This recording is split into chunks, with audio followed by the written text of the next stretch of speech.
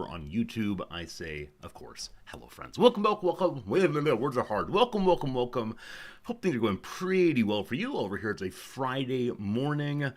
Next Wrexham match is 4 a.m. tomorrow morning. Looking forward to that one. At least it's not 3:45, but yeah, the things we do for our sports club. Anyway, hello everyone. Today we return to Baldur's Gate 3. I really enjoyed playing Final Fantasy Tactics. It's a cool game, a good game. I'm glad to say that I've now played it. Feels good, man, but at the same time, I don't think it streamed terribly well for the way that I stream.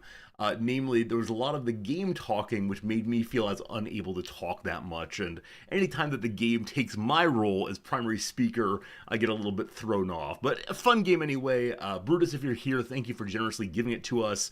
I'll try to play it off stream at some point. Right now, once a day, I'm doing one mission in Shadow of Mordor. And if you don't know, that's a game with a tremendous number of missions, but one a day will get me through the game. I don't know, sometime next year perhaps. Anyway, that's my off-stream gaming. For now, let's say hello to some folks. Good seeing you, Pepper. Thank you for banning a bot right away. Very cool of you. Hello, Unnamed Comet Pie. It's good seeing you. Hello, Jim. Jim's glad you're off of Final Fantasy, or I'm off of Final Fantasy Tactics, so I stopped spoiling the game. It sounds good. I think that's a totally fair thing to say. So back to a game that you know better and that you will not be spoiled by. Back to Baldur's Gate 3, The Ongoing Adventures of Bingo the Paladin. A game I'm really enjoying playing, because though there are conversations, I feel like more of an active participant in them. I think one strange thing about Final Fantasy Tactics is there was one moment very early in which my player character had a choice of what to say. And because we had that moment, I thought there would be more moments of choosing how to engage in conversation. But that just wasn't the case. Instead, the character spoke for me. I'm guessing that later in the game there will be more choices, but it was a strange inclusion so early not to have included more. But luckily we can choose the path of good and right, and occasionally a little sassy as our Paladin playthrough continues. Pharaoh, good seeing you. Hello, Baker. Hello, Robots. Good seeing you today, Foo Heart. Thanks for that resubscription for now 21 months, 3 weeks of subscribing in month form, I guess. Nolfine, good seeing you. Putsaru, welcome in to you. Fluke, hello. Hello, dogs. Hello, Maharo. Thank you for your email indeed. HPG, welcome in. Brutus Mentis, welcome in. And everyone else, including those watching the VOD, I thank you for being here with me. Not too much to share from yesterday, just a day of getting ready for classes and doing some reading. As I've mentioned, I'm teaching a new class in the spring, and so a lot of my behind-the-scenes work right now is just reading and thinking, trying to figure out the best way to approach a topic I care about a lot, but have not taught in a standalone class before. The topic of imagination, political imagination, and seeing how we can organize things differently to benefit us all. Yeah, the class formally is about utopianism. And dystopianism also, but yeah, utopianism in politics, in literature, and in philosophy.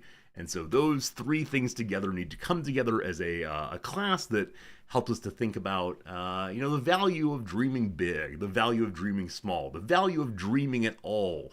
Because otherwise things kind of just get stuck, and that's kind of lame. So we'll engage with, the 1999 arguments about there's nothing left to discover except for technology. We need faster iPhones, but past that we're good, thanks. And, we'll see how it goes. But I just hope the students are willing to imagine and think through things, a little differently than before. The class is a higher level, though still general education course. So hopefully the students who are signing up for it care about these kind of things or want to think with me at least. But yeah, anytime that you're teaching a class for the first time, at least in my experience, it's a little bit rocky. And often the students can't see the rockiness because they don't know what a good class should look like in terms of structure. But yeah, first time's always a little rough, and then you start, fine-tuning and making better, so we'll work on that for sure. But it should be fun. Ed, it's good seeing you. Hello, Marks. Hello. Anything new on your collective ends of the world? Anything going on for you folks? Like I said, we're heading into the weekend over here. Probably a movie night tonight. Probably some kind of, watching a movie at home, most likely. What film, I have no idea. This morning I saw a little short film on the Amadeus movie from 1984. And I've never seen that, nor has Noms. I know the general story, but it could be a fun thing to watch anyway. And then tomorrow I have a psych appointment. It's going to be one of these 5-minute check-in, checks-outs. for new prescriptions. As I always say, this new psychiatrist does not care about how long he spends with me. If our meeting takes 3 minutes, fine, go away. Where the old guy at least made an attempt to give me a full half hour if I was paying for it. But yeah, all good. That'll be tomorrow. And then past that, I don't know. Hopefully a weekend of getting some sweeping done. I've got some sweeping I need to do. And so maybe I should do just that. Pepper, your AC went out? Oh no. I hope it's a quick fix, my friend. Yeah, hopefully quick and not terribly expensive. But yeah, I know you live in a place that does get fairly hot indeed. So hopefully that fixed pretty soon. We'll see, we'll see, we'll see. Steve, lovely seeing you. Jim said you had to have the nail and nail bed on your big toe scraped clean. Did you have an ingrown toenail or something like that? I remember I had an ingrown toenail when I was probably 16 years old, and I was so scared of going to the doctor that I decided to be at-home surgery guy. And let me tell you, a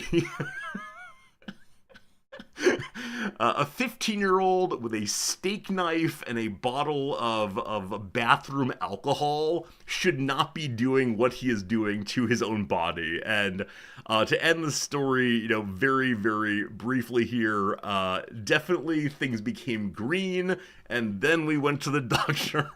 But, youth. It was not a good time at all. Oh, you had an infection. All right, Jim. Hopefully it's better now. HPG recommends a movie from 1955 called The Court Jester with Danny Kaye and Basil Rathbone. I mean, I know both those actors and they're great, but The Court Jester I've never heard of.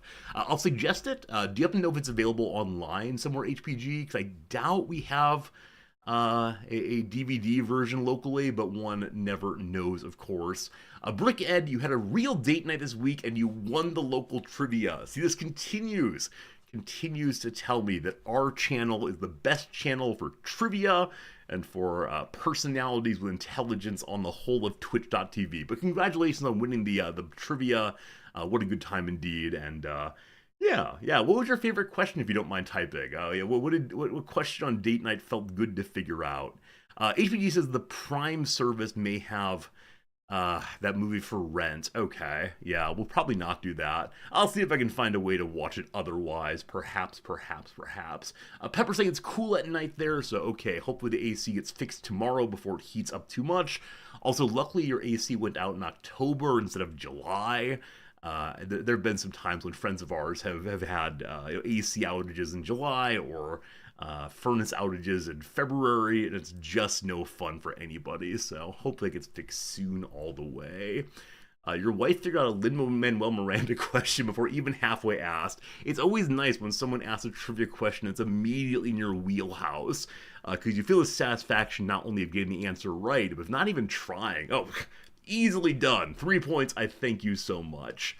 Commander Keen rather mentions if I get pizza tonight, we should have light sauce to make the after effects less severe. You are pointing up correctly that often on Friday nights we do get pizza. Not right now though. We've been eating more healthfully and hope that continues. But with that said, yeah, I've gotten old, and so I feel bad after pizza. Even the most boring of cheese pizzas, I get heartburn now and just feel rumbly the tumbly. It's just kind of awful. So that's how it goes. Farrah, you had your hot water heater die in January. Oh my goodness. Yeah, cold showers in the winter. Pretty terrible indeed. We're very lucky that everything has functioned well here so far. We're in a newer constructed apartment, I guess, and so I'm guessing the various innards are quite new. But we did have a hot water heater go out back in Nebraska about 1 month before we sold the house. It didn't go out entirely, though. It was tepid, as opposed to be fully heated. And we had a very brief moment of, this will not be here for us. Can we knock a couple thousand off the sale price of the house and just not deal with it? But the real estate agent said this was unacceptable. We had to replace the breaking hot water heater, which, fair enough, all good.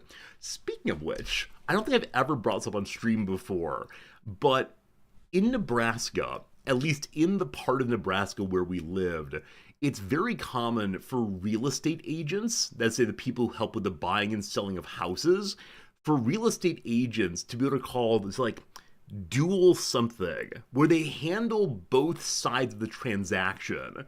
So simultaneously, they work for the sellers and for the buyers, and they collect double the fees then. And I remember when this was put forward to me as the way it was done locally. Thank you, dual agents. As the way it was done locally, I was so unhappy because, of course, like if we're going to engage in market-based reasoning, there should be someone recommending that the buyers, try to buy for the lowest price, and the sellers try to buy for the highest, sell for the highest price rather. You know what I mean, of course. But if they're both working for the same side, it's probably not going to hit the same kind of equilibrium. And that felt pretty bad. So I don't know. They have to sign legal documents verifying they're fine with dual agents. Yeah. Unfortunately, it was the only game in town for us. It was a small town where things were just done this way, and Noms, partially because of her heritage, really dislikes rocking the boat when it comes to social situations. So, yeah, that was a very strange thing, and it felt unethical in some way. But we went ahead and did it. And so, is that common where you're from? That one person will play both sides of the game? Yeah, I don't know. I don't know. I don't think it's possible for a person to take on a wholly neutral perspective there. Um, Despite their trying, I guess. Yeah, but I'd never seen that before as part of Nebraska. Makes the negotiation less tense. Yeah, I guess so. I guess that's right. In that you have one person sort of, it was weird though. It was very, very weird though. I apologize for doing this part. I apologize for going on about this. But the very moment we listed our house, the agent said, "Oh, and now here are 3 people who would like to buy your house. You should probably go with this one." And it was just a very, very strange moment where there really wasn't any negotiation, right? There was absolutely nothing as far as like, oh, can we ask them for more? But it was instead that she had lined up for like the immediate transaction. And I think what felt very, very bad about this is that we paid her, what, like 15% of the sale price or something? I can't remember how much it is. There's some percentage. And the other side did also. And what did she do? I don't know, like made a love connection? It was very strange, a very, very strange interaction. And the people who bought it lived in town. The people who bought it, we had sort of a acquaintanceship with them. So I don't know what she did. 95% of real estate agents are really bad at what they do. I mean, she got the house sold. She got someone to live in the house. At a certain level, that is a nice thing. She made the paperwork go through. Great. But as far as the actual negotiation element, the actual market making, so to speak, it just felt weird. Anyway, it happens in Massachusetts, but that's my choice. Yeah, exactly. In our small town, there really was one real estate agency, and then if you wanted to, you could hire on Warren Buffett's company, but Berkshire Hathaway has a real estate arm, and they could do the transaction in this town. They would often do it, but it always seems like a hostile thing to do. You're breaking our community, and so Noms didn't want to go in for that. But yeah, very, very strange, very, very strange. Oh, is that true, Jim? Wait, you had a great real estate agent. You then saw him in the locked psych area of your hospital a month later. I mean, people are just people, right? The people in the psych wards are people having a hard time, and yeah, I know that. I don't know. Yeah, it's always strange though to see that people are more complex than we expect them to be, right? They have their social role of, oh, you're just my teacher, and then you see them at the, at the grocery store, for example. No. Teachers live in their classrooms. How dare you about your classroom? Hey, Canute, I'm doing well today. Thank you for saying so. Thank you for asking, rather. All right, team. I think that's enough of the opening blather. Except this, I now have a new example about the TikTokification of our society. So last night I uploaded one of my little magic videos I do 3 times a week, and on YouTube it has totally normal engagement all the way. Everything legit and fine and good, no problems. But I started it this time with a 1.5 second visual joke involving an eye chart and so on, whatever. And though YouTube is handling it the exact same way as normal, because the opening isn't like super catchy go zoomers go. I have like an 80% swipe away rate on TikTok, where I normally have like a 10% swipe away rate on all of my videos. And so I don't know TikTok well enough, but it's very strange to me that I'm the exact same person speaking in the same voice and zoop, zoop, zoop, zoop. I think that younger audiences on TikTok, I don't know what they want. Like obvious regularity or something. It was weird. A very small change led to disastrous numbers, but whatever. It's weird being a content creator, so called, and I should stay with the old people on YouTube and Twitch, I suppose. That's where we all belong all the way. Sakotera, good seeing you. You all only exist in Twitch chat. Yeah, I mean, I have met some viewers throughout the years. A few people have visited me in Tokyo. Since moving here, I've been a little bit more willing to meet people. I don't know why that is exactly, but that's definitely true. But the very first time I ever met a viewer was at this like Twitch party in Milwaukee at a so-called gaming bar. I think it was like this gamers bar where they had alcohol and so on, but they also had various game consoles set up, as well as Doctor Who memorabilia on the walls and so on. So I went there. I said hello to this viewer, and she said immediately, "Oh, you're wider from the side than I expected." Now, I realize that you all do get me straight on most days, but let me tell you, that didn't feel great. And so I think since then I've been somewhat hesitant to meet some people, unfortunately, but I know that we're all socially awkward, strange humans to spend our life on this website. But yes, perhaps it's for the best that we only exist on Twitch.tv. Weird experiences all the way. So that's how it goes. Next time, start the magic card mise en place with a blender. Pharaoh, I've wondered what would happen if I did like how do I say this? There's a certain kind of like rage bait content that one can do online, right? You put things forward not to delight, but instead to horrify. And so what would it be if someone, took a pack of magic cards and said, this magic cards cost $35. I'm not even going to open it. I'm going to put it straight through the blender and then pick through all of the little, remaining cardboard confetti and say, oh, I guess it was this one. Whoops. That would be novel. I don't think anyone has made that kind of video yet. I don't want to do that, certainly. Like, that is definitely not a way to go that makes me happy. But I could see it getting some views. Again, as rage bait primarily. Blend the packs that I'd lose money on, but I like the cards still, right? I like the artwork. I like having new ones I didn't have before. So I don't. A real content creator that have a magic card smoothie. I think I've mentioned before. There's this guy who I watch for reasons I don't understand. He's an Australian fellow, and he does like explicit gambling videos in which he has two phases to the show. The first phase, he goes and buys, I don't know, 500 Australian dollars worth of lottery cards, the scratch off ones. And then he goes and buys 500 Australian dollars of Pokemon card packs. And he gambles on each to see which one makes him more money or loses less money. It's all ridiculous.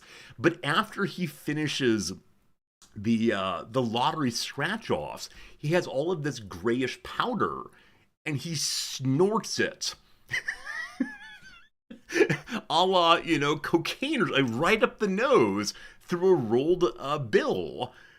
And it's horrifying.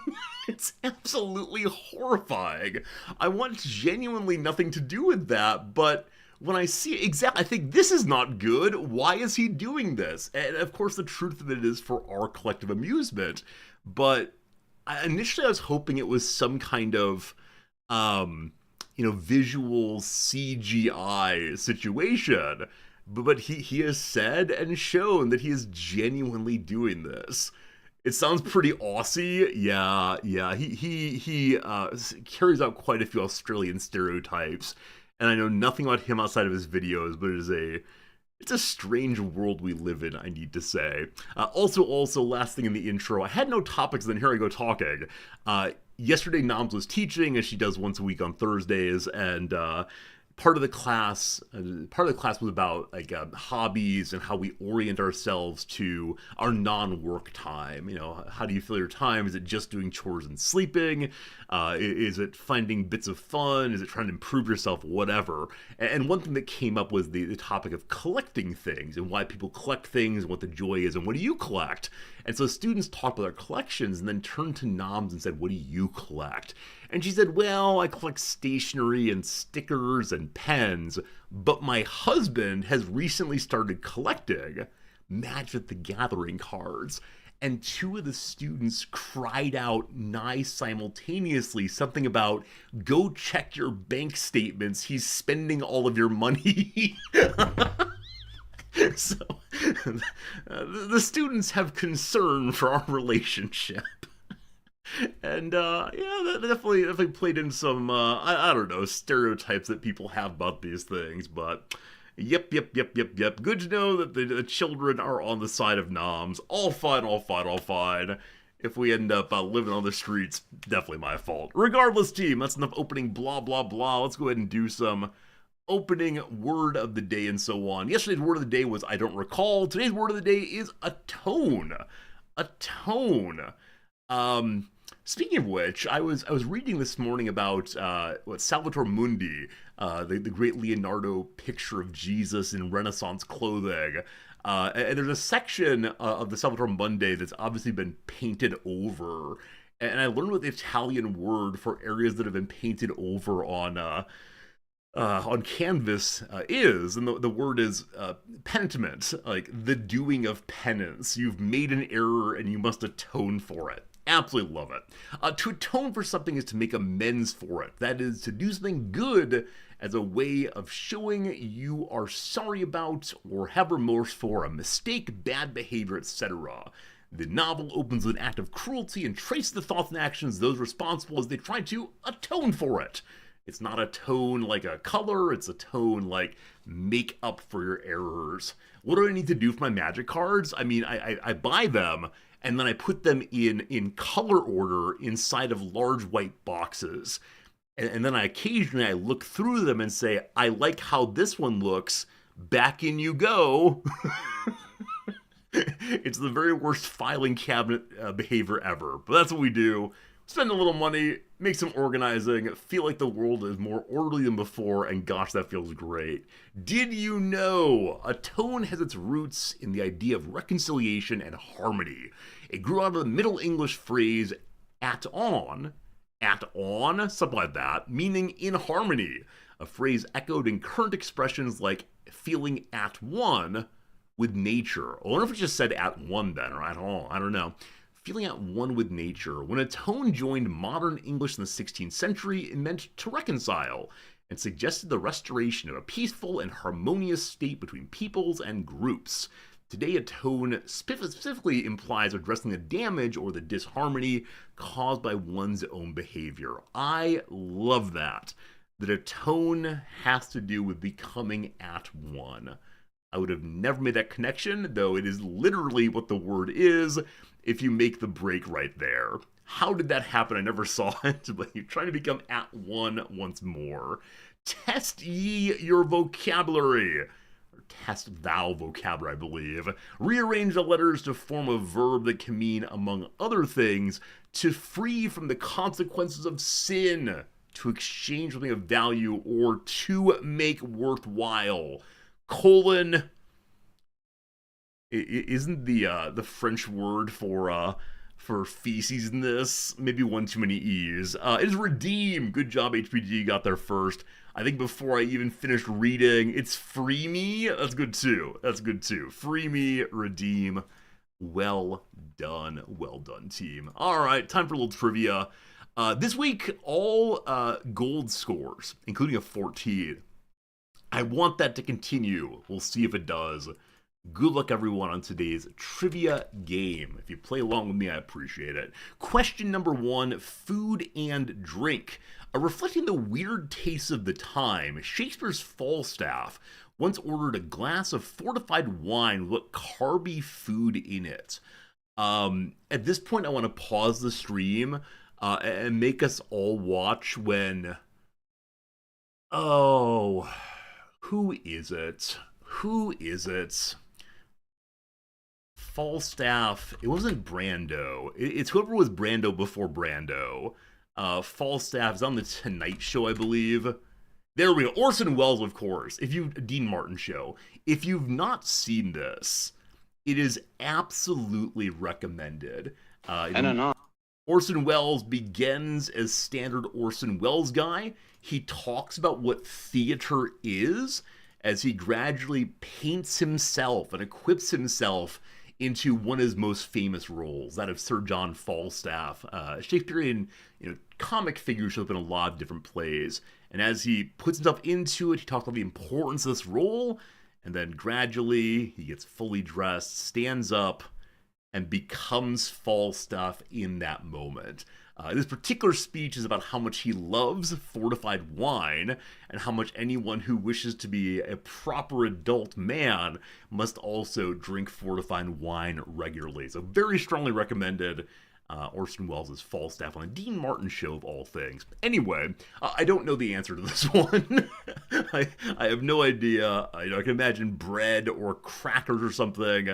I'll say port with wine, with bread in it, rather. It's toast. It's toast. Oh, right. It's wordplay on giving a toast. Exactly right. There you go. Bready toast. Very good. Which piece is that in, actually? Falstaff bread toast. It's in Merry Wives of Windsor, apparently, that does that one. Is this actually the truth? This is the origin of the phrase toasting as clinking together? Like, having a toast origin. There's no way the origin is purely in Shakespeare for the broader culture. Heim, usage. Okay, I'm seeing a lot of here of I don't mean the behavior, certainly. I mean more the particular word used. So Billy Shakes is not in here, so it probably is not that. Anyway, one down, good to go. Will, I love it. I recommend that video very much. I think it's a beautiful meditation on a role that Welles had played repeatedly and beautifully. And the shift in Welles's video or performance from I'm just Orson Welles talking while putting on clothes and makeup to boom, I am this character. And the way in an instant his vocal register changes, how he holds his body changes, the way he contorts his face changes. It's a beautiful presentation of a skill that I don't know how people have, namely not just pretending to be someone else, but inhabiting that someone else. It's a beautiful, beautiful skill, of course. Number 2, Kala or Kayla and Pono or Pono, I don't know, are 2 companies best known for making what musical instrument? I hope it's not the bassoon. I'm guessing it's the ukulele. That feels right for a name like that, but honestly, I don't know. Ukulele? There you go, it's a U. My apologies, ukulele. All right, doing pretty well. Next up is a science and nature question. Referring to symptoms running together is the Greek etymology for what common medical term? Running together. So con is a prefix that connects things. That may be Latin, though, now that I think about it. Okay, so what kind of things run together? One could easily imagine, like, a hemorrhage is the running together of blood in the outside world. Running together could be vomiting. That's not Greek, that's Latin, definitely. Look into the vomitorium, right? Not a place for people to throw up on the ground, but instead the part of an arena that spills out. Even today we call those exits from arenas and sports stadia vomitoria, certainly. I'm being stuck in Latin words right now, so I don't know. I honestly don't know what it is, and yeah. Unfortunately, every word coming to mind, I know the medical origin or etymological origin of, but this one's just not there. So I'm going to go ahead and say it's just running together. Running together. Common medical term is bothering me. The word common means like a runny nose. uh, I'm gonna say conjunctivitis. I think that's Latin, but conjunctivitis. Conjunctivitis. Okay. Oh ho ho! You sly dog! You got me monologuing. That's a quote from a Pixar villain with what malady-related name? So the only Pixar villain that comes to mind is Sid from Toy Story. There's some like evil prospector guy also. Other Pixar films, there's that like Mega Brain guy, which I don't think is right. It's not going to be Megacephaly, certainly. Yeah, I don't know. I don't know Pixar movies all that well, unfortunately. So, you're gonna be Sty, the amazing Sty. AIDS and IBS were just two of the many disorders that use what S word? Oh, is it just syndrome? Of course, it's syndrome. Synchrism, or synecdoche and so on. Sin coming together. Of course, yeah, just syndrome. That's lame. And drome here, of course, is like the hippodrome, right? A place for running, like an arena. Yeah, there you go, team. Megamind is not Pixar. Oh, okay. Yeah, syndrome. Well done getting that very early, team. I should have gotten that one. All right, social sciences. Here we go. King Boomball's wife, Sirikit, is the only person in the world who currently uses what two-word title? So if the king is not living, it could be what, Queen Dowager or Dowager Queen, though I don't know. I mean, Queen Mother is a two-word phrase I assume is used by other people other than just her. Um,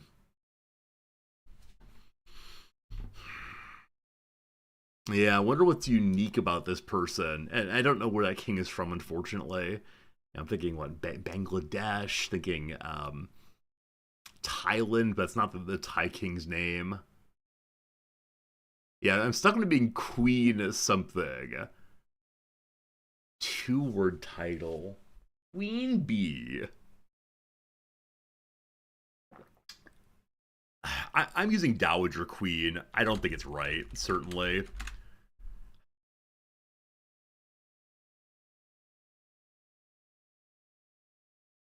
It was both Queen Mother and yeah, and Dowager Queen.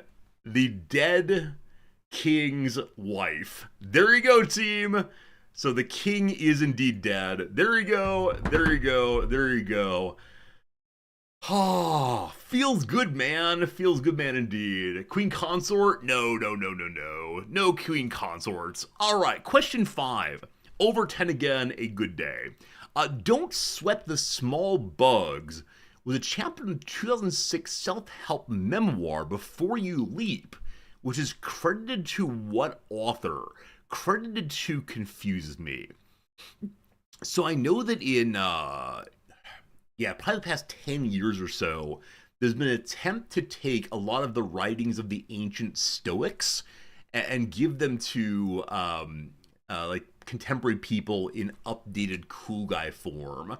And so, there's works of Seneca, for example, that have been turned into like how to be a friend.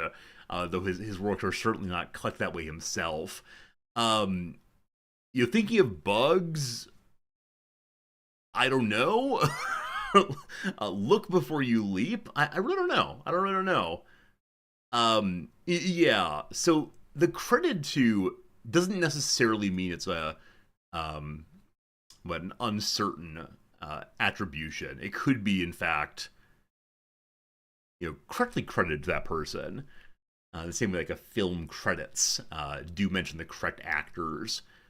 So I'm thinking of like some entomologist possibly, but I don't know if I know any entomologists by name. Oh, you know what? This could also be computer bugs. This could also be computer bugs. I'm saying Steve Jobs, but I have no idea. Okay. Who appeared on the cover of the July 1990 Life magazine hugging Jim Henson's director's chair? Oh, is this, well, I'm thinking Kermit the Frog. I'm guessing this is when Jim Henson died. But, yeah, I think it's Kermit the Frog. Yeah, I had no idea. I had no idea. Good job, team. Good job, team. Good job, team. Razor got there first. We got 12 points. That's another good day for us. We'll take it for sure. Dowager Queen makes me very, very happy, by the way. All right. Jim Henson went University of Maryland. I thought it might be University of Pittsburgh. You know, one never knows. One never knows. Okay, cool. I was totally unaware. Again, a good day for us here at the Resorty Factory. Maintain only one 2.0 these days, but I should have gotten Syndrome. I should have gotten Syndrome immediately. Again, like Hippodrome and Snecrism together would be very, very easy, but just missed it.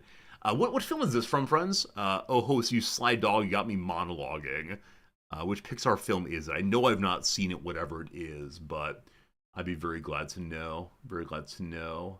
Oh, The Incredibles. The Incredibles. Okay. Hey, thank you for noticing that, Odds. I actually totally missed this as a 2 also. Yeah, my social sciences score I gotta repair, but yeah, we got 2 things going on right now. It's The Incredibles. Okay, I know of The Incredibles. That's the one in which there's like a very stretchy lady, I think, and a very strong guy. The end. As we were doing which one? Okay.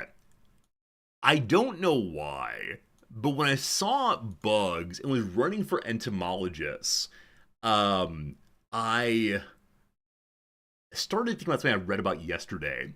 Apparently when it comes to different like species, there's an exemplar case. What's it called? I find it. Yeah, I don't remember the exact phrasing, unfortunately. There's a way in which one compares a new finding plant or animal or whatever to one of a similar kind that is the best version of the species. And I wish I remembered what, like, a species origin example. Is that it?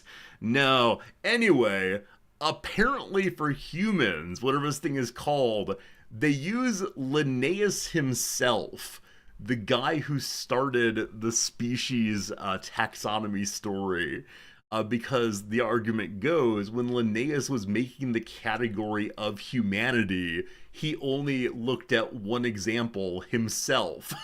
And I thought it was so fun. With that bit of the story spoiled, can I find it now? Linnaeus Homo sapiens. Let's do it. There we go. Type specimen it's called. A type specimen for the species Homo sapiens in the International Code of Zoological Nomenclature. Type specimen. And I think it's a delightful little bit of trivia to have. Yeah, it's a physical example of an organism that serves as a permanent name-bearing reference or scientific name or typeface. There you go, Linnaeus himself. What fun is that? Alright, very good, very good. Fun trivia day for me at least, hopefully for you too. It is now time for you to discover the true meaning of this redactyl right here on screen right now. I'll go and put you into slow mode. We'll do 20 seconds slow today and see what comes. You will notice a very short word there. I wouldn't be surprised if there were a monarch of some sort, maybe a queen dowager. One never quite knows. Word number 1 of the day is Jim, which is spelled wrong. I apologize. Word number 1 is gymnema. There are none of those, unfortunately. Modern, there are 11 of those. Art, there are 3 of those. Baldurs, it's coming later, but not right now. I misspelled it, but I'm not going to spell it correctly, unfortunately. Is it Imhotep. It is not. How about a 3?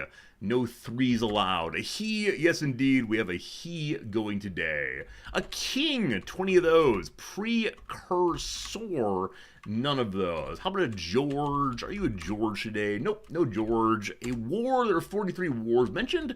How about a Soviet thing? So probably not a czar, but who knows? Not Soviet today. Is it a human, possibly? One human, apparently. A second. It is someone the second. Good luck, team. Who can get there first? Romans, there are none. Remains, there are 7. How about a European thing? There are 3. How about an Henri? There's no Henry today.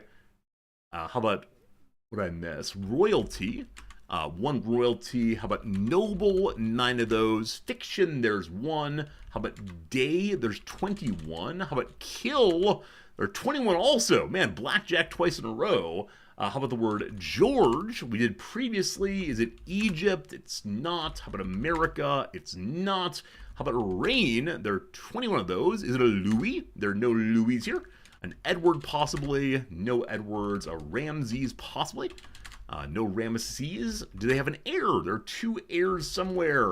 An ancient thing, there's 1. A Henry we did before. A kingdom, there are 5 of those. Are you a Chuck? There are 2 Charleses somewhere. Is it involved the 17th century? It does not. How about a Peter? None of those. How about a Nicholas? None of those, unfortunately. Are they Persian? No. Is it Spain? There are 16 Spains. It's not a Frederick. I thought it might be. How about Felipe? No Felipes. An empire, possibly. 41 empires. Something empire is going to happen. Good luck. How about medieval? 0 medievals. England, possibly. That's English, sorry. England, possibly. None of those at all. How about a lord? 20 lords. Frank, there are none. Are you a Magnus? No Magnus. How about Ferdinand? No Ferdinands. How about France? None of those. How about battle? 27 battles. I think we're non-Europeans today, team. Good luck figuring out outside of the Europe. Hopefully. Battle we did a moment ago. Let's do France, already done. How about the Khmer folk? No Khmers today. Napoleon? Napoleon is no. The Aztecs. 40 Aztecs. Good luck with the typing, team. How about a Wilhelm? No Wilhelms. It's Sverker. I want to do a Sweden playthrough or something soon. No Sverker. How about a Mehmet? Misspelled, unfortunately, on my end. No Mehmetes. The Ottomans. None of those. A Russian thing. Typing's bad today, sorry. No Russians. Ottoman done. How about a death? 20 deaths. Sweden. None of those. Montezuma. In that spelling, there are 35 of them. Moctezuma. There you go. Moctezuma the second. Well done, everyone. Today, an Aztec leader. Yeah, good job, team. Good job, team, on this one. Very proud of y'all. Alright, Moctezuma, I don't know how to say your name, retroactively referred to in European sources Moctezuma II, and often simply called Montezuma, was the 9th emperor of the Aztec Empire, also known as the Mexica Empire, reigning from 1502 or 1503 to 1520. Through his marriage with the queen, one of his 2 wives, he's also the king consort of that Altipetal. I'm sorry, world. I'm sorry, world, for my ignorance, which I display here 6 days a week. Very good, very good. Let's go and do some Rizdactyls. Let's go ahead and do a few of these. The other day I mentioned there weren't too many of them ready, and you all have come in like a gangbusters. We have so many of them ready now, and I'm excited to do 2 of them right now today. I had one of mine I wanted to do. I didn't write it down, though, so I think it's gone forever now. No, I don't remember what it was. Actually, I don't want to do that. Let's go and do one of mine first. I remember what it was just now, so... friends, I see a Wikipedia page on the screen right now. I'm interested in you guessing any yes-no question you want to. And with that, we'll discover the true meaning of this page. And good luck to you, one and all. Is it a person? It's not a person. Has it ever killed anyone? I'll say yes on that one. Is it a mineral? No. Can you lick it? No. Is it a place? No. Is it an award? No. Is it loss-making? No. Is it an animal? No. The only yes so far is, has it ever killed anyone? I think is a yes. Is it man-made? Yes. Is it an event? No. Is it a liquid? No. Does it squish you when you squeeze it? No. Is it a physical object? No. Is it an organization? No. I am the absolute negation today. Here I come to say no to all of your questions. Is it defined as a weapon? No. Is it a theory? It is a theory. Yes. It is a theory, absolutely. Is it dangerous to be around? It depends on who you ask. I'm going to say no, it's not, from my perspective at least. Is it a medical condition? No. Is it on a map? No. Is it related to economics? I mean, yes, I guess. Yeah, I'll say yes on that one, though. Though it makes me wince when I say that. Was it first conceived of after 1400? Yes. Is it germ theory? No. Is it related to the law? Not really, no. No. What else we got here? Yeah. There's an argument that existed before the 1400s. I don't want to engage with that right now. We'll see. Does it deal with food or its consumption? It could. It could absolutely deal with food or its consumption. Is it related to trade? It absolutely could be. I mean, I should say it could be related to law, but I don't want it to go that way too much. Is it communism? No. Is it the social contract? No. Is it a political belief or theory? I'm going to say no on that one, but with a slight hesitation. The same hesitation as economics, because I don't want to lead you astray. But yes, it is related to economics, to politics, etc. Is it an ideology? That's a strong word. Someone say no. Is it religious? No. Does it do the instantiation thing? It is not tangibly instantiated. It never becomes a touchable thing. Yeah, but of course it has like motive power in the world, or at least in human behavior. Yeah. That's a yes/no question. Does the average 10th grader know of it? Probably not. No. Is it the Monroe Doctrine? It's not the Monroe Doctrine. Is it domino theory? No. Is it European in origin? Yes. Has it ever caused famines? Um, Not that I know of, but I'd be ready to be corrected on that one. Yeah. Probably not. Probably not. Is it North American in origin? No. Is it colonialism? It's not colonialism. I would have said more direct that it has caused deaths. Does that have to do with tulips? Not directly, no. No, it's European in origin. It's probably caused deaths.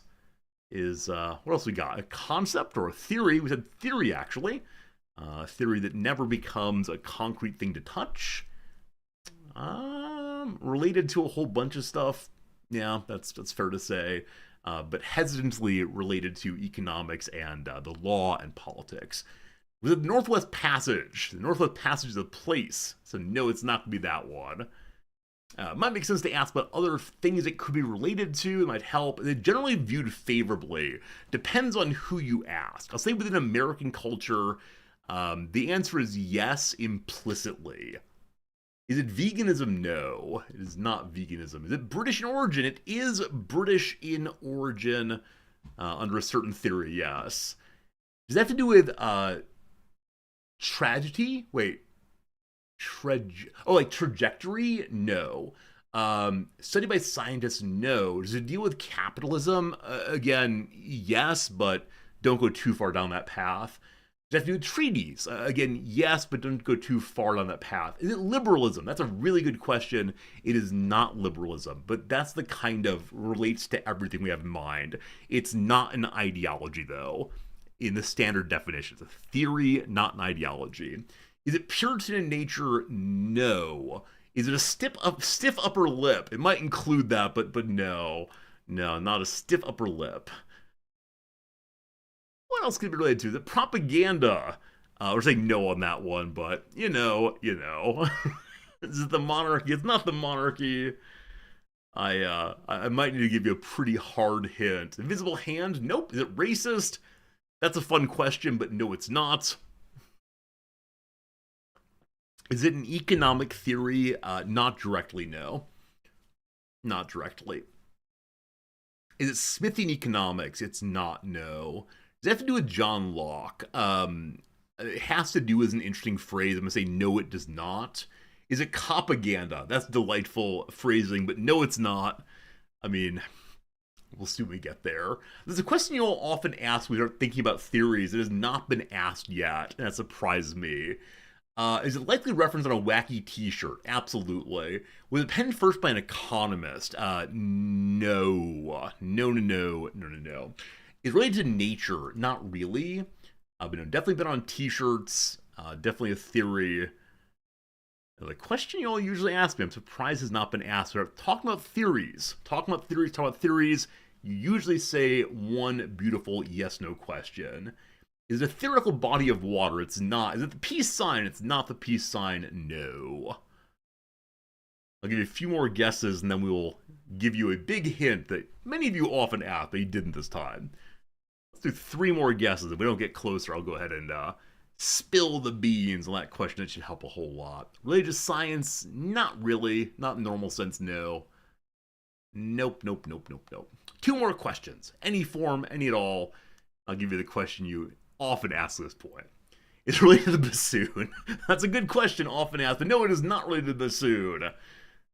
Is it separation of church and state? It is not. All right, here we go. A question you all often ask me at this point is, do you teach about this thing, Resorti? Yes, I do teach about this thing, Resorti. Is it an ism? It is. Is it philosophical? It is. Is the specific topic yes or more generalized no? It is specific, I think. Maybe. I think it's specific. Is it Stoicism? It's not Stoicism, no, but is an ism. Well done. Name the isms, you can do it. But again, ones that apply very generally across cultures. I'll tell you now, especially American cultures. Americans have a very strong implicit support of this thing. Malthusianism, and while they do, the answer is no on that one. Nah. If I were a guesser, I'd ask what kind of field it's in next, maybe. Is it individualism? No. Patriotism? No. Individualism? No. Patriotism? No. I love that you all ask the exact same questions. Is it neoliberalism? No. Utopianism? No. Kantianism? No. Despotism? No. Narcissism? Oh no. Oh no, Americans. There we go. Razor got it. Is it utilitarianism? There you go, team. Plagiarism. Oh my goodness. Yeah. So utilitarianism, the sense of like balancing harms and happinesses, balancing defects and bonuses and benefits and so on. It definitely has a historical influence. It doesn't come from anything, or it doesn't come from nowhere. But Jeremy Bentham is the first to put it forward in formal version, and so there you go. A little philosophical theory on how we decide what the right thing is to do. It's a thing that helps people perhaps the most. It's associated with the states, absolutely. Yeah, absolutely. When I ask my students, sort of test questions, when I say test here, I mean exemplar questions, not exam questions, that they immediately point out the degree to which students agree with utilitarianism. I usually get like 95% of American students saying, yes, utilitarianism implicitly, and my Japanese students find this horrifying. Because they tend to be non-interventionist. The way that you should respond to ethical questions is by doing nothing, thank you. Because it's nature's fault, not your fault then. And when it comes to like weighing harms, they believe this is not possible because you can't turn harms into calculable quantities, where Americans are ready to turn literally anything into countable quantities. Because the only way it's real is if it becomes money or science, ultimately. Anyway, enough about that for right now. Let's go and do one more of these. Maybe one's a little bit easier. I thought that one might be kind of easier, but it's not. What do I have here is not hard. This is a good one here from our friend Brutus. Brutus, this is yours. I have on the screen now a much simpler, I think, question for you all. Could you lick it? You could lick this thing, yes. Absolutely lickable all the way. Is it Julius Caesar? No. Is it killed anyone? Yeah, definitely killed something. Is it an animal? Yes, it is an animal. but I'll remind you we've already done the it is a person also. Yes, a person. Yes, an animal. Yes, it has killed people. Bigfoot is not Bigfoot, no. But you're looking for a person. Looking for a person this time. Is it bigger than a bread box? Unless it's a very large bread box. No, yes, it is bigger than a bread box. Were they North American? I think no on that one. Not North American. Is it mythological? No. Is it Asian? It is Northwest Asian, I believe is the phrase we use around here. Northwest Asian. Has it ever been on the Appian Way? Yeah, sure. I think so. Are they Brazilian? No. Are they known for published works? No. Are they alive? No. No. If you don't know what I'm talking about, Northwest Asian is European. Is it Oppenheimer? No.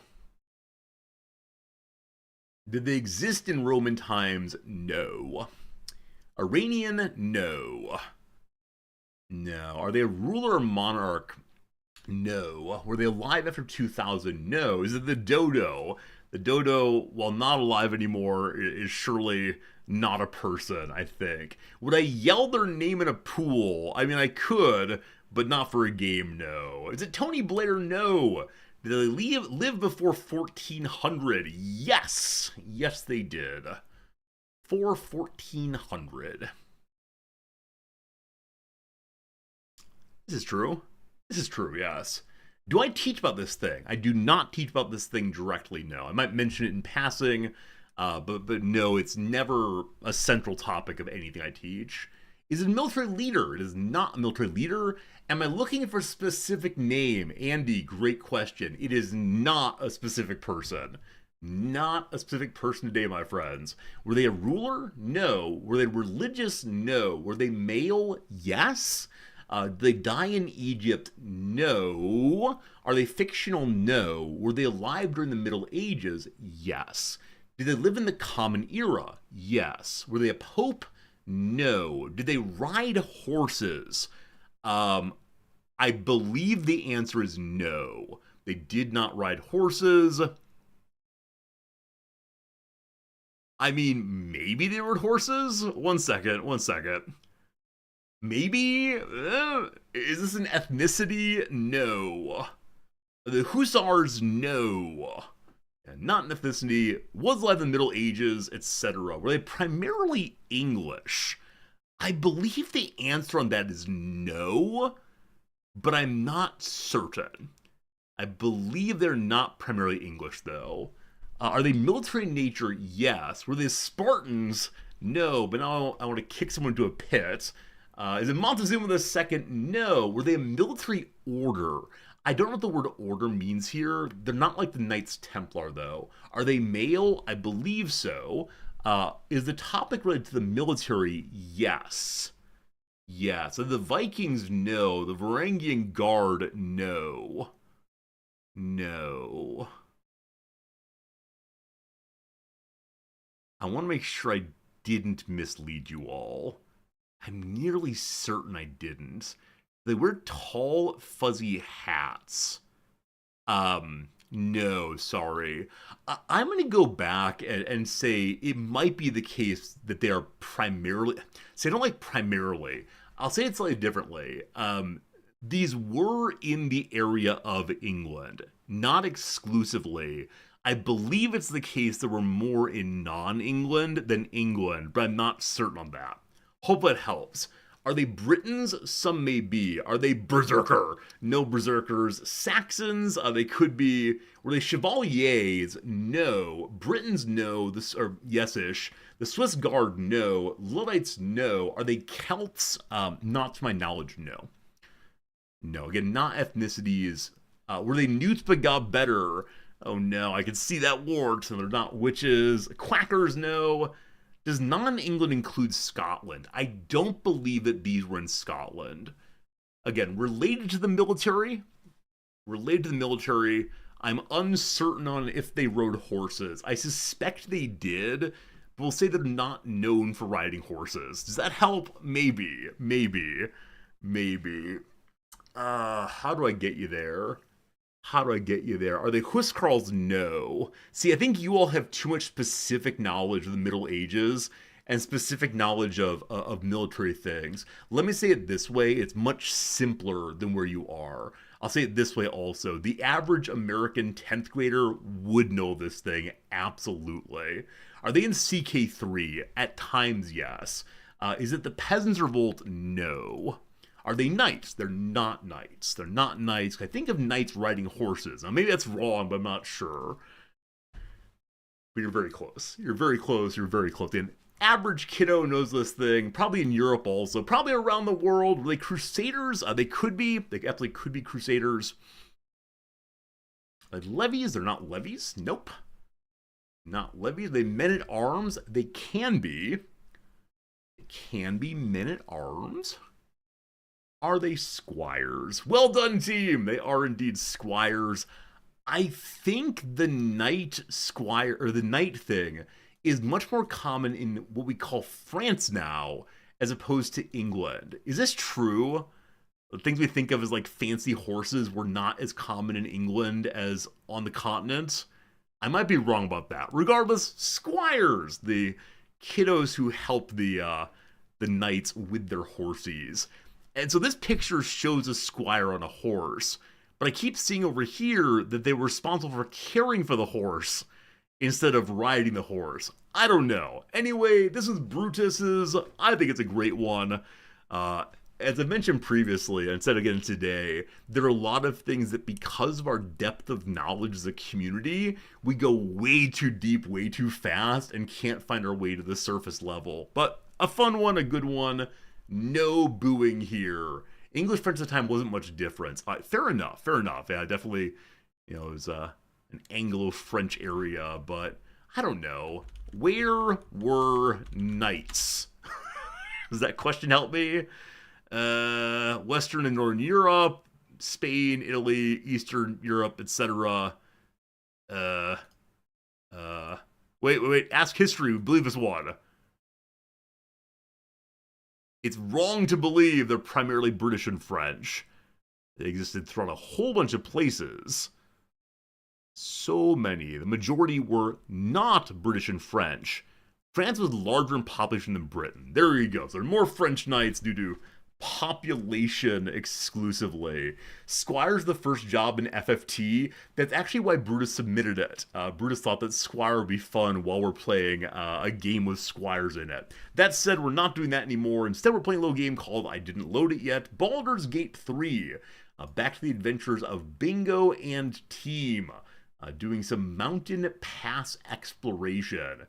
If you don't want to watch Baldur's Gate 3 because you want to avoid spoilers or otherwise, now is the time to go away.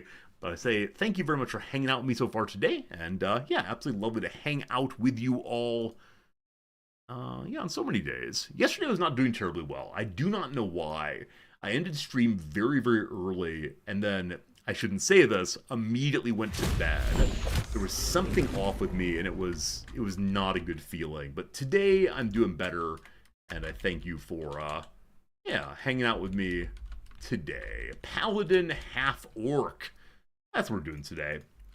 Baldur's Gate 3. A few of you sent me very nice messages overnight about, how am I doing and so on. So thank you much indeed for your generous messages as always. Alright. Let me go ahead and change the game at which we're looking to this one here. Baldur's Gate. Will you load? Ta-da! Very good. Very good. Hey, thank you for the nice messages, team, about feeling kind of better. Yay, BG3? Yeah, I agree. Yay, BG3 all the way. If this game ever ends, I'll be so unbelievably disappointed. Way too much fun, and I hope that continues forever and always. Hey, good night, dog. See ya. Here we go, team. I don't remember what we were doing 3 days ago, but we'll remind ourselves very quickly what's going on. So, I know we're in Act 1.5 area. Oh, alright, spoilers begin now. I know that we were speaking to some Gith about healing ourselves of a terrible, terrible parasite infection. Oh boy. I know it's the case that our beautiful Gith, Lae'zel, put herself into the curing machine and almost died. We repeatedly gave her encouragement not to die while inside the machine, and she didn't. Instead, she exploded the machine, which led to deep suspicion of who we were and what we were by the local physician, who gathered a small army to kill us. We, of course, succeeded and went free, but it seems the other people here in the monastery don't really care that we killed their doctor. I don't know if that's because they don't know we did so, or because militarism is so accepted in this community that defeating other people in battle is seen as a heroic thing, not as a violation of loyalty oaths, perhaps. Not sure. Also, the greatest thing has happened. Namely, Lae'zel has adopted an egg. The egg has a Githyanki child inside. My greatest desire for the remainder of the playthrough is we do anything we possibly can to help this Githyanki egg have a good life. A few of you have joked that we should turn it into an omelet. We will not be doing that. I hope I can find like a padded bed to carry it around in. We'll name it eventually. I expect in Act 3 we'll have a child, and Lae'zel's heart will soften as she is finally caring for something that is not herself and not pure war. But we can look at it. I'm hoping it like gets more health or gets shinier or something, but it must live no matter what. Okay, we're in a classroom. Did we just get here? Oh, yeah. We got into the classroom, and one of the Gith children was disciplined, I guess, for not fighting well. And that discipline included his being killed. And that feels not terribly great for Bingo and the boys, but feels appropriate for the Gith, I believe. In this place, we've been letting the Gith lead our conversations, as she is welcomed here in a way that Bingo isn't. And so I think I'm going to give her the neck piece of talking to the dead briefly, and we'll let her have a chit-chat with this dead child, and maybe we can bring him back to life and adopt him also. Lae'zel's orphanage begins now. Why not castable? It lists as a ritual, but it can't be casted. Oh, is it once per long rest? And we already used this rest, possibly? Hey, Grubzilla. Thank you. It's indeed October, isn't it? October the 3rd round here. Yeah, I haven't thought about Halloween at all yet. We probably will not be doing any kind of Halloween stream. I tend not to do that kind of thing, but nonetheless, it's nice hanging out with you on this day and this month. And Cronin, thanks for the Prime sub. Thank you for hanging out with me. Oh, apparently, you may have gotten this email also, I'm not sure, but apparently Twitch will be changing the name of the Prime subscriptions, because Prime Gaming is being linked into something that Amazon is calling Luna. Do you all know about this? Like Luna Gaming instead of Prime Gaming? What is Luna? Also, am I going to say like, hey, thanks for your moon? We'll figure it out eventually. But yeah, there's a changing of the name of Prime subs coming. We were told directly as partners that we will still have Prime subs. They're staying around. Don't you worry. But I wonder if I'll ever change at some point. What lunacy is this? Game Urchin? This is why you're my favorite chatter. Don't tell anybody else. So because Shadowheart used this item previously, she can use it again for free. So once again, hello, young guy.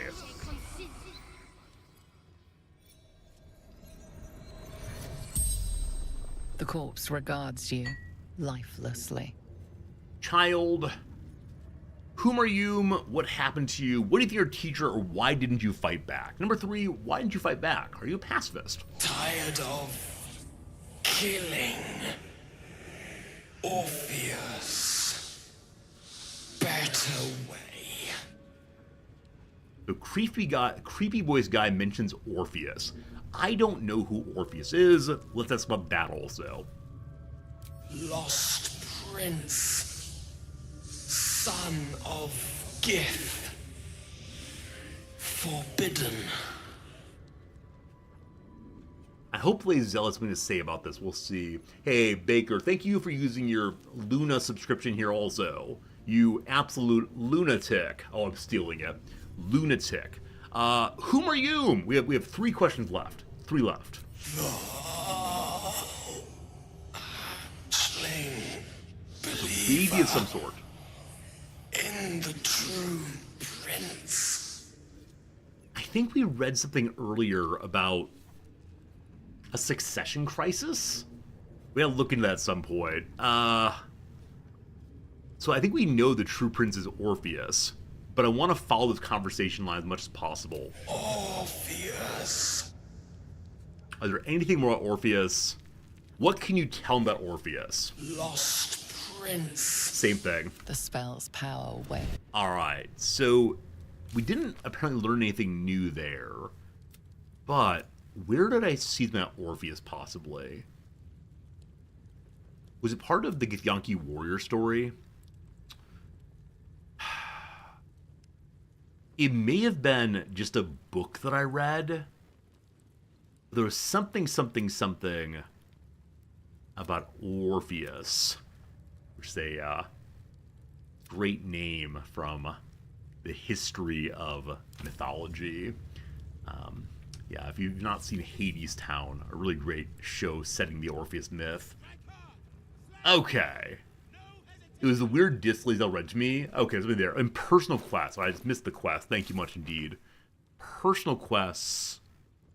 Personal quests. There it is. The History of Orpheus. There we go. Thank you. We read a book about the lost Prince Orpheus. It claims that Vlaakith is not the true queen of the Githyanki, and that Prince Orpheus is the true heir. There we go. I don't know if I can ask Let's move. Lazel about this. Let's find out. Hello, Lazel. What do you know? You must have questions. I do have questions. Alright, so the hatchery, the training room, talk about flirting with Deadwill. Alright, number 1, why was there only 1 egg that you adopted? Kalir's clutch held 3 dozen eggs, more or less. Though I've learned of creches that harbored 100. Githyanki look humanoid. How did you evolve to lay eggs? Who does the laying? I'm curious about logistics. Or on to other matters. So number 2 seemed profoundly offensive. I don't think I should be asking about how they lay eggs. Though I am curious as a human out here in the game world, or non-game world. Number 2, like, she's not a scientist, so how would she know about evolution? Let's drop this one for now. I don't want to make my friends hate me.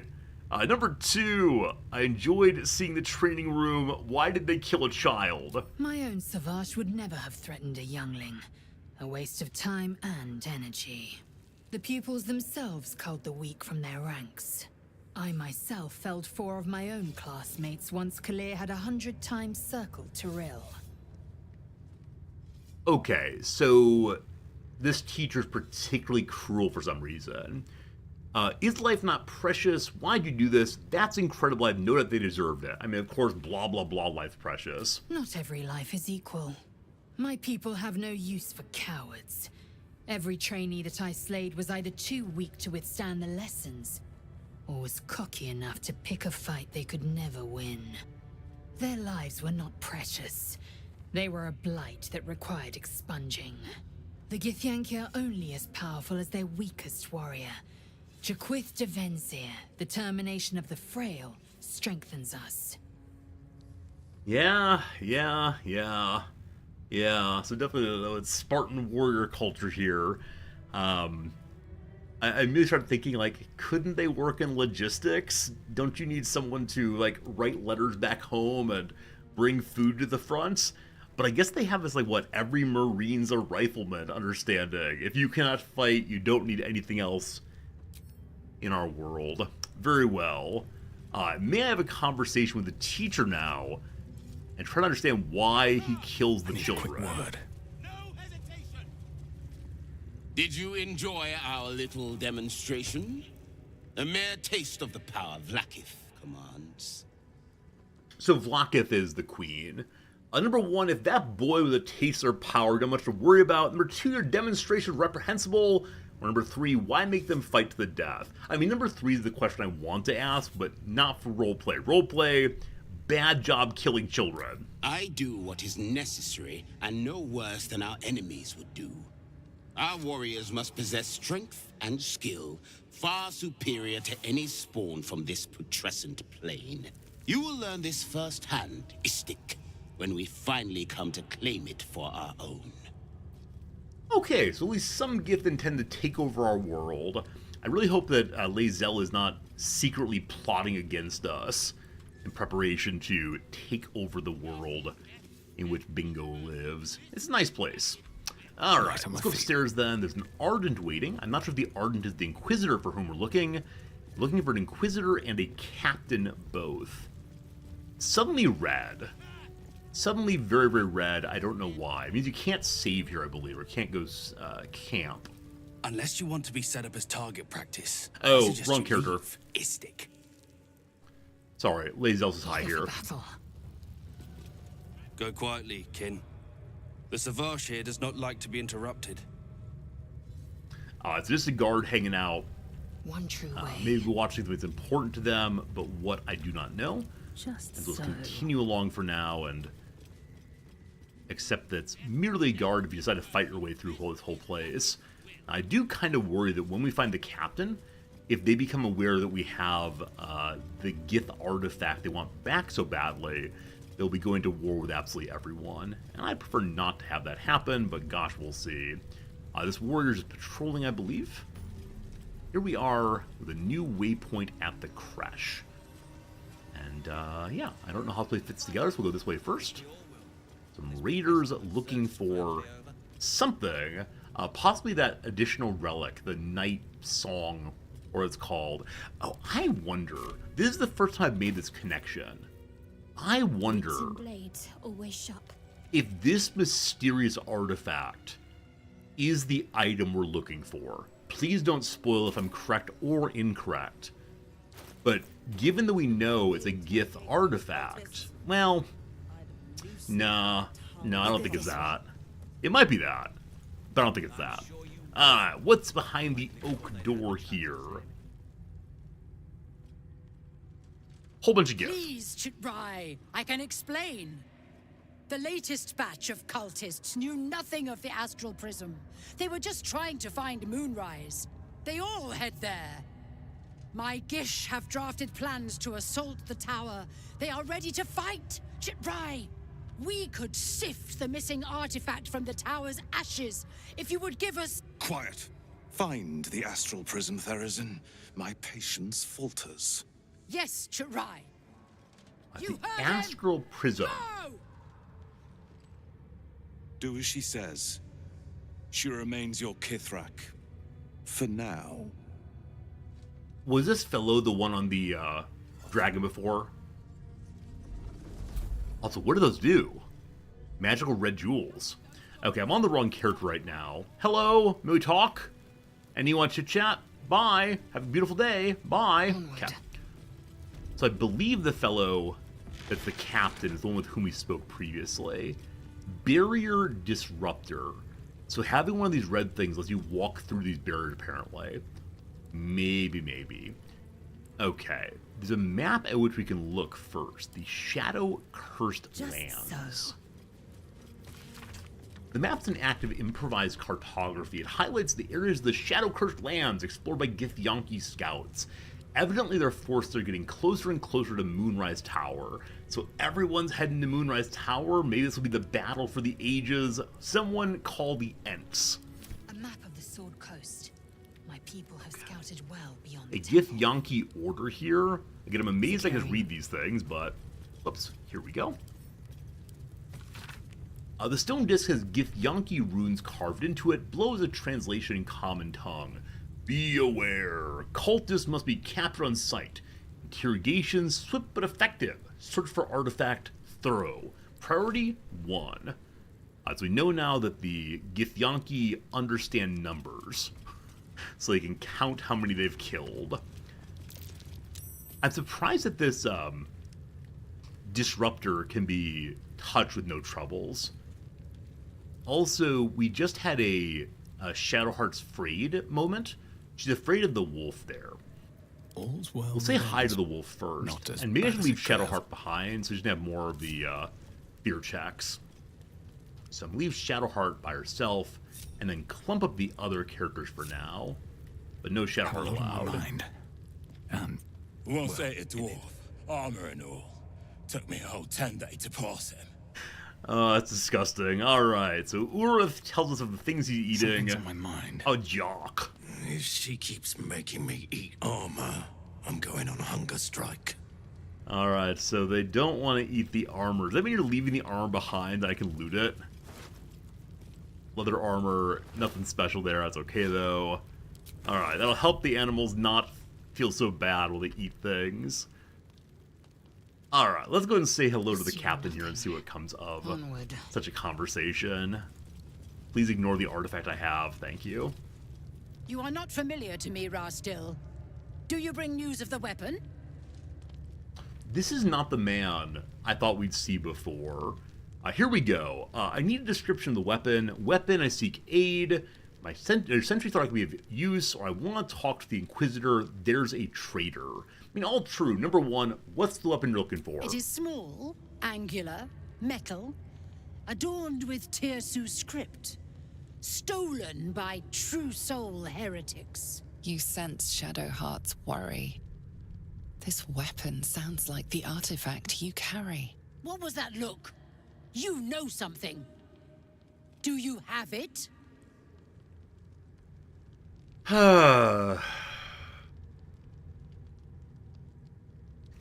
So, Lae'zel is not bingo, right? Lae'zel is not bingo, so we don't have to absolutely tell the truth here, where bingo absolutely would do so. I'd prefer not to announce that we have the weapon right now, so I'm going to say we must speak to the Inquisitor. That seems appropriate for Lae'zel's purposes. I don't have charisma fun on. Well, we're not very persuasive, though I wanted the Inquisitor. Why did I ask the artifact? You would invoke rank on a Kithrak? Pathetic, Vin Isk. Only return if you have the weapon. I will not tolerate insubordination. Okay. So my insubordination gave me an opportunity to go away. May I ask about the Inquisitor now? You have returned. Any news of the weapon? I found it or not yet?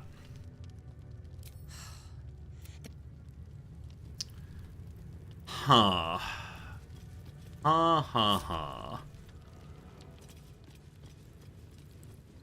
I'm guessing the Inquisitor's behind here. May I go through? If you've something to say, speak to the Kithrak. What happens? You have to put an item inside. Okay, so maybe the Kithrak has the item that opens that. Alright, team. This might be real bad, but I need to talk to that Inquisitor, so we have the weapon with us. Please don't attack us. Any news of the... Or, wait, what if Big Boy Bingo just tells the Despite truth? everything. An Istik in my creche. You are one of the mercenaries sent to bring the weapon. The Istik is with me, honored Kithrak. So noted. But my question goes unanswered. Do you bring the weapon? Don't tell her anything. Okay, so the Dream Visitor, the Guardian, I believe, doesn't want to tell you the truth. Unfortunately, Bingo is telling the truth. I have what you're looking for. I seek an audience with the Inquisitor. I was granted entry by the Sentries. There's a Mind Flayer. I have the weapon. You want to see your blood on it. Number 2 is the truth.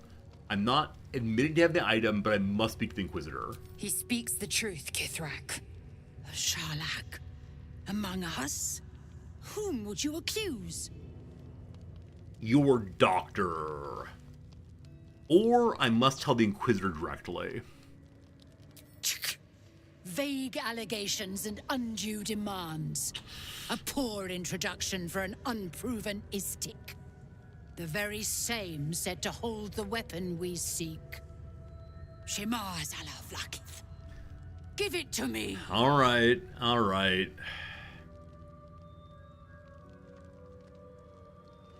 The artifact was afraid of coming here. Produce the artifact means to show it, not to hand it over. I don't want to give it to her, but I'm going to show it to her. No. No! Uh-oh. Uh-oh. Yes. There it is. I need this back. Exactly as described. The Inquisition will finally come to an end. Oh! It came back to us, thank goodness. Trickery? Heresy? How did you... You manipulate it when I cannot? I don't mean to. I did nothing. You are forbidden to leave. Oh. Report to the Inquisitor at once. Deliver the prism. Do not try to leave, or it will be your death. It's time for that old phrase. There are many ways to skin a cat. Huh. Well, that worked out okay. A little book to read here while she's away.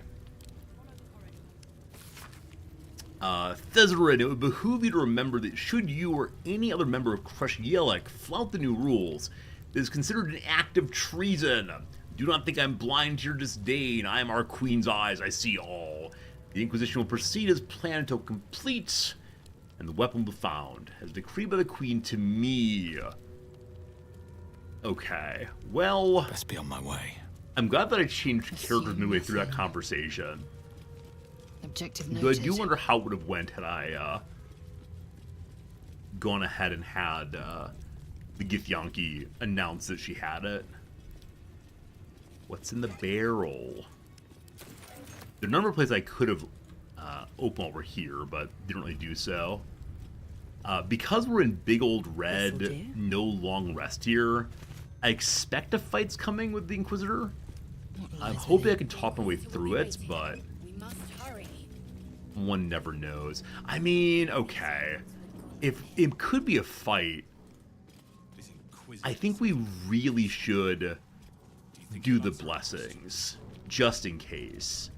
Shadowheart's feeling a little uncertain. Do not provoke the Inquisitor. So, Lae'zel still trusts the Inquisitor in a way that the rest of us perhaps do not. She really believes deeply in the goodness of the Gith and her queen. The Doctor was the problem. It is not the Gith people themselves that are the problem. We'll see if she's disabused that soon enough, or if she's in fact willing to go all the way and insist that no, the Gith really are the right ones here, and we are wrong, and she'll leave our little team, maybe. We're looking also for an item called, what, the Blood, I believe. It may have been taken from here. It's an item that is a large weapon. Can't wait to see how it works. So, the Githyanki have no cure Don't want for to our chat. No chit-chatting. Very well. So I'm guessing as we open the door, we'll be going Enough inside. waiting. I crave blood. Also, there might be a loose bit right there. Hey, Sevayoyo, what are you doing, my friend? Thank you for your very generous 5 gift subs to our community. I'm glad you're enjoying watching Baldur's Gate, and I'm glad you're enjoying hanging out with us. Thank you, thank you, thank you for your kindness. All you who got gift subs, I hope you enjoy yourself. Happy September! Hey, my friend, thank you. Happy September to you also. I don't know how much longer September's here. I think it's in its waning days probably, but happy days to you also. Thank you for your kindness sincerely. Hey, and thanks for the yays also. I appreciate you all encouraging generosity by celebrating it in all the ways we do. Alright, Shadowheart, Shadowheart, Shadowheart. Did I sell your staff? Uh-oh. What now? Uh-oh. Did I actually sell her staff? No, there's no way.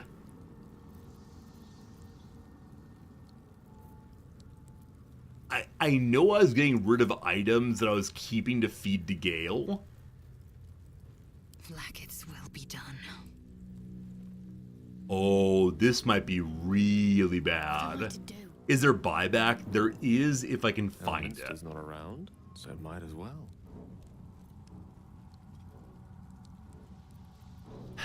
I assume that Volo has it.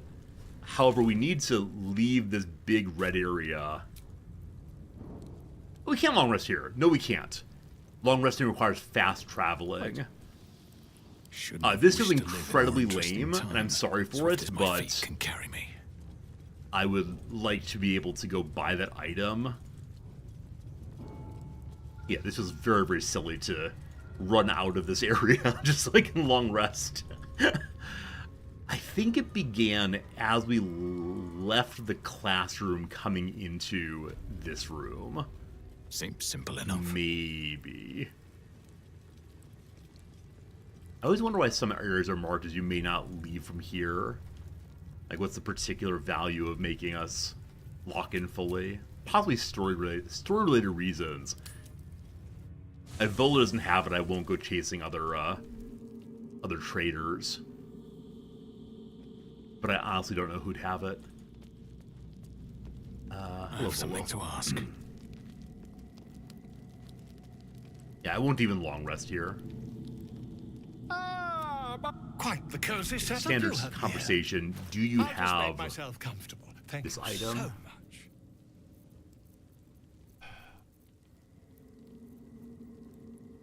Staff Arcane Blessing. There you go. There you go.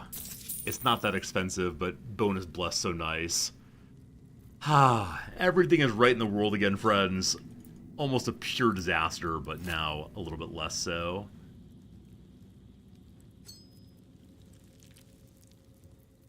Okay. Oh, is this Parapet of Wound Closure a, I had no idea. I had no idea this Periapt of Wound Closure is actually a wearable item that helps characters to get fully healed and get back up again. I thought it was a potion, actually. Who should wear that, though? Like, as right now, no one really goes down that often. But maybe I should change off of the Persuasion item when we go to combat. I'll have to remember to change back and forth on items, which definitely is what I'm weak at, but we can give it a shot anyway, I suppose. Okay.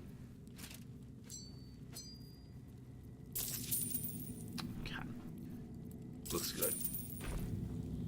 I said the Parapet of Wound Closure, I probably misread it, but that happens. Alright, back to the world, please. We can't. We have to long rest once we said we're going to long rest, it looks like. Alright, fingers crossed, no dreaming. The voice is angry with me for showing I had the item. My attempt to avoid deception means we have to disobey occasionally. Alright, we return to our world, and then it's time for the daily pile of buffs. Who do I want Wound Closure on, really? I mean, I guess what we can do is move the Envoy's Amulet over to Shadowheart, because the item she's using is just like do more damage. Looks like necromancy through and through. Can't imagine using it at all. Okay, here we go. Number 1, Gale. Shields up. Number 2, we all run fast like Sonic. Well, I should have the dog. Oh, I keep forgetting to have the dog out in non-combat phases.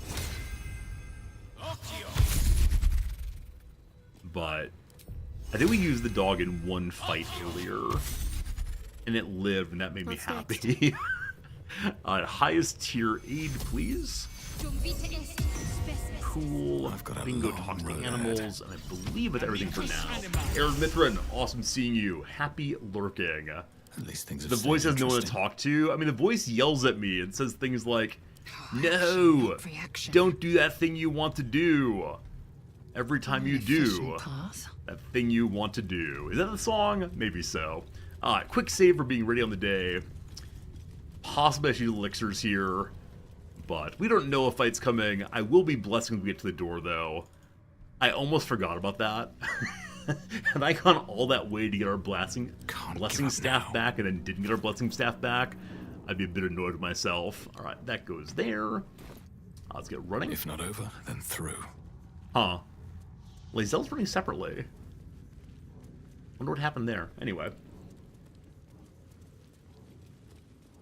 Feels good to be back with this game. I gotta say, I'm really enjoying Baldur's Gate, as one does. Can't afford to stay idle. Okay, so we equip this. I should go turn-based mode for this part.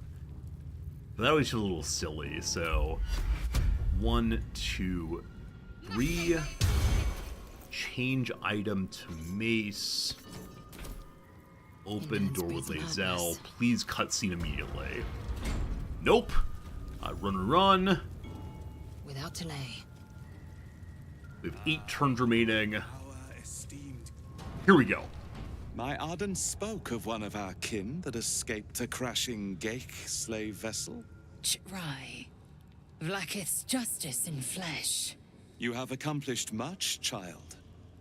I am pleased to finally meet you. I heard there is so much goblin blood on your hands that it soaks their children's nightmares. To business. I suspect you plucked something precious from the Geik ship. Something that belongs to us. There's still a goblin camp I want to go check out. Give it to me. Don't do it. The weapon is how I protect you. Do it. Do not disobey the Inquisitor. To whom do we listen? I can give it to you, but I don't think you'll like it. Produce the artifact. What do I get in return? What does the weapon do? Shouldn't you be concerned with Mind Flayer invasion, or how do you know so much about me? Number 4, I'm curious about how things work. If he will not give me any information, but only demand the item, that'd be very rude of him. What business is that of yours? Suffice to say, my queen wants it. But know that you will have been instrumental in stopping the grand design. Hand it over. What is the grand design? I want to know things. The grand design is what all Geik seek. The restoration of the Illithid Empire, which spanned the entirety of the multiverse. For centuries, their elder brains sought to bring back their dominion. Every plot they hatched, we stopped. But now they are close to succeeding. Never before could they pause ceremorphosis. Never before could they let the infections spread undetected. That's me. You saw the thralls gathered on the Geik ship. Imagine that, everywhere. Wants, needs, choice, all would cease to be. Everything rendered unto the Geik. So, the weapon. Please. Don't give oh it my to him. goodness. Yeah, what a striking moment this is. Like, I want to say I agree with the gift. It'd be terrible if the Mind Flayers took over. Number 2, it is a very dangerous weapon. We have this this bit of power inside of us. This ideology rotting us from the inside, but we don't know it. I'm fine with showing him it again. He did say please. Yeah, I love that. I love that moment so much. It pained him to say please. I wonder if it will continue returning to us as it did with the prior, or if we're going to get destroyed by the Absolute now. Alright, I'll show it. Let's team up. No. So Major choice made, I found. believe.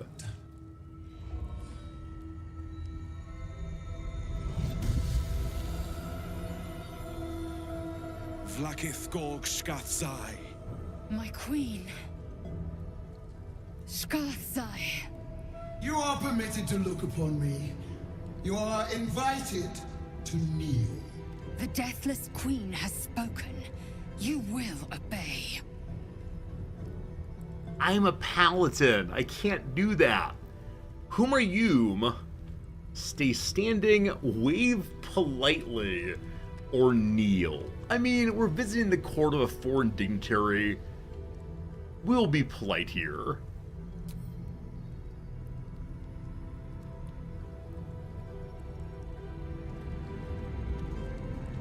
she's so large. These attendants you keep, you taught them well, my child. My Lae'zel. Chma Zalav Lakith. You know me. Erlon of Kalir speaks most highly, as did Achaya before. You seek purity. I may yet grant it.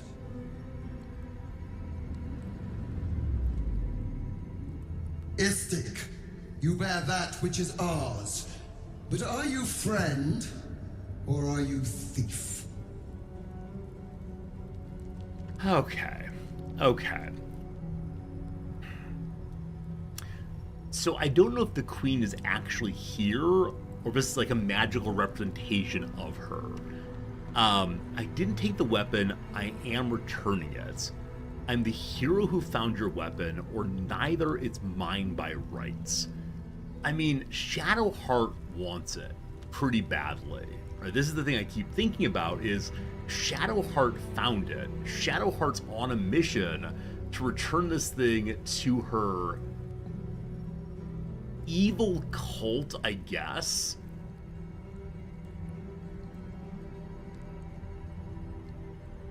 Number 2 doesn't matter to me at all. I don't care about heroism. We care about like doing the right thing independently of what words have been said. But Shadowheart stole the item. I really hope we don't lose our cleric right here. I'm returning the item to you. An unexpected servant. Your will is strong. Your kind will go far for glory, as you have shown by being here. Extend your fealty one step further, and you will be rewarded beyond your mortal reckoning. That weapon you carry, the Astral Prism, it is corrupted. I will cleanse it for you, my queen. Tell me how. There is someone inside. Their mind is warped, broken, a blight. They are an agent of the Grand Design, sent to sabotage the Astral Prism. Our last defense against the return of the Illithid Empire. As long as they live, the prism is compromised. Kill them! Do this, and I will cleanse you and your allies. Do this, and ascend! Ascension. My queen. An honor gained. A burden borne. You must accept. Refuse, and you will know my fury. So, yeah. Queen's yelling at me, I'm terrified by. I don't know the status of this person. I know she wants to protect all of us from the Illithid. Now, if she's an Illithid, I'm going to be very unhappy, just so you know.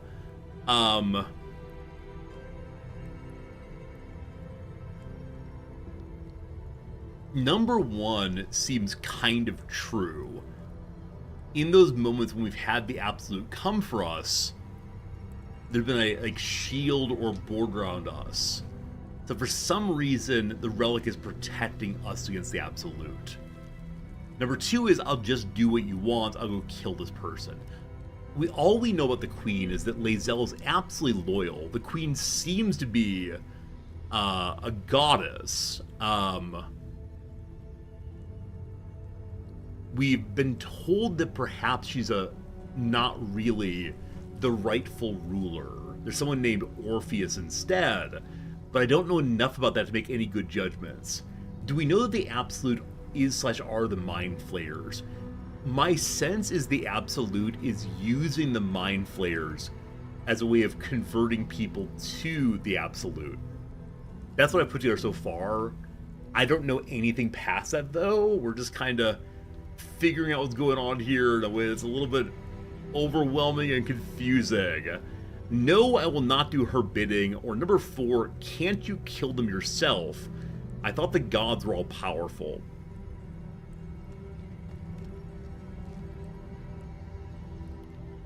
I don't like any of these responses. The question I actually want to ask right now is, what is it to ascend? She's the person who takes rejection well. Yeah, she's definitely going to scream at us if we say anything like no. I worry that Ascension is being killed in the Gith culture. Like, the queen kills you and there's no greater outcome than that.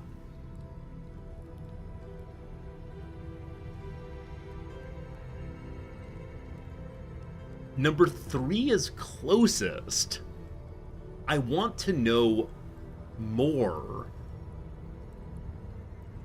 Bingo does not have a sense of the good here.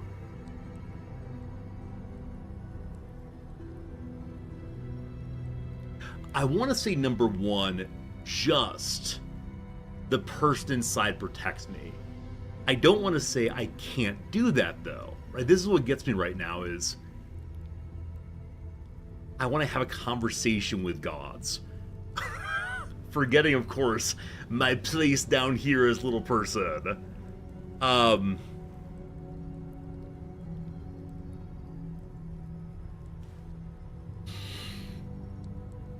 This seems like a very important moment in the storyline.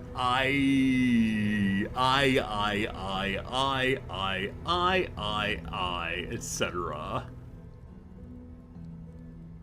It might be one of these appearance of choices but no real choice moments.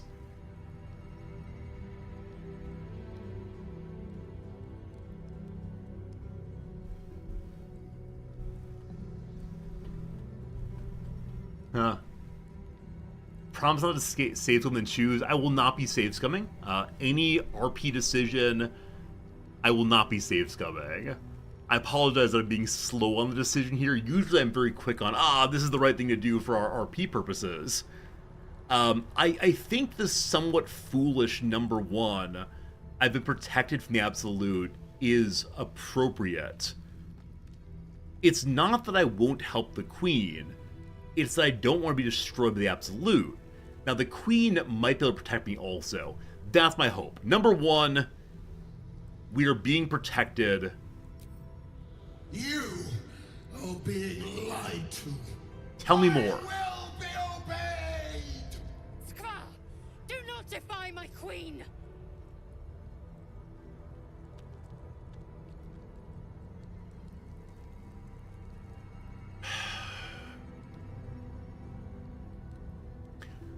I want to know more.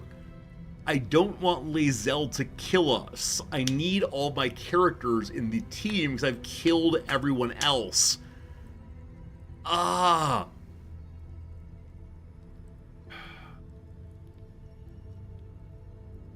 Number 3 is mocking the divine. We don't do that. This is too simplistic. Do we trust gods? We trust the gods of nature. The Gith are part of nature, but gosh, okay. The prism thing is not of nature. Only Lae'zel likes this. Caster's power to enter the artifact. Be wary of the creature's lying tongue. Cut it out if you must.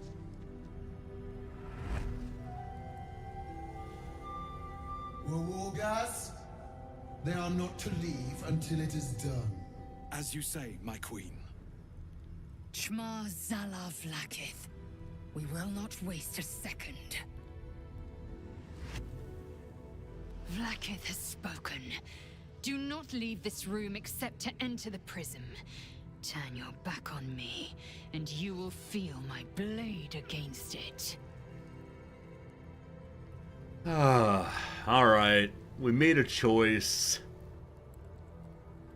Made a choice. Made a choice. Made a choice. Made a choice. Let me ask a very slight bit of backseating here. is that a real choice? Like, is this a moment where I could have done it otherwise? Or do all story choices lead to obeying the Gith Queen? I always want to know about false choices versus true choices. Still alive. So that's progress. Okay. No choice. Alright. Video games pretend to have choices. Very well. Where's the leader again? I should speak up. What do you know about the inside here, please? Place the weapon in the planecaster. Fulfill my queen's most holy edict.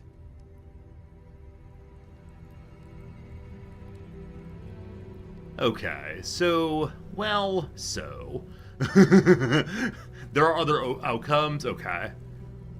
Okay, thank you for giving me a little bit of knowledge there. The Big Bless is only once per long rest, correct?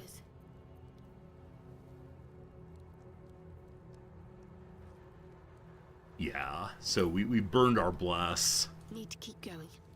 I guess that's fine. Okay, team, well, what's the worst that can happen?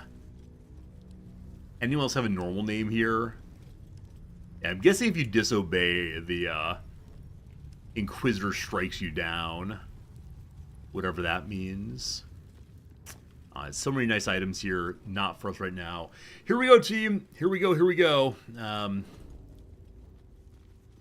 Let's go see what's inside. The Queen insists we're being lied to. Are the gods omniscient in this world?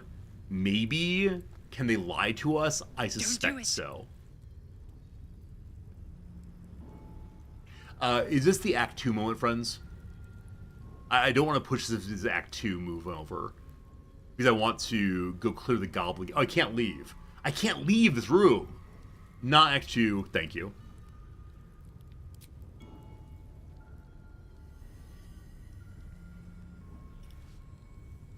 Oh, man. Heat pulses out of the astral prism as it begins to flower. I wonder why only we can go inside. I should have told her to do it herself. Your mind burns hot with excitement.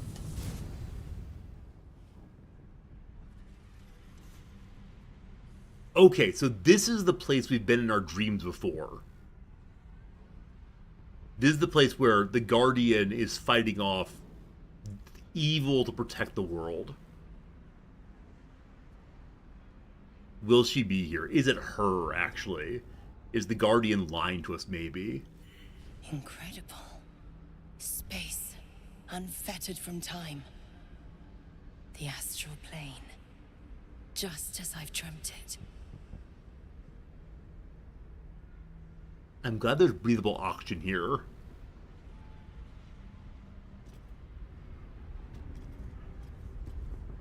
We failed an intelligence check. Also, we're now affected by astral gravity. Affected entity is immune to falling damage, and its jump distance is trebled. Holy cow, Lae'zel could jump farther than anyone ever.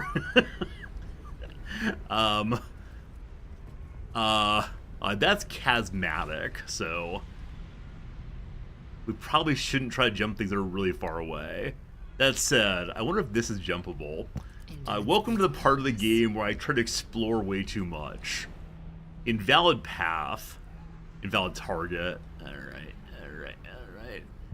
We should probably just jump for the big obvious ones initially, but as always, when the game begins or level begins, I always want to go backwards. I don't know if it was a Mario game that taught me that or what, but backwards is always the way to go. Ah, what's that? I wish we should do a little bit more about the astral plane. At least Lae'zel seems to know about it, but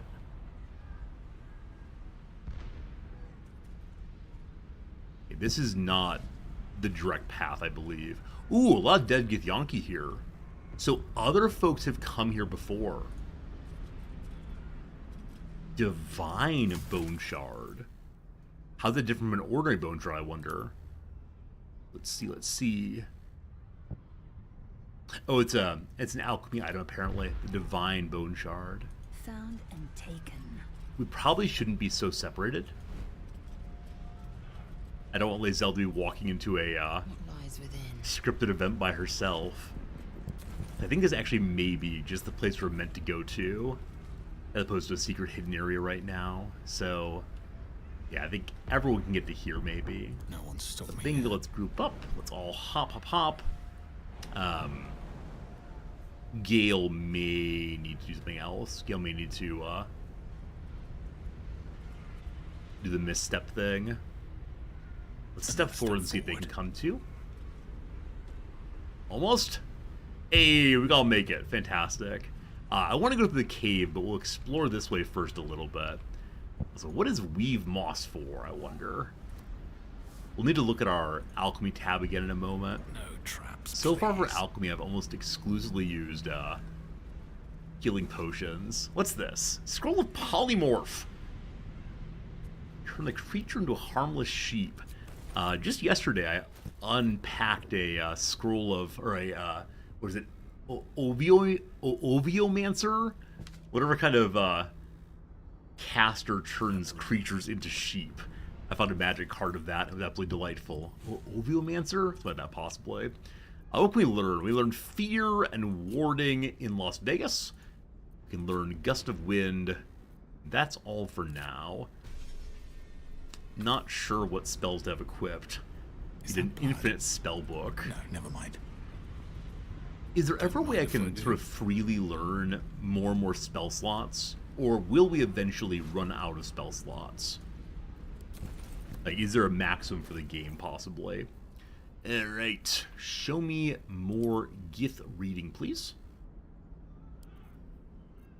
Where are you, Gith thing? Here it is. The site's faded symbols are hard to distinguish, let alone decipher.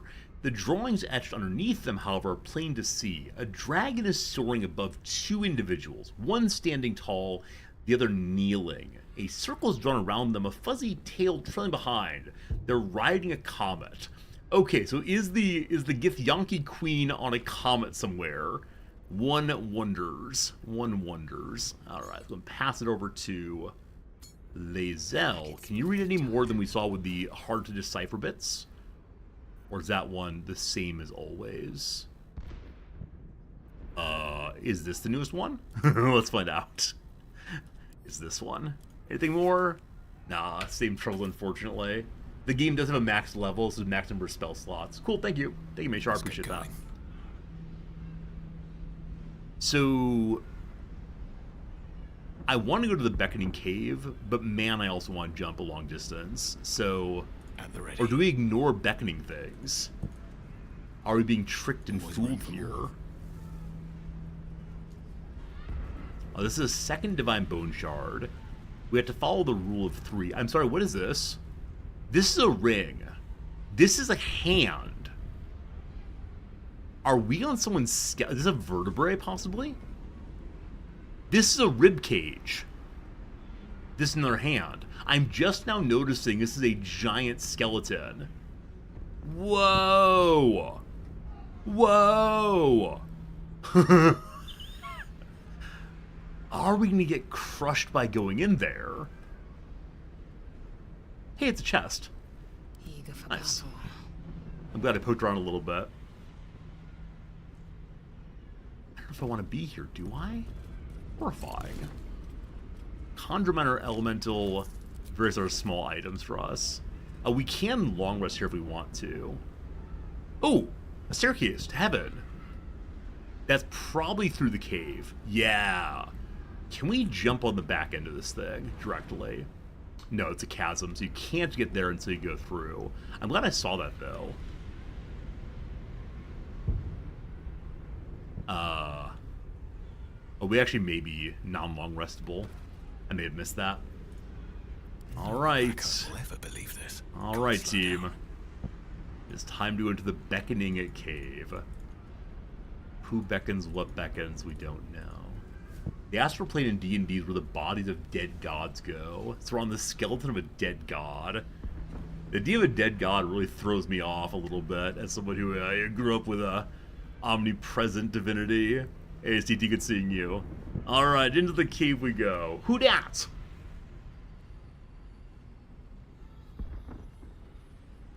So you came, in spite of all my warnings. Disappointing. Come, we will talk in private. Just the two of us. Alright.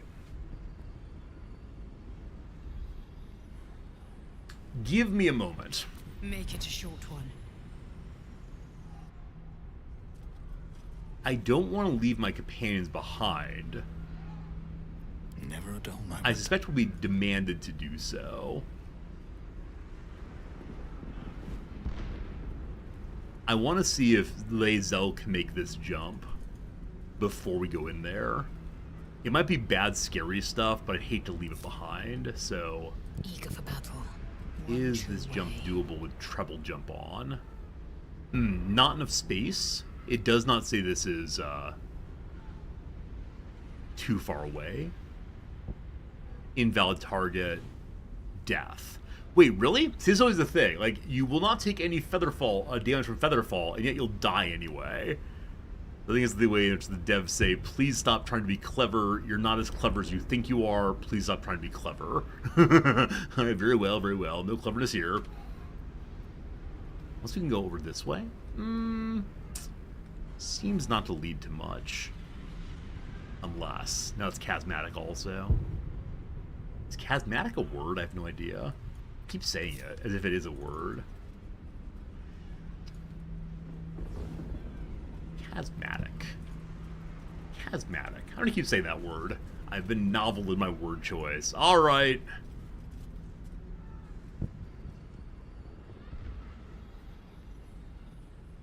You are not the one I wish to speak with. You can only Send speak in the with one in charge.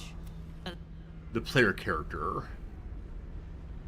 Curiosity with no boundaries. See, Bingo is not motivated by wisdom or intelligence. He's motivated by his sense of the good. And not all questions are worth asking for those who seek the good in this world, I'm going to say. You are the one in charge, aren't you? Come in. May I bring my friends? Suit yourself. But only the leader of your group is coming in. I will not allow anyone else. This one's all yours. Thanks, Shadowheart. I appreciate it. Here we go. I One may on have one. made a mistake trusting you. I told you to stay away from the Githyanki. But you just couldn't help yourself. Could you?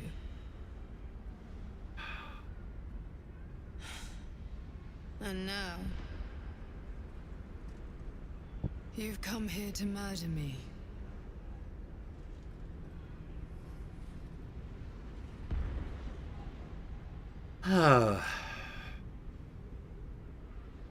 So my judgment of this person the last time we engaged is that we were on the same team but trying to use very different methods.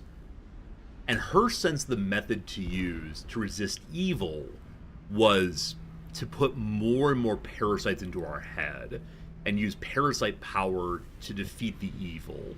Bingo's sense, though, is that the parasites are evil, and our means and our ends must come together. And so our ends of defeating evil must also avoid becoming evil ourselves. I haven't come to murder you, I just want to talk. This is largely true. Tell me more about you. Very well. What do you want to know? Why does Vlaakith want you dead? Who are you? What's this place? Who are you fighting? I want to know all this. First, though, who are you? I told you already. I'm just like you. An adventurer from Baldur's Gate who was infected with an illithid tadpole and seeks to be free of the Absolute. But unlike you, unlike anyone else in any plane, I know Vlaakith's secret. It is a secret so great that if her people ever found out, that would be the end of her rule, the end of her. That same secret is how I've been protecting you from the Absolute. I can hear your thoughts. You think I'm lying? Vlaakith warned you that I would try to deceive you. But consider this. What reason have I to deceive you? I want the same thing as you. Freedom. I'm on your side. I have been since the very beginning.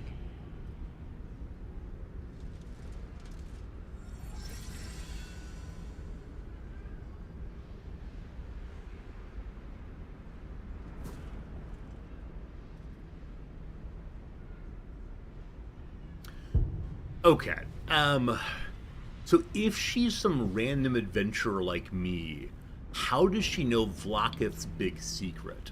The only possible big secret we know of is that Orpheus is the rightful ruler of the Githyanki.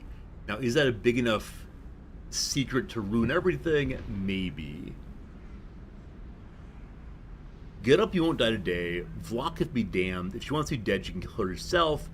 Is this a trick, or if God asks me to kill you, I have no choice, you have to die. So where I'm struggling is that I can't say, what is the secret you know? But I'll go with number 3, is this a trick? I already told you I protect you, that I saved you, that I'm just like you. If this was not enough to convince you, what more is there to say?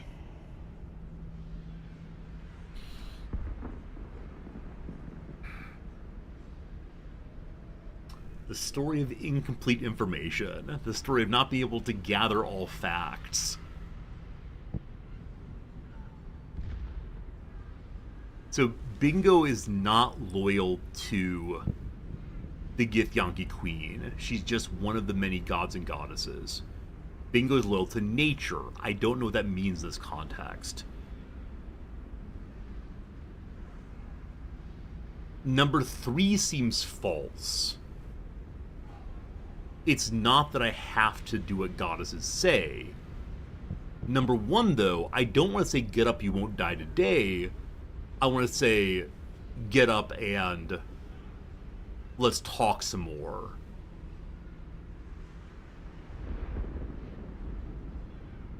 Ah.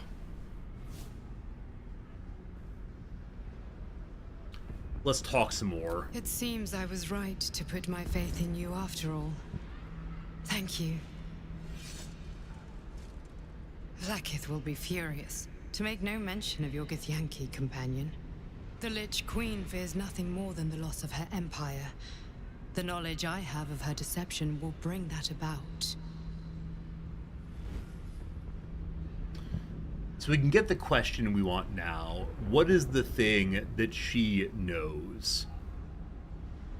Lae'zel might kill us, incidentally. Oh, the Lich Queen. Good eye there. She's a Lich Queen. What do you know that will bring down her empire? Godlike in power, yes, but with none of the sanctity. Vlaakith is lying to her people. She pretends to know how Gith destroyed the Mind Flayer Empire. In truth, she knows nothing. If the Illithid Empire were ever to return, she would be incapable of stopping them. And if her people found out about her impotence, there would be mutiny, revolution, the end of her rule. But that very power, the power to resist Illithid control, which Vlaakith only pretends to know, is how I've been protecting you. I suppose she hoped to extract it from my corpse. Since you spared me that fate, she will come for you.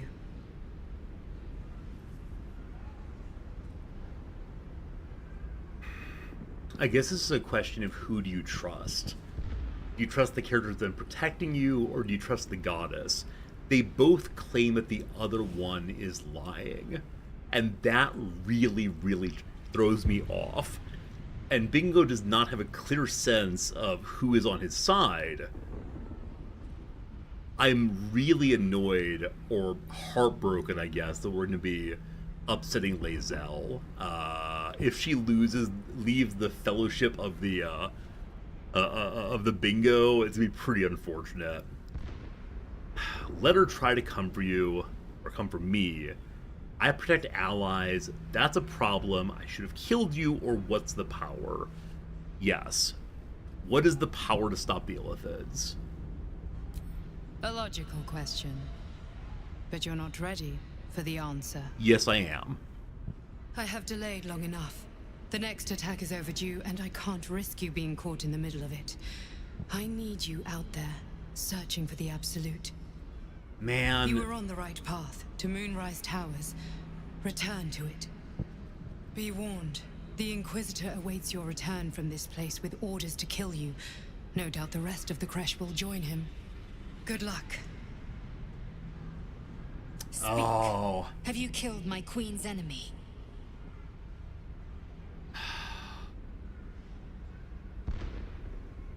I wonder how else this all could have gone. I'm not going to kill them. They protect us. I believe that Lae'zel believes the Queen will protect us also. There was no one there. We're not lying. Or I learned that your Queen is lying to you. Sure, we're a rube enough to believe the person who's protecting us. Your Queen is lying. Please don't kill me. You have really good weapons and armor, and you're the backbone of my damage dealing. Please. Vlaakith does not lie to her faithful.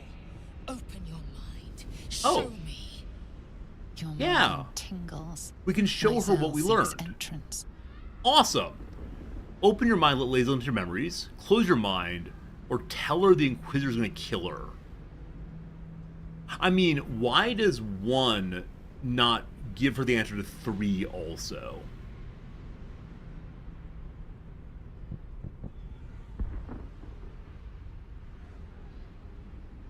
If I let her into my mind, will she kill us with, like, mind power? I don't know. I trust our friends. In you go. Your thoughts become one. She sees the truth of your confrontation in an instant. Vlaakith Tafkinazin.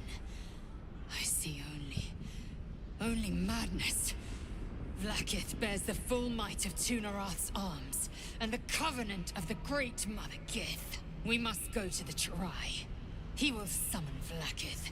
She must know of this apostate. Okay, so Lae'zel is not angry with us. She's angry with the person who's speaking ill of her goddess. Now, that we didn't kill her goddess should be an issue for her, but I'm not sure. All right. Well, decisions have been made. I'm surprised we're leaving this place with the Guardian still alive, but she's protected us, and that seems like an altogether good thing. So, what's this thing here? We leave via this path. So, my big hope right now is that the Inquisitor attacks without questions, so that Lae'zel stays on Team Resorti. Quick conversation. She will not talk. No one will talk. No one will talk. Gale... I could refresh a level 1 spell slot. I should do that. Yeah. Okay. You can only refresh on yourself, correct? I think so. No one stopped me yet. Here we go. I'm sure I'm missing something, but I guess so.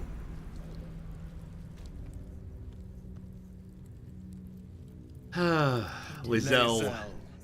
I've been waiting. You are named Hashalak.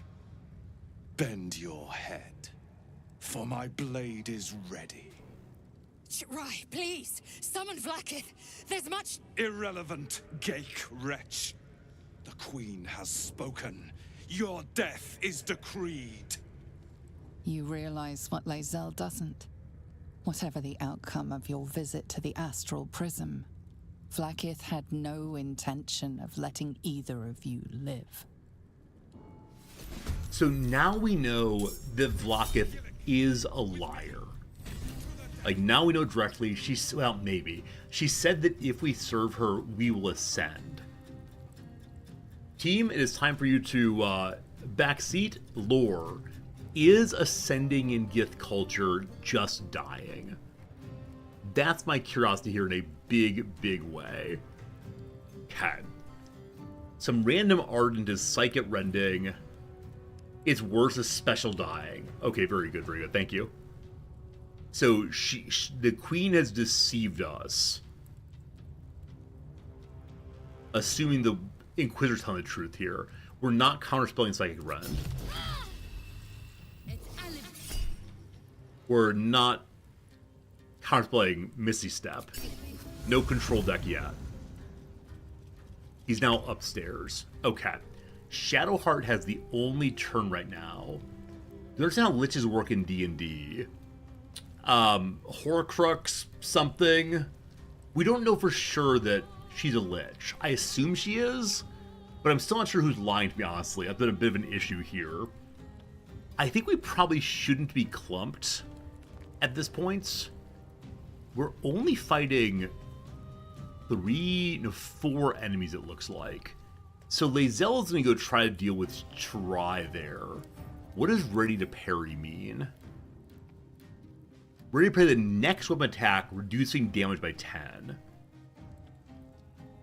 So I feel as if I should have Shadowheart go eat his parry, so that Lae'zel does not get hit by it. If I do that, though, we can't also Radiant such and so. Okay, we can drink a potion or summon a weapon.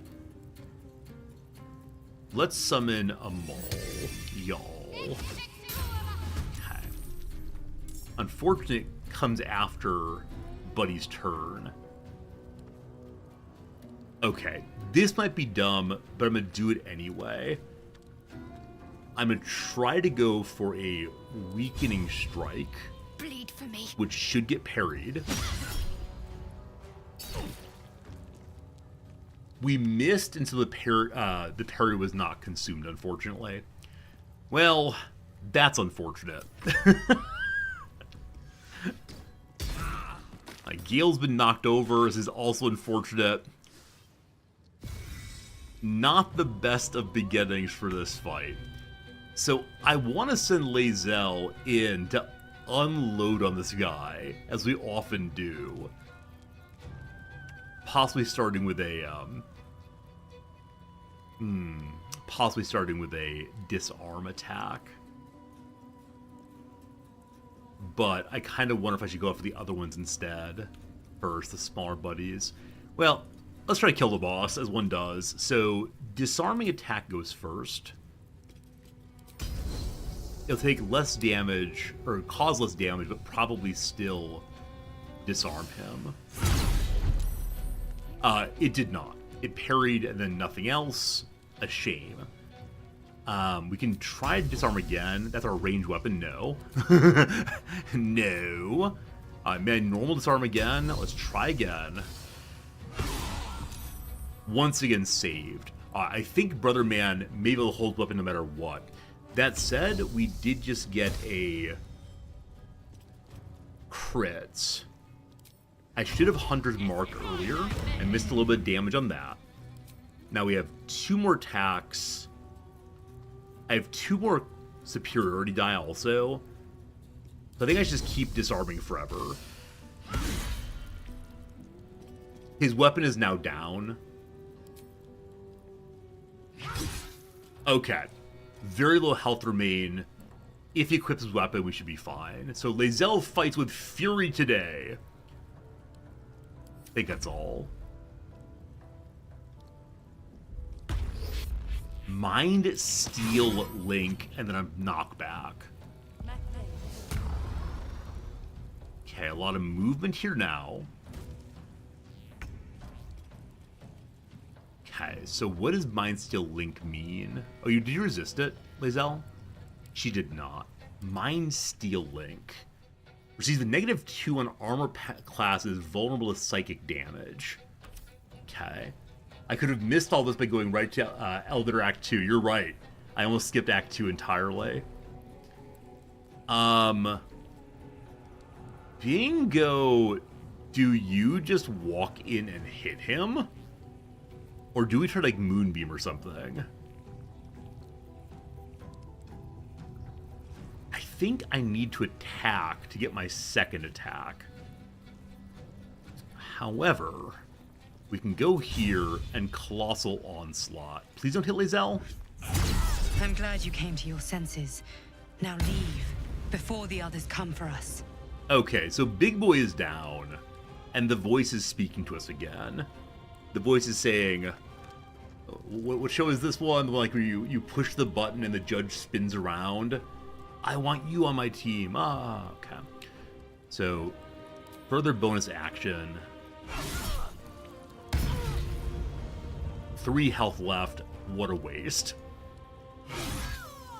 If only I had one of those bloodlust potions, I get more attacks here. As the voice is telling me how to live my life.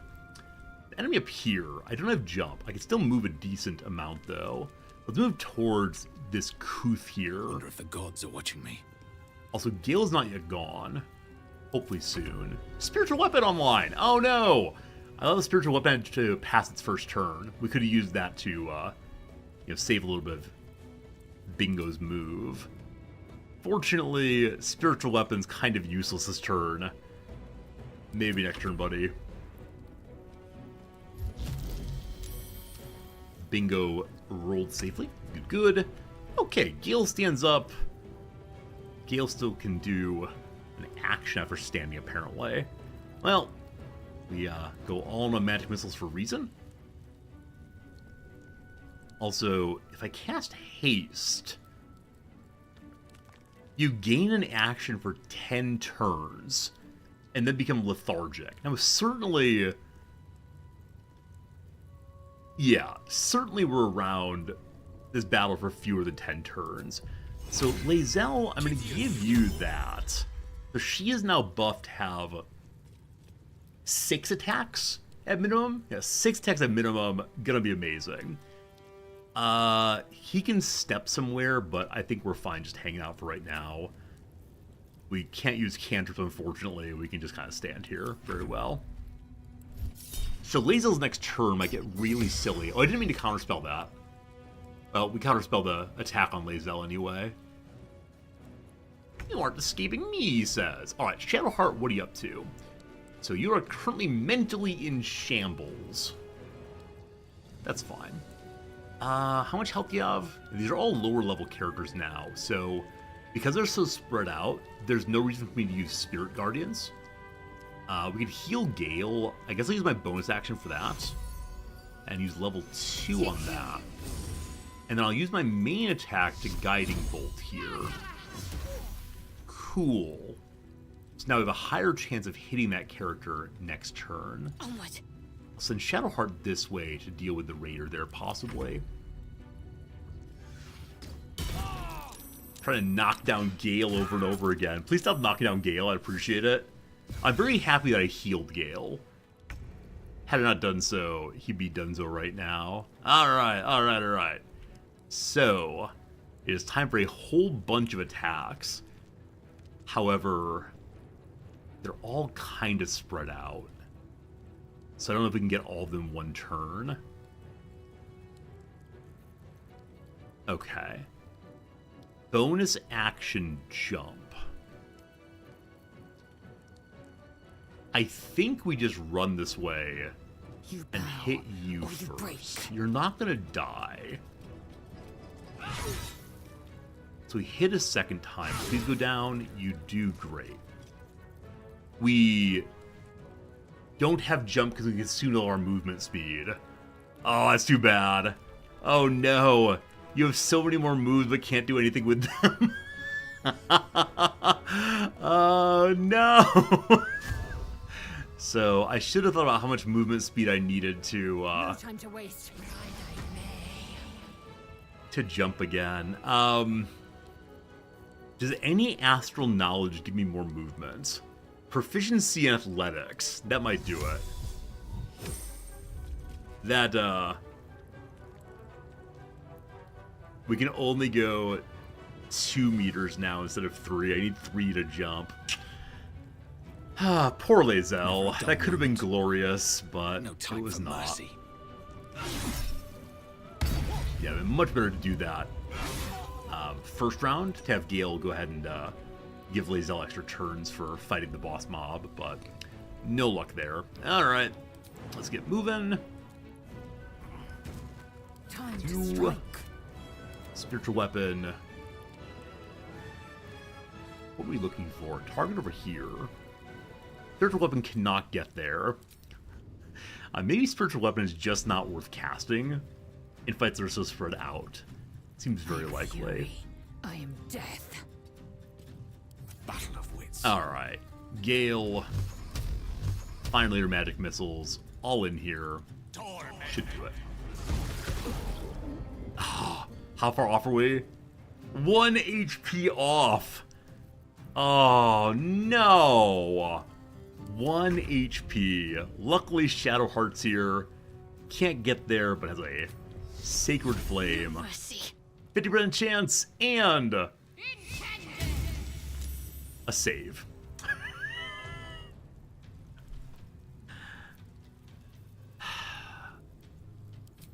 I shove the enemy.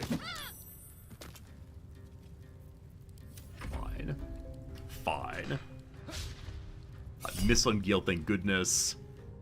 We can put a shield on to avoid range damage. Shield's up. Oh, miss anyway. Cool. The music's good. Is the music too loud? I can never tell what's too loud in this game. In my best interest. Little jump. Weirdest jump ever, but fine. Hello. Alright. Hopefully Lae'zel now knows that at least some Gith cannot be trusted. Maybe. Quick little short rest. And then time for conversation. Music's good? Alright, very good. Thank you. Appreciate it. Vlaakith! I have wielded your fury as a blade, roared your wrath as a dragon. You promised ascension. Yet I crawl among my own people, low as an asp's belly. Skaketh! I followed your path. What good? This heart of stone, for it to be shattered. This is Shakespearean. She tests me. Oh no, Book of Job. Kalir prepared me. Only the heaviest souls soar to the astral. Yes. I might gain Vlaakith's favor yet. No, you're insane. Oh no. All this and you stand by Vlaakith, you're as dull as you are stupid. An impressive show of faith will be enough for your queen, or number 3, you're an enemy of your people, you need to accept that. See, this could be true, of course, that she's an enemy of her people, but not of her queen, don't worry. Oh man, disillusion is hard. Nobody likes enlightenment. Number 3, here we go. Silence! I must think. Fair. Better that than I am loyal to my goddess no matter what. Well, I'm interested to know what the boss mob had in his little pockets. A great sword. I think this is the exact same sword that Lae'zel's using already, isn't it? A little bummed to fight like the hero character. It's exactly the same as always. Let's see. Her great sword's actually better? Because it has bonus psychic damage. Huh. That's a little crazy. Very well. What's on the guy's body, though? Ooh! Potion of Angelic Slumber. Drink to fall into a 2-turn slumber. Unless interrupted, you gain the benefits of a long rest. One of the few ways for elves to experience sleep. Other methods include taking narcotics and being hit very hard with a chair. That looks amazing. Oh, I can imagine it being incredibly powerful. Like, because obviously Lae'zel can... No, she only has a short rest, actually, to get her action surge back. Huh. I would think very hard how to use that. impressive, though. Standard half plate. There's bits of food, and then a blue item, which is Circlet of Psionic Revenge. When you succeed a saving throw, the foe that caused the damage takes 1 to 4 psychic damage. Githyanki also gain bonuses to this and that and the other thing. You get the eerie feeling that Jewelsmith used more than alien metals to forge the circlet. Something like ancient magic or shards of a soul. So because of the Githyanki bonus, I see who I want to go on to. But that early momentum is so unbelievably good. She can run so far early game. It's helped our early fight. It's helped us a ton.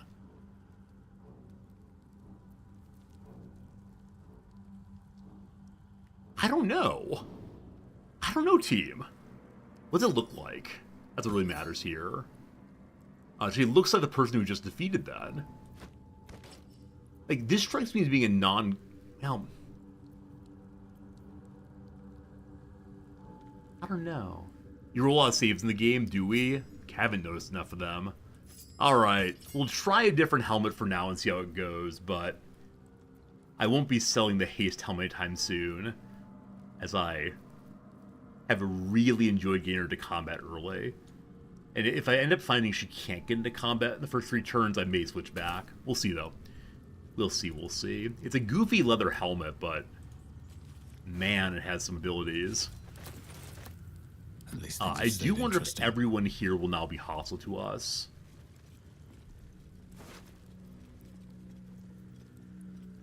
Boiled Beholder eye stalks. Even in death, the Beholder's eyes regard you with a mix of hauteur and suspicion. Moving ahead. Huh. Huh. I guess, huh.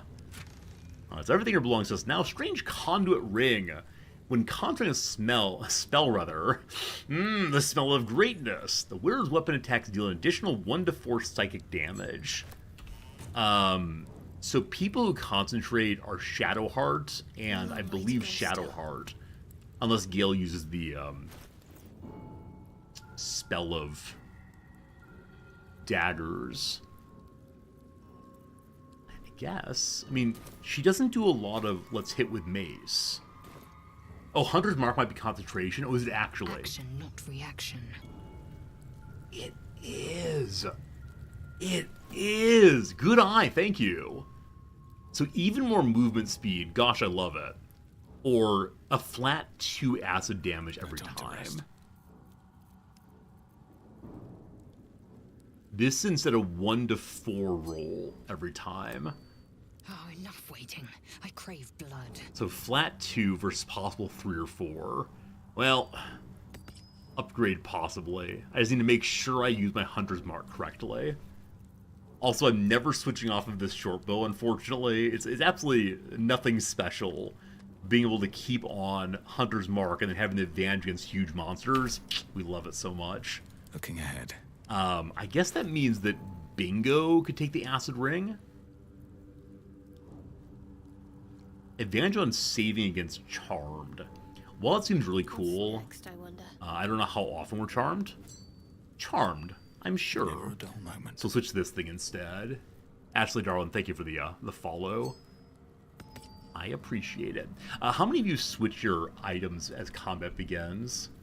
Because an item like this, the bonus to Arcana and Religion, my sense is it's not useful in combat at all, but it seems kind of tedious or at least slow going to change out one's items between like conversation time and fighting time. Yeah, Des, I keep forgetting that I can change items more easily by clicking through. Basic sword. When I have 5 fingers, absolutely true. Diadem of Arcane Synergy. When you inflict a condition, gain 2 Arcane Synergy for 2 rounds. Weapon attacks deal additional damage equal to the affected entity's spellcasting ability modifier. So I'm guessing one does more damage against mages then? Possibly? Too confusing. We sold that immediately. Good. Not a real, what would this be called? I mean, cabinet's the obvious word, but it's the kind of place my grandmother shows off her china. We can check the side rooms now, and then, like I said, the big question is, as we leave this room, will everyone be hostile to us? Confiscated book. Time to read about some heresies. An armoire? Yeah, a hutch? Yeah, that's kind of where I want, thank you. Armoire. Necklace of Elemental Augmentation. When a cantrip deals one of those things... we don't really use cantrips that much. Currently. The Skin Burster. Vigilance, Arcane Cultivation, Hill Giant Strength. More elixirs to put in the pile of elixirs I will never, ever, ever use. Hey, Pharaoh, welcome back, my friend. Hope you're having a good day. Playing your Baldur's Gate 3. Happy to report while you're gone, there were no spoilers in chat. Maybe 1/2 spoiler, but the person meant well. That's what counts. Alright, show me the Skin Burster. Feeling like this is a I wish I were a barbarian moment. Let's see. 7 to 16 damage. Part of which is acid. When the wielder deals melee damage, they gain 2 turns of Force Conduit. Bludgeoning, piercing, slashing, reduced against the affected entity. If they take damage, though, it deals force damage around them. Interesting, but not what I'm playing right now, I'm pretty sure. I mean, every time I see a new weapon, I start thinking, oh, next playthrough, I should build a character who might make use of that weapon. It's a fun feeling. I like it quite a bit. Just silver items to sell. A silver cake stand. This reminds me, I try to make cake for my wife's birthday. We don't have a real oven, we have a steam oven. Some of you encouraged me to try to make it in layers, as opposed to all at once. And I'm going to give it a shot, but hopefully she likes it. We'll see. Go buy an easy bake oven. I think sorry, that was a terrible, terrible laugh there. But I think she would enjoy it if I got an easy bake oven and try my best. The pages of the book have been entirely ripped out and replaced with one crudely pasted message in the common tongue. Please note that any literature concerning the below topics is strictly prohibited. If found in your possession, it will be confiscated. If you're found to be reading it, you'll answer to Kithrock Thazerazin herself. Orpheus, Infernal Metals, Magic of the Undead. Orpheus is the big one. Hey, thank you. Yeah, I'll definitely look for a good recipe before her birthday, but I think she'll appreciate the effort. But I so badly want to make her something nice that she enjoys eating, not just oh Resorty, thank you for trying. Gloves of Belligerent Strikes. When the wearer deals various kinds of damage, Radiant is one of them. Inflict 2 turns of reverberation on a target. Reverberation is penalty to various throws. If we get to 5 of them, it falls over.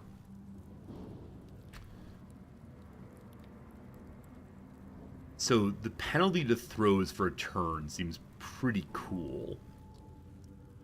But I really like advantage on my meleeers. Huh. What's Lae'zel have right now? She has on like the dexterity gloves, right? Hit with a weapon might inflict a penalty to attack rolls. Follow the instructions on baking, no winging yet. I'm totally fine with that, except here in Japan I may not have all the right ingredients. Let's see, we'll see. I'll give it a shot though. It's not until the end of the month. The 23rd, I believe, or maybe the 27th. Oh, this happened once before. Remember her birthday is one of those 2 dates. I've never missed her birthday, thank goodness. I think I wrote it down in an email somewhere. Do you all have problems with this also? Like, people you care about quite a bit, like, the exact date of their birthday gets lost somehow, and so you write it down instead? Definitely I do this. Lae'zel, what do you know about the weapon?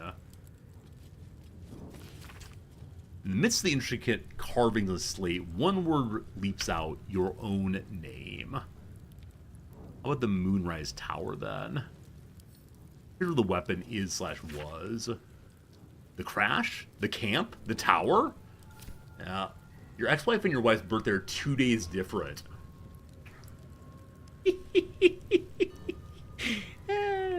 I knew a guy back in high school who dated a Jennifer and then a Jessica, and he found it difficult to not say the wrong one sometimes, but you checked your wife's driver's license. That's not a bad idea. I have an email with my father's, mother's birthdays, my little brother's birthday, my wife's birthday. Like, all the important birthdays go there. The only trouble is this email chain also includes like various ex-girlfriends. Like, anytime someone's important enough to me, I put their birthday in there. And there are a couple of friends who I've forgotten. I feel kind of bad about that. So, I don't know. It's not that I don't care. It's just that I don't know what it is. It's that numbers feel deceptively easy, right? It's just 2 numbers. It's fine.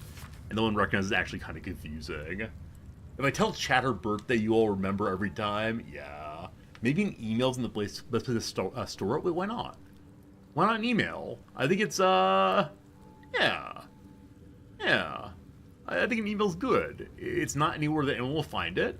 It's always there as long as Google still controls my life. I don't know. Maybe a calendar. We don't use calendars in this family. They would say with B. My wife loves calendars. You were right. Moonrise Tower is the place. Followed the cultist trails you asked. Led me all the way up there. Signs of illicit activity for sure. Tadpole sorts wander around in uniform. Didn't manage to break in. But suffice there's something afoot. Recommend you send a report directly to the Palace of Susurrus. Come back shortly to collect my pay, rather. I bet we can lie our way into the tower, or fight our way in. I expect, unfortunately, we will be fighting our way into this thing.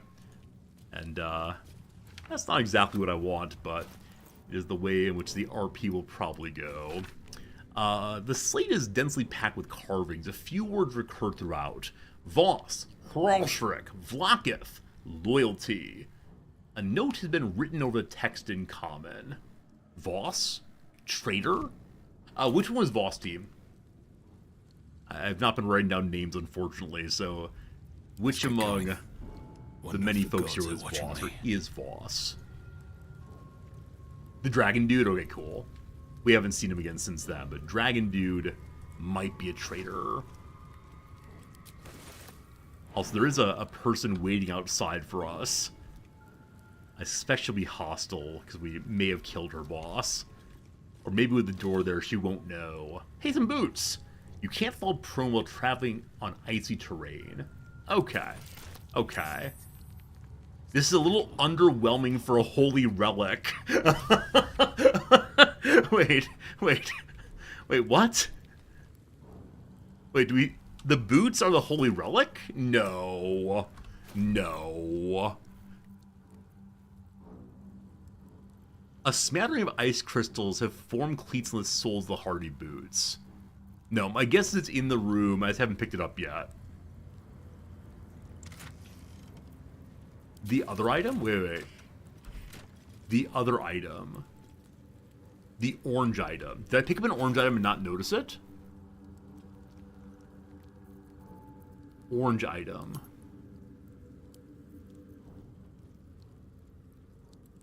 In my inventory. This.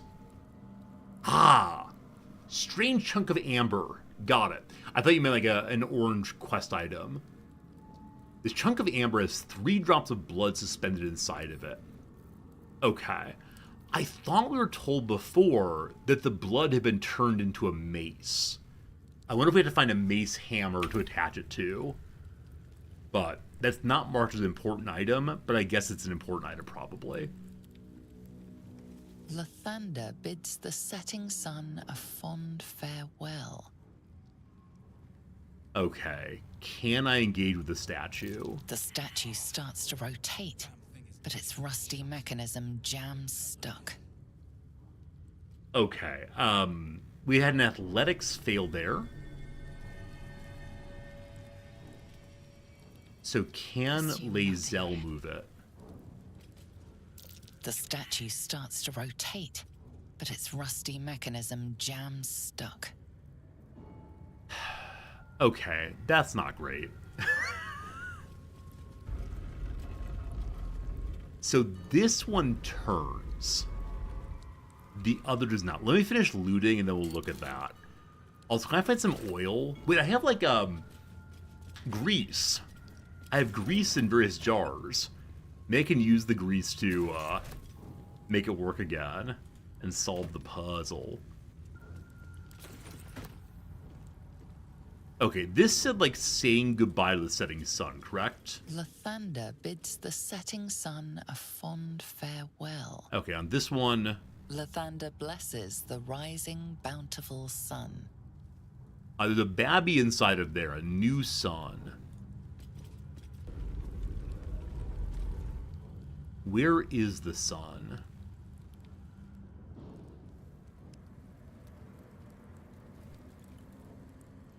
Okay, this puzzle I do not see immediately how to solve. The statue starts to rotate, but its rusty mechanism jams stuck. Like, are we going to use the candles as the sun, possibly? There's nothing on this side. Okay, may I use grease on this to make it move? Is that blood? I believe Bingo has some.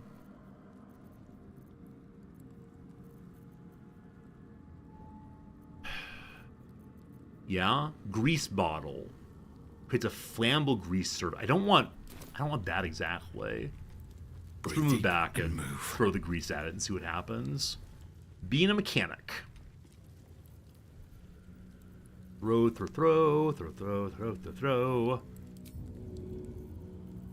Grease bottle.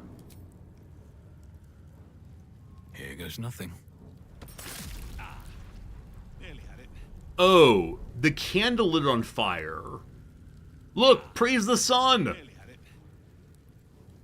Okay, did that work? Will it move now? Everything. The statue starts to rotate, but its rusty mechanism jams. Okay, that didn't work, unfortunately. I think we get one athletics check on each person. The statue starts to rotate, but its rusty mechanism jams. Do I have a crowbar to use, maybe? The statue starts to rotate, but its rusty mechanism I think, unfortunately, we're failing this thing. The statue starts to rotate, but its rusty mechanism jams stuck. I burnt the grease away. Okay, maybe we can try again. And see if it'll move with another grease that's not on fire this time. Seems sensible. Alright, time to yeet you across the room. Maybe I should... Okay. It's been all greased up now. Cursed to put my hands on everything. That worked? So someone in chat said don't overthink it, and I immediately got very self-conscious.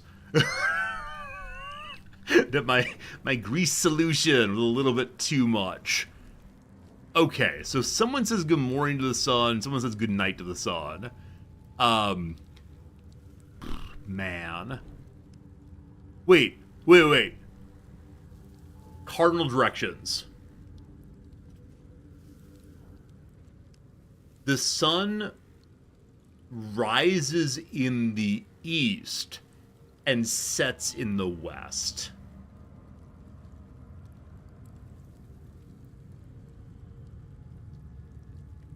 This is east, right here.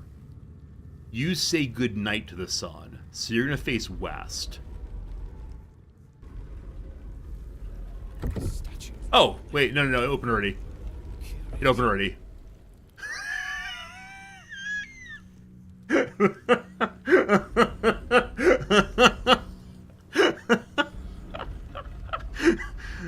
So it opened right here. Do they just need to be facing in opposite directions? No, you can't say don't overthink it. There must be a solution. Or do we just say, like, hooray, we solved it, doesn't matter why? Not as bad as it could have. Easty and westy-ish. Okay, fine.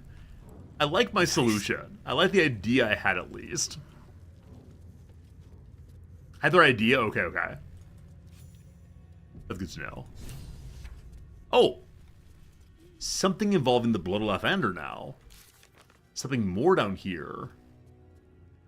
Oh, I did play them east and west? Oh, okay. I mean, I was looking at the mini-map. I guess I misunderstood. Oh, sorry. The rotation here, I thought we were always pointing north. We're not always pointing north here. I mean, the map is, we are not. So I end up in the right places just accidentally. Okay, what is the ongoing story of the blood? We moved some ancient Lathendarian statues and found a passageway opened. We should see what's inside. Secret Stairway, it's called. I am Vlakith's most loyal servant. She will not abandon me. You said you were going to share a bunk with Will. we have no response at the moment. We thank you for your fine conversation. The Daybreak Gate. Daybreak. Stayed hidden all this time, Bingo says. Back to read. If thou readst this, trespasser, turn back, lest your life be forfeit. We have with us an insignia, not the engraved pin. We have some, like, Dawnbringer insignia. Types, please. Here, the Dawnmaster's crest. I'm a High Priest. Now, this cannot be equipped, nor combined. There's a energy source here. If I destroy that, I wonder if it turns this thing off. But I'm going to step through with that and see if we die. We can't step through there. Okay, so that's not the way to do this right now. Can I interact with it? Okay, that solution's a little bit off there. I don't want to just destroy the energy source. That feels like kind of a lame solution to a puzzle.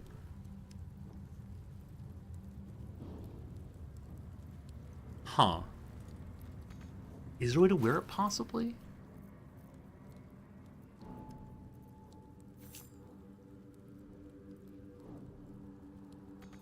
It's not one's underwear. Can I wield it? No. Huh. Alright, team. This feels bad. We're gonna do it. Stop saying don't overthink it. Stop saying don't overthink it. Alright, Gale, it is time to shoot that thing, but I don't want it to explode on us all. So we'll go run to the corner, folks. Run to the corner. Okay, here we go.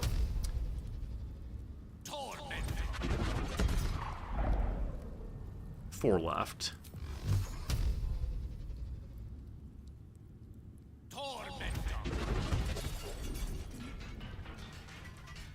So I feel like a double trespasser right now. Okay, I think I want a long rest.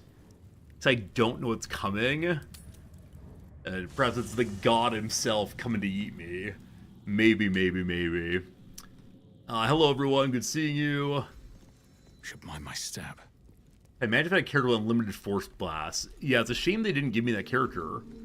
It'd be really cool to have a character with force blasts and able to cast without using any spell slots. Really a poor decision by the game's makers not to have such a thing in the game. It's a real shame. Good boy. I thank you. Okay, probably should have conversations, but Withers, you got anything yet? Fate spins along. Dost thou require? Yeah, still absolutely nothing. Still absolutely nothing to talk about with Buddy there. Seems like a good moment to talk. Hello, Volo. It's good seeing you two. Always a pleasure to have the exact same conversation every single time. Good. I guess I'm going to just like buy all of the... Well, maybe not. Let's say all the pieces and parts he has for alchemy. But he seems to be lacking such things. Alright, talking to Withers is overthinking it. I mean, I just want the character we found early game to have some purpose. That's all I want is a nice conversation occasionally. If I could have that, I'd be very happy. How much money do you have? 449. Okay. Please move. Thank you. What are those? What's this weapon? That's a singing one, right? Yep. Singing weapon, Sword of Justice. Skin Burst I don't see myself using, unfortunately. Arcane Synergy, probably not. As always, I think, if I get a new character later who uses these things, we can probably go ahead and get them back in the future. Which is this? Yeah, Reverberation, probably not. Fire, probably not. Okay, we have all of his money now. I think he has nothing else to give us, so... It's nice having a bonus inventory in Volo. I thank you, Volo. I thank you.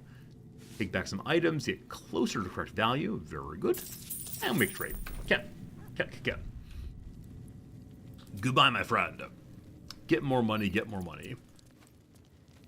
I think that's all I want to do. I mean, I can put some items away. How much are we carrying? Yeah, we're half burdened.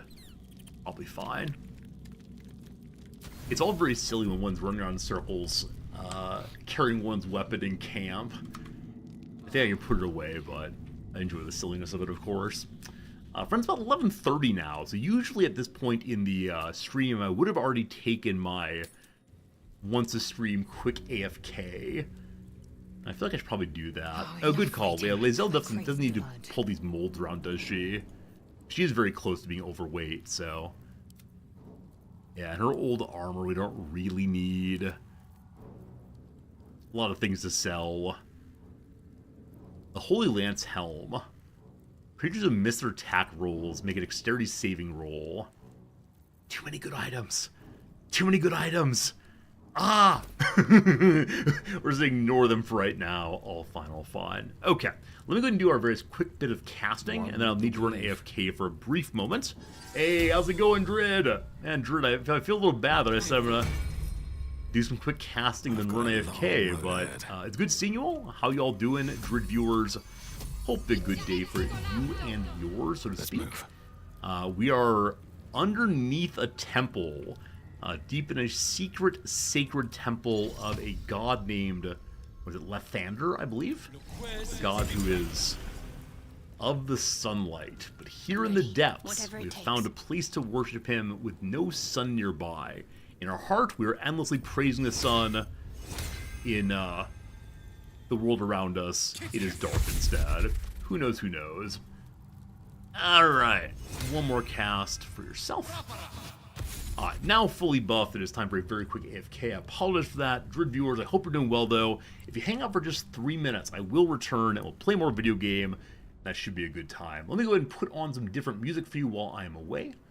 And I'll say thanks for being here. Also, if you're into Magic the Gathering cards or want to help my stream, that's not true, my off-stream activities grow, I'd ask you to kindly check out some videos, and the link is going to chat right now. I put up 3 opening Magic the Gathering packs once a week, 3 times a week. That's how it goes. If you want to check it out, I appreciate it. Help me have fun with that too. For now, though, I say thank you. I appreciate you, and I'll be back in 3 minutes for more video gaming on your screen. Here we go.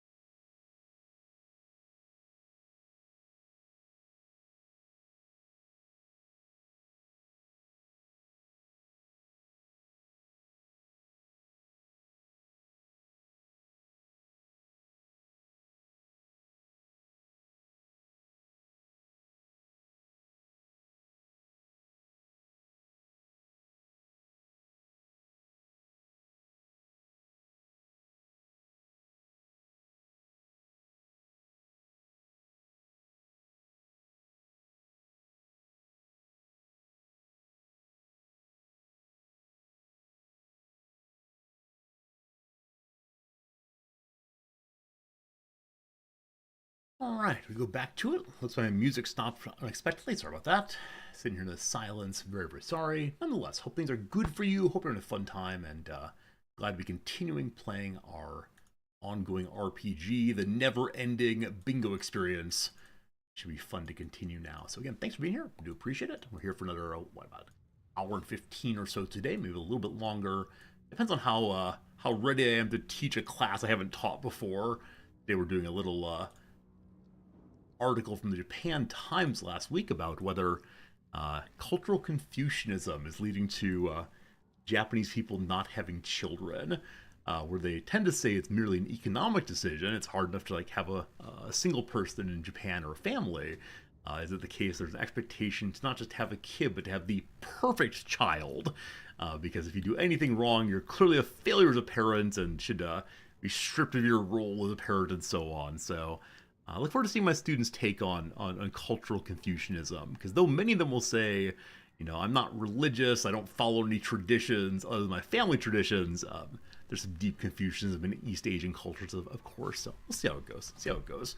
All right, so we are deep underneath the ground, exploring, see what we find ahead.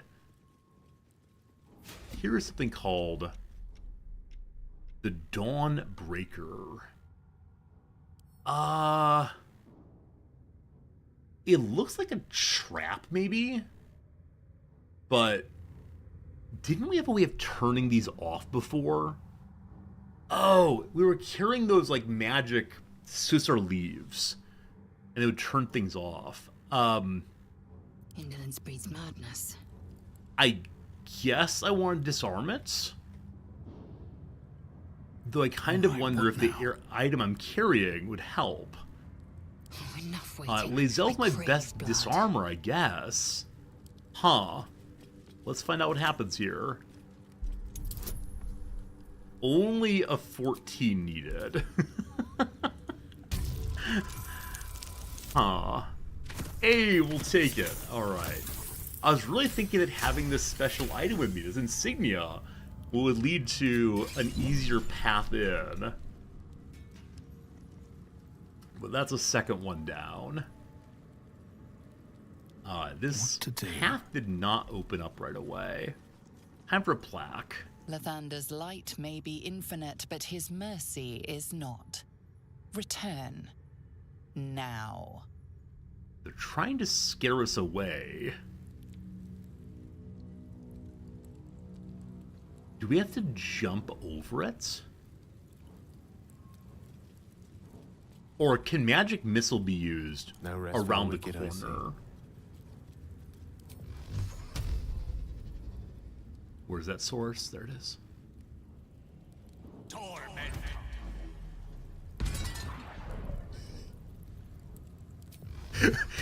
We all agree this is very silly, correct?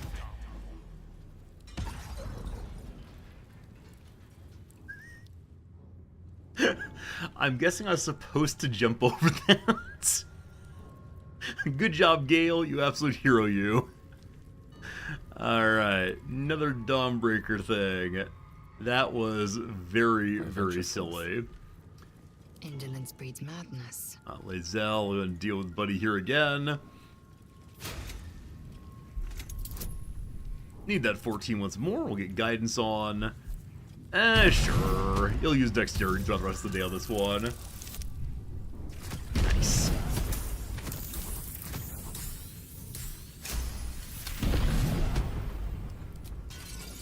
Yeah, I thought that having...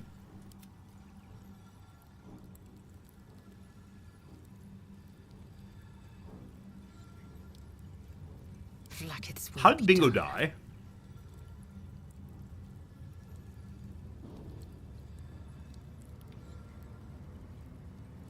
How did Bingo die?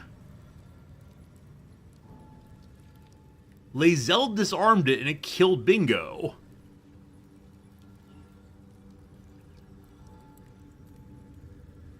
He got blasted off the edge. So it did damage while it was being disarmed? Huh. Well, That's not great.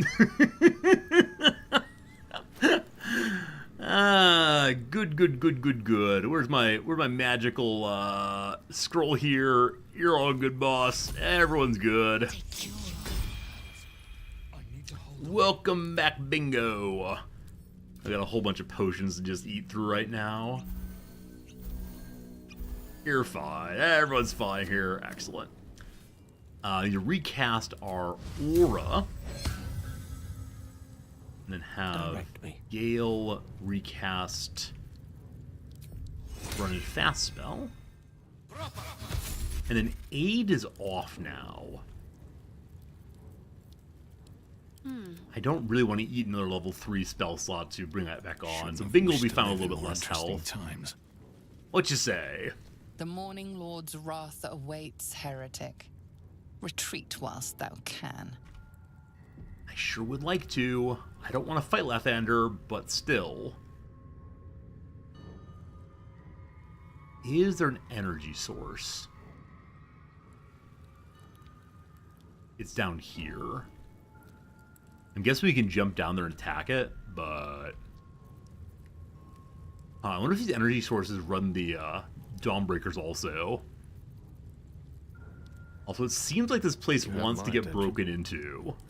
Like, that's my real sense on this, is it desires to be destroyed.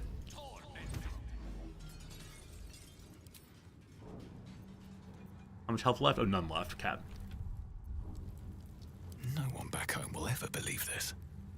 Okay, this does seem like the end, my friend. So, short rest. I'll feel that one later.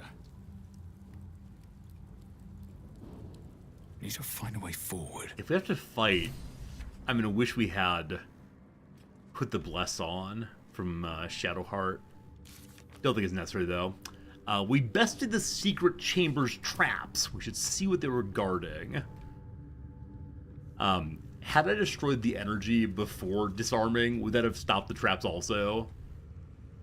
Oh, Gale's Arcane Recovery. Thank you for reminding me that. It's only level 1 spells, though. I don't know.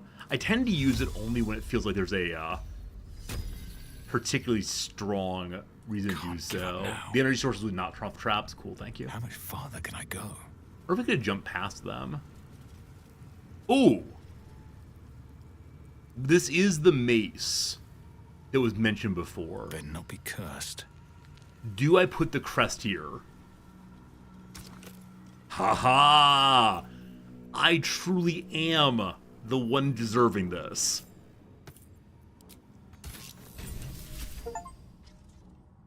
Steal the blood of Lathander. What do you mean steal? What do you mean steal it? This is not stealing, this is rightfully claiming. I have the crest after all. Wow.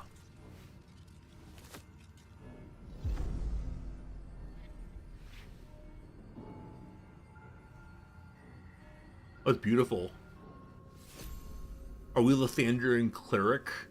We're someone who is on the same side. That's what I'll say here. We're all working for the same team, etc. Show me what we got. This is the first time we've seen a legendary item, I believe. It's a single-handed mace.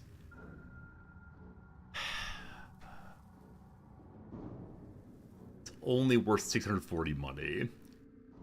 Once per long rest, when your HP is reduced to 0, you regain 2 to 12 HP. Your friends do as well. Sheds holy light in a 6-meter radius. In combat, fiends and undead are blinded unless they succeed a Constitution saving throw. Bonus to hit and Sunbeam. Beam of brilliant light sears and blinds all creatures in its path. Wow. Alright. I know you believe in Shar, and so this is probably profoundly offensive, but you are my sunshine, my only sunshine. I need you to respect to the good. No time to rest. Cool. I look forward to seeing her bashing things up pretty soon. And yeah, that anti-undead ability seems pretty good. What happens if you don't use the control panel? Like, can you take the item without showing who you are? Or can you only take it if you are the Dawn Master? I didn't really even investigate how it worked. I just gave an item there. Very bad things happen. Gets spicy. Okay, sounds good. What is this? I guess a little spot of sunlight in the dark. Cool temple. Wait, energy source. Huh. I'm guessing you can energy source stop something. But, oh, I see all of these. Lathander solar machines. Ah. So my guess is, unless you turn off the power source, all of these blast you. Ah. Astarion has unique dialogue here. I don't know what kind of playthrough will do that involves Astarion. The monks were intent on keeping their relics safe. We're a thief. We've stolen from a god. Not sure. But yeah, I don't know. We need to find some like other playthrough that feels appropriate to have a vampire along. Though most of the characters I can imagine playing would not be terribly happy to have a vampire at their neck. I don't know. We gotta figure that one out. I can respect the characters. It feels vulgar, though, to take Shadowheart and turn her into Cleric of the Light.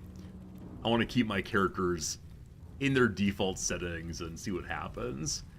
Play a character I can't imagine. I mean, I think I refuse to play a truly evil playthrough on stream.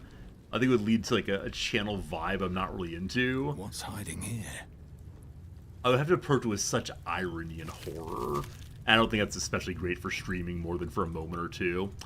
Alright, the question is, will the people outside this room be hostile to me now? My current guess is yes. Lae'zel, lead the way and speak ill of your queen, please. Proceeding. Hello. There's no one out here quite yet. Uh-oh, here we go. We're fighting. Shadowheart's afraid of dogs. My own people seek my head, Lae'zel cries out. He goes first. Do you have the momentum item on still? No. She has if you succeed in a saving throw, etc., etc. I feel like I should kill the dogs. Fair, I agree. If I kill the dogs, then Shadowheart won't panic.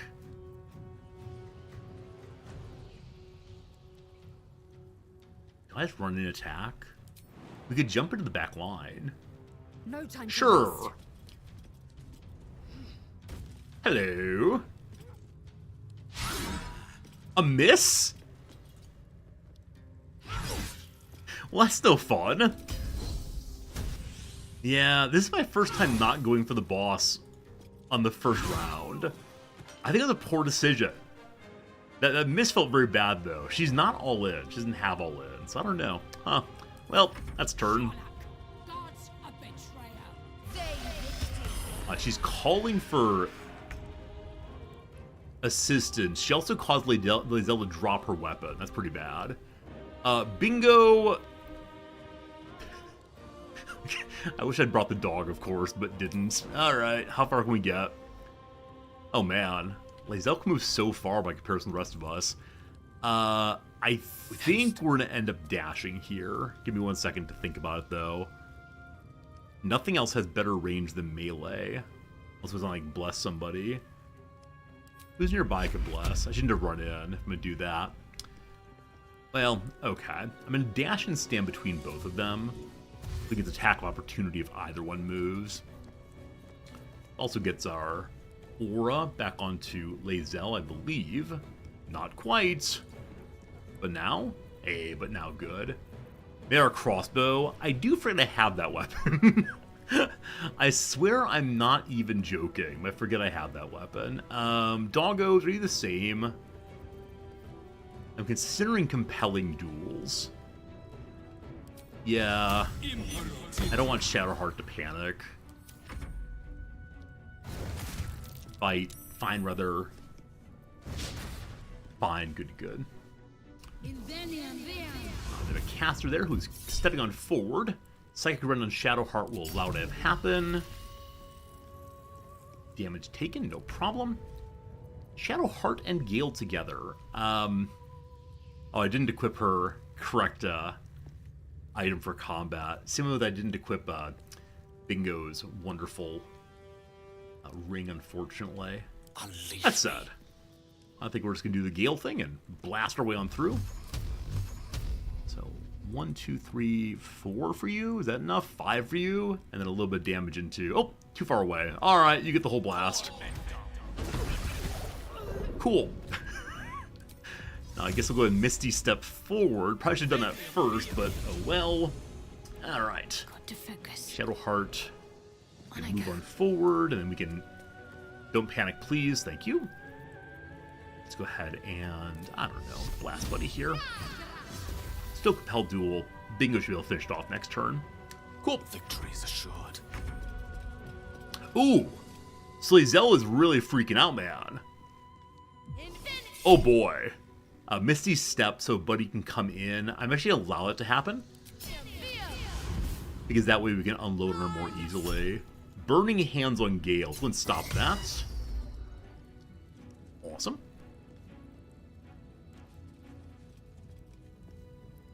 So she stepped in and then ran back out. That's a little strange. Okay, we need 25 damage. We can do our targeted thing like this. I don't think there's a way for me to get all 3 in, even if I move out. A hit and a miss. 1 down. Great. I think we just turn attack here. Lower critical hit. With Paladin's crit, it is mighty, mighty silly, isn't it? Okay. So a good amount of damage started there. I wish I had Compelled Duel now, but I don't. Ready. So Shadowheart, does Guiding Bolt help with spells? It doesn't say exactly. Spirit Guardians feels silly against a single character. Yeah, I'm never quite sure what to do with this Shadowheart. I mean, she gets Sunbeam. That feels really, really silly. Pharaoh, you completed all of Act 1 with only 4 rests? How? How did you use a lot of cantrips then? Like, the idea of completing all of Act 1 with only 4 long rests is ridiculous to me. It might mean you're ready to play at the harder difficulty. But, yeah, I can't imagine not refilling my spell slots regularly. Huh. Crazy. You didn't misstep forward. I mean, that's fine, but... Like, most spells can... Never mind. Good job, you. Good job. Make with the blasting. Critical miss, you fool! Alright. Got our weapon out to help them. Alright. Gale's turn. We just do... Wait. I can give Bingo our turn. Let's do that this time. Okay. And then we can run away, I suppose. Or just hang out. Another fight. Let's Bingo. Extra turn. Yas. Yas. Oh, missing is not Yas. Oh, is, what's it called on? Alwyn's actually off, so that miss was not my fault, we'll say. My faith will protect me. Everyone good? Still fearful. Shocking Grasp. What does that mean exactly? Well, it's gone now. Okay, we obviously need to heal. So Shadowheart... Which is the bigger heal? 4 to 7 versus 4 to 11. Alright. Top end. Cool. And we have your weapon ready. Have the weapon. I can't get there. Should have summoned it closer as always.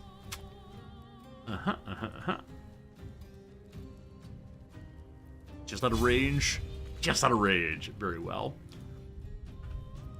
So I don't want to attack with you instead. Give up. Not now. Shadowheart, can't really do much else. Creator. Gale. Destroyer.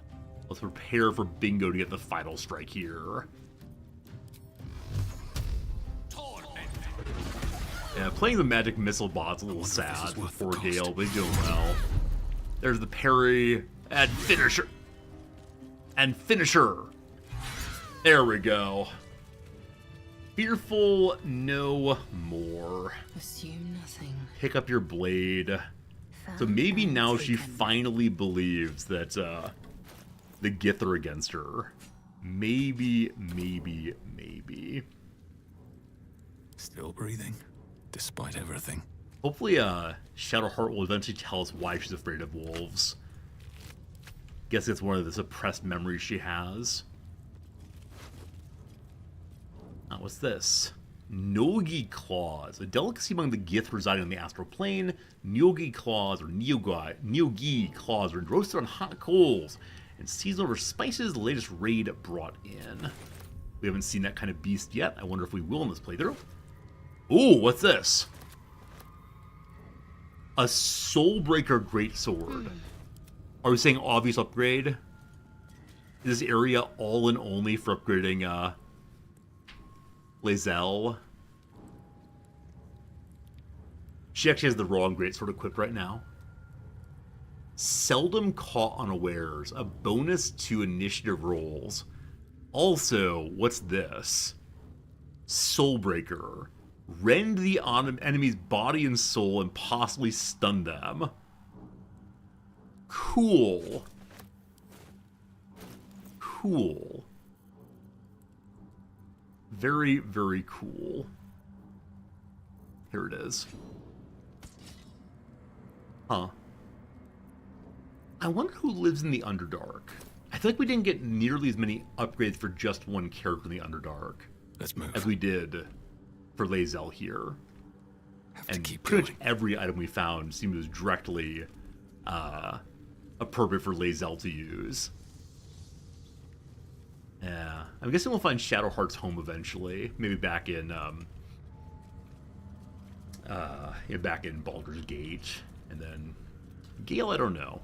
Gale seems to live everywhere all at once. All right, team.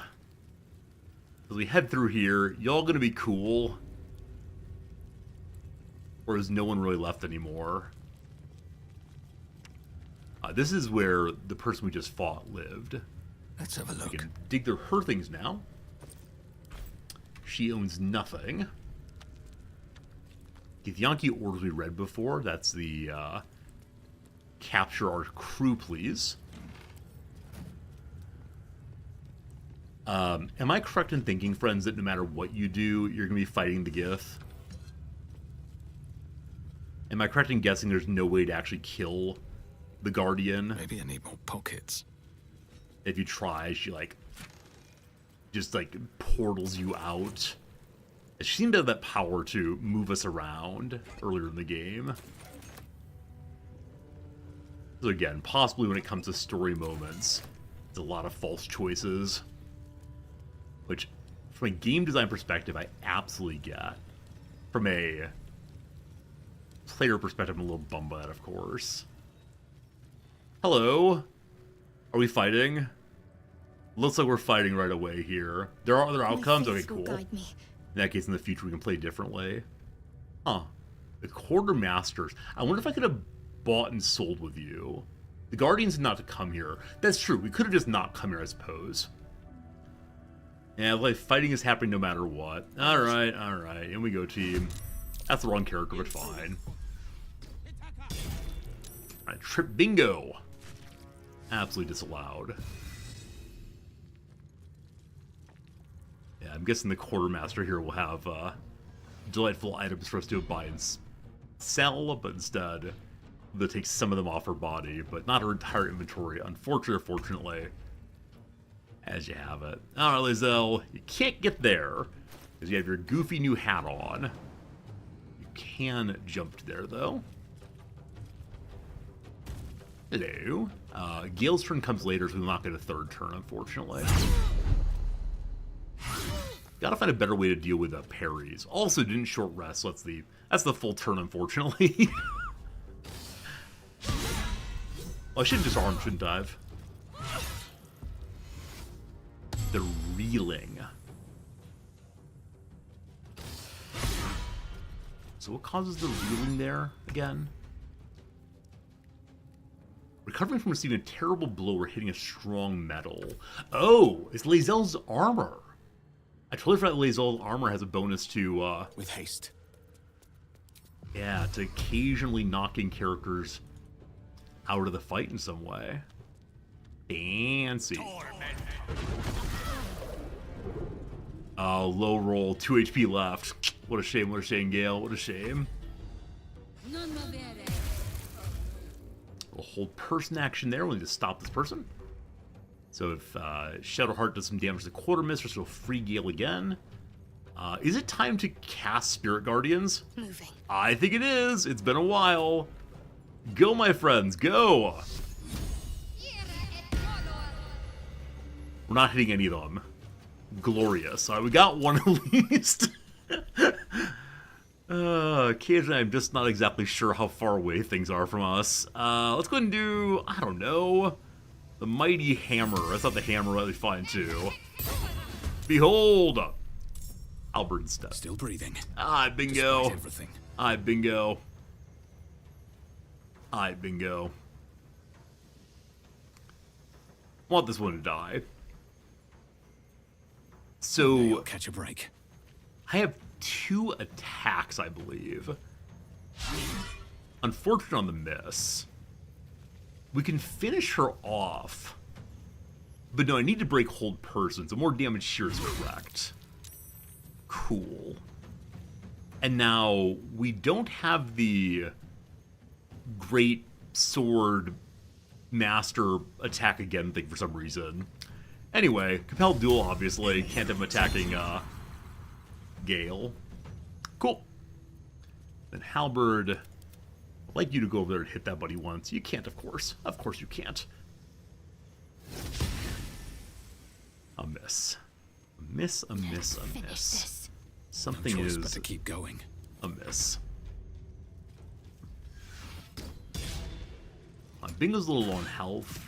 Lay on hands the appropriate, of course. Lae'zel is in first. And I don't know what I'm going to do with her.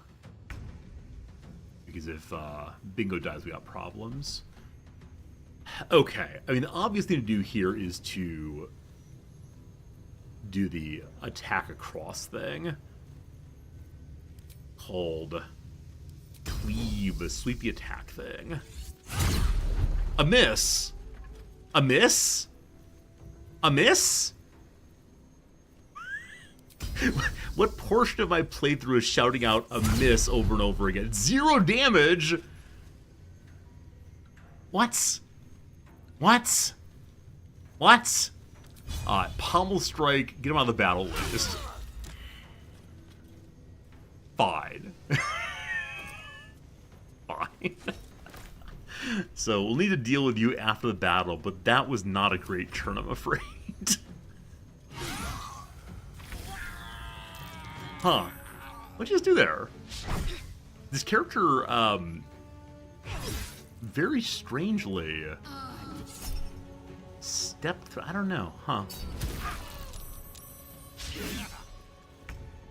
Yeah, this character just kind of walked. Are you dead? Wait, why are you standing up if you're dead? Are you an undead? That's weird. Whichever way, Bingo just saved himself. So we're going to go ahead and do a couple things here. Number 1, AoE heal. Number 2, Gale should get a kill here.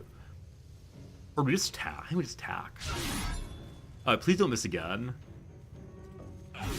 Thank you. Okay.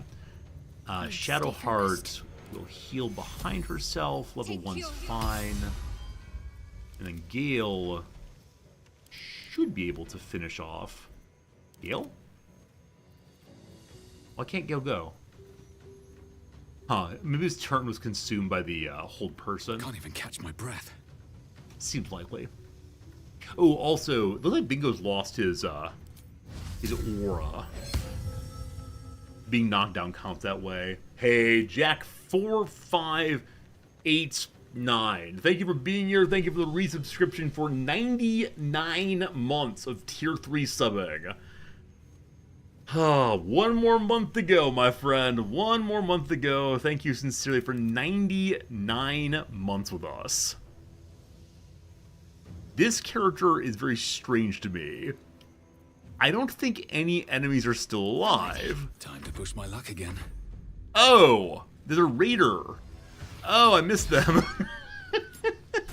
Again, Jack, thank you for the 99 months of subscription. Oh, you fool. And one more month the stream shuts down. Yeah, we can't exist for more than 99 months. It's just ridiculous.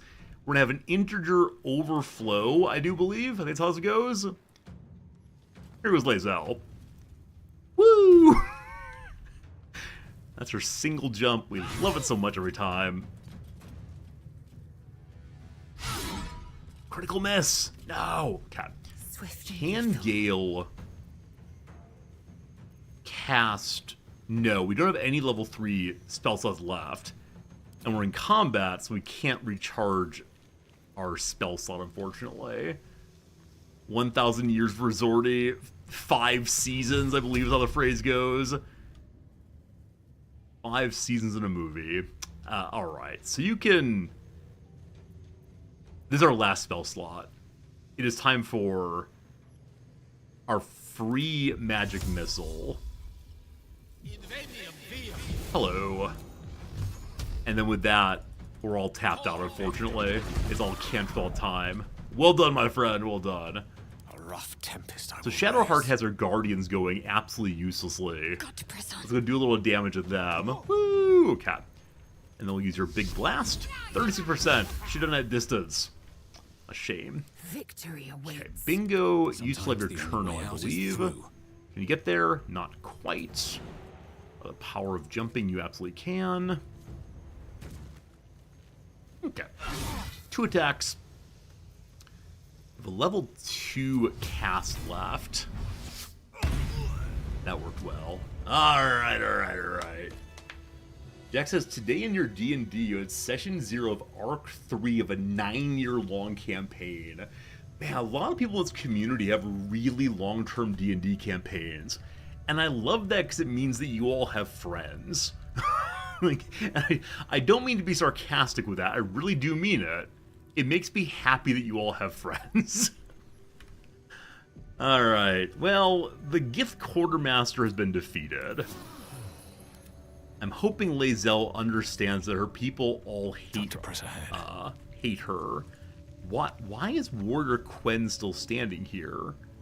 I mean, I know that the warrior here is down but not dead. It's a very strange kind of body, though. Bros, rigor mortis while standing. I got a key of some sort. Some more Githy armor we can sell in the future. I think we've overstayed our welcome. No conversations. No time for chit-chats. Where's the quartermaster? That's her, I believe. Whoa! Oh my goodness. Knife of the Undermountain King. Organ Rearranger. This is a short sword, we're not going to use it. I haven't seen a single character who can use a finesse ability. It's really weird they'd add that ability to the game and then not have anyone who can use it. Weird.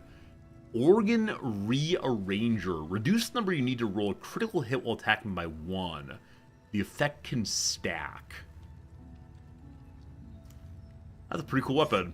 I look forward to selling it at once. Defender Flail. Steel Physiology. Reduce various incoming damages. Here's another cool looking item.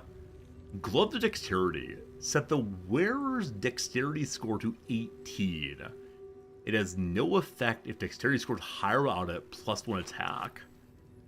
So a big old rogue weapon. And then a branding item. Brand the Weak. Expose a weak point of an enemy to become vulnerable to various damages. It could be cool. I'm not sure. Finesse automatically if dex higher than strength. Oh, I see. So all things could fit together in interesting ways then.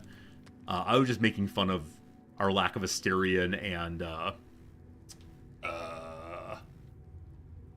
the other one, Will. Okay. So we don't have high dexterity in anybody. Charmed, I'm sure. I think increasing dexterity could, of course, be very, very good for lockpicking. Yeah, that's right. The other two. The non-existent other two. Now, it's possible that Karlach is actually a rogue also. It is possible that all these characters who the game deleted for really no good reason, like very cruelly, my save file got corrupted. And all these characters who I've been told are really good just aren't in the game at all. It's really heartbreaking, actually. Okay, I have a lot of junk to sell. Very excited for that. Like lots of what look like higher tier items. So I need to hold on to this strange chunk of amber. It says blood inside of it. Now maybe it's not the true blood we're looking for, or the blood of the god. It might just be, I don't know, the blood of some totally average person.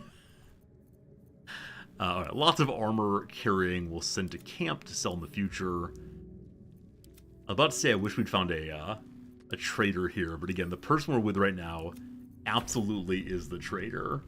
100%. Guarantee. Could have had a nice interaction, instead it's coming to this. Cleaning up their wares bit by bit by bit. I'll be curious to see what the key we found is used for. I was expecting a trade chest of some sort back here, but it seems like no. It's like no. What gloves is Gale wearing? That's a great question. I have absolutely no idea. Gale is not wearing any gloves. Thank you for the very thoughtful and interesting question. We should probably look into that. If I were Gale, what gloves would help us most? Yeah, so unfortunately we don't use Thunder, Lightning, or Radiant on Gale. We use, what, Force, I believe? Yeah, Fire Magic or have more Dexterity. My suspicion is that none of these do well for a caster. That's by being surrounded. That's not good for a caster. This one is we hit with a weapon, so no. This one is if you heal a poison creature, it clears poison. Dexterity helps the armor class. I had no idea. Is it armor though? Are the gloves armor? If so, he can't use them and uses mage armor simultaneously. Where'd it go? Yeah, you're not armor. Thanks for noticing that. Okay. Well, someone has high dexterity now. Hopefully we can find some better caster gloves in the future, but that'll work. Thank you for knowing how D&D works, team. I've got a long road ahead. These boots have seen everything. Another key. I wonder where we've gone before that we could go back to now and loot. Now the people here are against us. Uh-oh. Oh, yeah, the school area. So I've not been here, but... Oh, this is the entrance, actually. I have. We misty stepped through one of these doors. So here is the entrance brigade, who welcomed us cruelly at best. Now, there's only one archer, who I wonder if we can shoot through here. Knowing D&D and watching this stream is painful.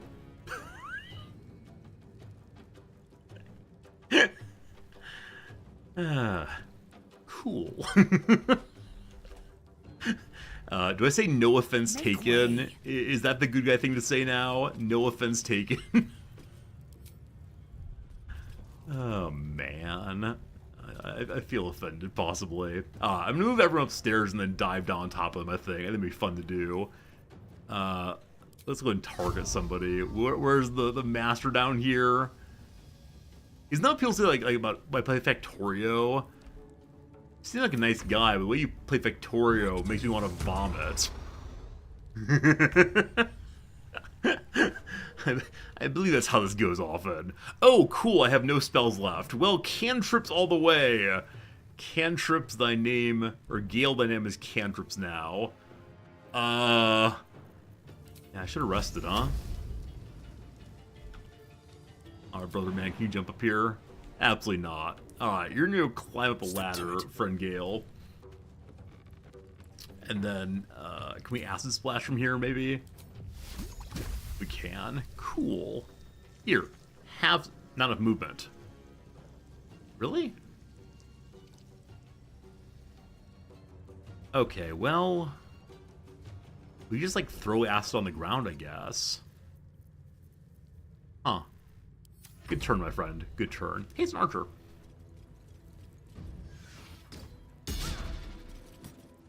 Okay. Good work, Lae'zel. You're the true hero here. I have a bunch of scrolls. I'm saving them for an important fight. I'm saving them for when we really need them. Gale gets knocked down! No Gale! No Gale! So Gale might be in a rough spot in a moment here. Shadowheart. Make with the jumping? Make with jumping? No make with jumping. Got to move.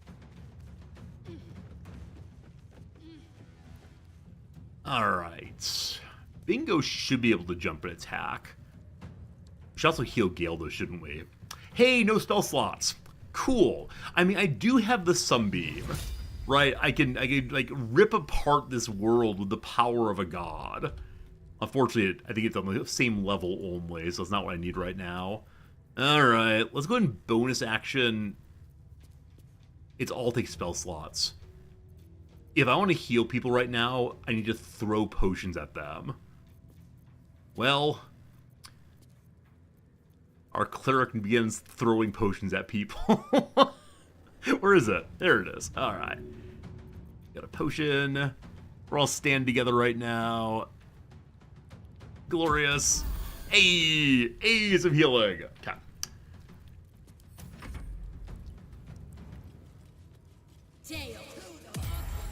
Ooh, Bingo's blind now. I think I have a way of cleansing that. Okay, so we have some big boys jumping up. So we have some targets to fight now. And then my intention is Bingo jumps and engages this one. That was the intention initially. Oh, we're blind, right. So Lesser Restoration clears blindness, but unfortunately, you know. Unfortunately, you know. I'm guessing we have a potion of blindness clearing. We already jumped, so good luck, Bingo! Worked out. Do it again! It didn't work out that time. Fine. Can I lay on hands still? Maybe. Alright, we have a target here. We're going to target the character. That takes bonus damage. But only if we hit it. The parry is so strong. I'll go ahead and burn our extra move now. Awesome. Okay. We can move here and finish this one off, hopefully. Unless they dodge. Alright, good stuff, good stuff. They don't know how to open the gates or attacking it instead. We love it. We love it. Alright, hello Gale. Gale back up again. You should definitely drink something. That seems like an essential part of the situation right now. Let's go ahead and chug a big potion. And then, given the situation, what cantrip is best for the moment? Disadvantaged on attack rolls if it's an undead. Can't help down. I think we're just doing a fireball, unfortunately. Buddy over here. Please high roll. High, but not quite high enough, unfortunately. Gale should probably run away, but I don't know where to, so you can hang out there, brother. Lae'zel is knocked down. We lost our hunt spell.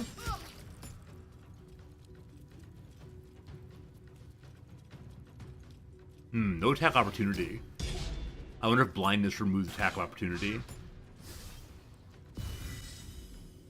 More rallying. I don't know if fighting her up here was a good idea. We're doing it, but again, we're doing it with no spells at all. This is a great place to cast Spirit Guardians, but I can't because we don't have an open spell slot.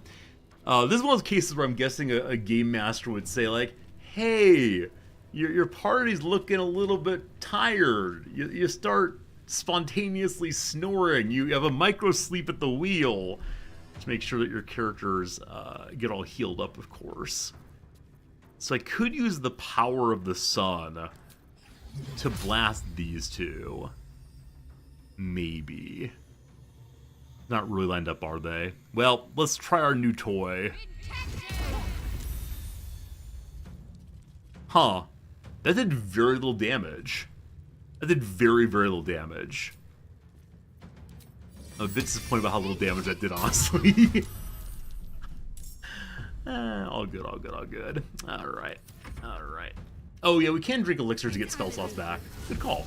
That's an item we have, I forgot. I forgot, rather. Okay. I need you to stop being blind. Do I have a potion that stops blindness, possibly? It's not called, like, the potion of blindness. Is like a cleansing potion, possibly? Team, what kind of potion removes blindness? Curing, maybe? Okay. Well, now we read. Eye drops. That's Final Fantasy. Final Fantasy's eye drops, I believe. Or this also. I have boiled beholder eye stalks. So I don't think we have what we need, possibly. So I think we just keep on blasting and hope for the best. Yeah. I mean, I could drink an elixir of, like, get huge and do more damage. But this is the doorkeeper right here. The hero of it all. Time to lay on hands. I mean, ideally lay Zell. But that is melee only, of course. Healing Radiance would be great if we were over that way. Oh no, lay Zell right here. She's right next to us. Yes. Lay on hands. Big heal. Lay Zell. Up you go. She doesn't stand up if she's been healed. Had to help her up instead. Well, now we do things. Alright, at least we're all nicely healed up this turn. Up she goes. Saved from blindness. Like, went away eventually. Good. Alright, it is time to soul break. I have a doorbell at my front door. I don't know what it is. Pardon me for 30 seconds. Maybe it's magic cards. I honestly don't know what it is, though. Generally don't.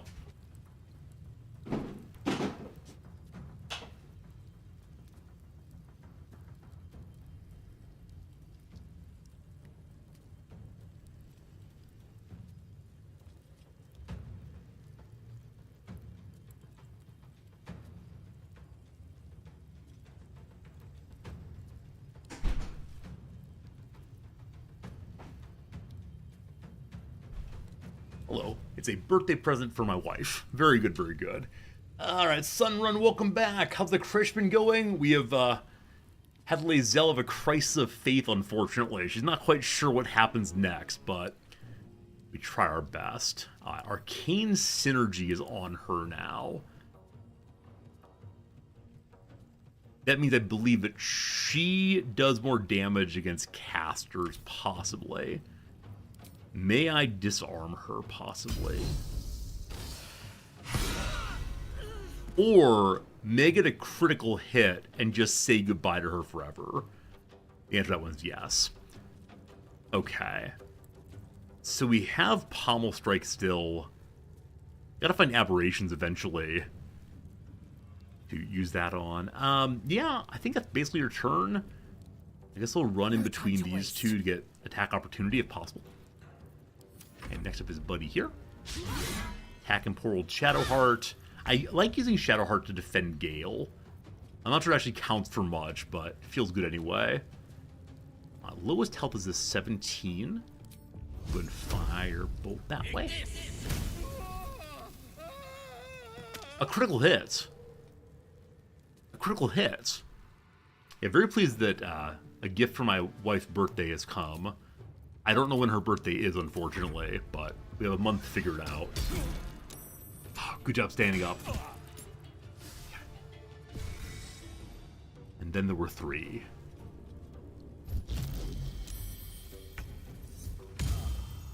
Oh, I forgot that Lae'zel was standing in a healing area for Bingo. That's fine. She's at full health anyway.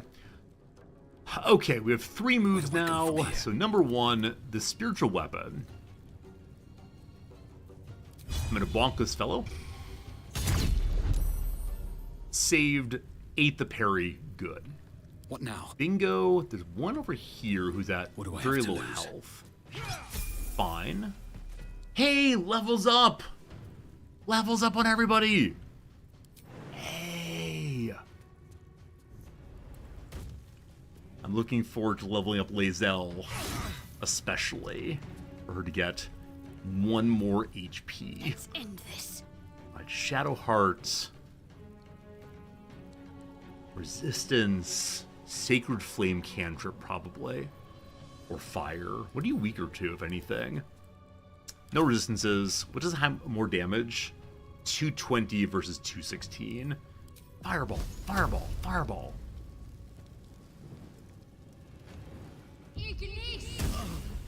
Nice.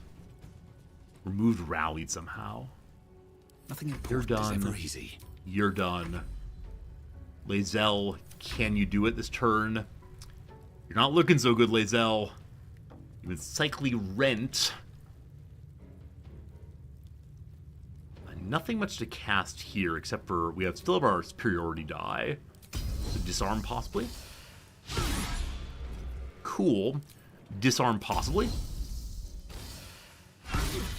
1 HP remaining. Well, pommel strike you down. Cool. Then there was 1. Allow me to demonstrate.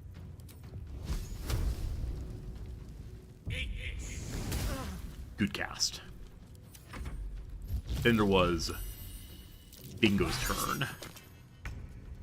Bingo got pushed down by some random mage. We don't tolerate that. Alright, alright, alright, alright, alright, alright, alright, alright, alright. There's still 1 alive, no one though. back home will ever believe this. Hello. Goodbye. There's still another group of enemies if we want to fight them, I believe. Or maybe that was them over here. We fought the infirmary. The Hatchery was friendly to us. We haven't been to the classroom. I don't think I want to kill the younglings. This is back outside, I guess. Yeah, I don't want to kill the younglings. That feels kind of gross, honestly. Have a lot on my mind. Do we sit in a chair? I don't know what you're talking about, so I guess not. Totally standard items. Where's their leader? Here we go. Another key. More keys, more keys. We're not careful, we're gonna end up with anarchy. You want me to sit in this rickety chair? Is it gonna break right away? It's called rickety after all. He's doing fine. Sit in the chair just fine. Cat. Cat. Cat. Cat. Gishfarong, I believe, is the boss here. Here we go. Ring of Arcane Synergy. You deal damage with cantrip, you gain Arcane Synergy. Does Gale have an open slot? Can't be electrocuted. Oh, I need that for throwing water down and electrifying water beneath us. Keep reading, that should be his move 1, is dumping water down. A special Githyanki chair. Yeah, the one in the hospital. Yeah, Lae'zel suffered through it. And yeah, worked out just fine after a bit, but I was a little bummed that she had to suffer so much. Nothing special here, but another key. So they all carry keys. What matters, though, is it's time for level up. So that's progress. We're up to level 7. What do we get level 7 on each character? Anything special? Paladin 7, more health. One more level 2 slot, and the Aura of Warding. Half damage from spells. We have some other aura already, so I'm guessing we have to choose one or the other. Where's my Retribution aura? That's what I need for sure. Lae'zel the Fighter. Maneuver passives. So it gets one more superiority die. And then maneuver. We read all of these previously. I like Disarm so much, and Sweeping Attack is huge. Riposte also. Alright, what would be good right now? Commander Strike. Direct an ally to strike a foe. They get a reaction next turn. So this is like a free attack on someone else. I think I like that very much. Distracting Strike, advantage on next turn tackles against them. Evade attacks by imposing disadvantage for round. Passive with passives. Fainting. Reaction and a bonus to attack power with advantage. Goading, make them attack you. Maneuvering, bonus damage, and a friendly creature gains half its movement speed. That's bizarre. Menacing, might frighten the target. Precision, add a bonus to attack roll, so easier to hit high dexterity characters. Pushing, rally does what? Our enemies were using rally quite a bit. Bonus HP, or tripping. Knock target prone. I think I like precision attack, so you can hit characters with high dexterity more easily. Hey, how's it going, Little Fire Unicorn? I'm really enjoying the game quite a bit so far. My first time playing. It's been really, really fun, though. Alright. Our high half-elf, wielding a legendary mace, has gained 4 new spells. Hey, level 4 spells! We have a level 4 spell slot. Banishment.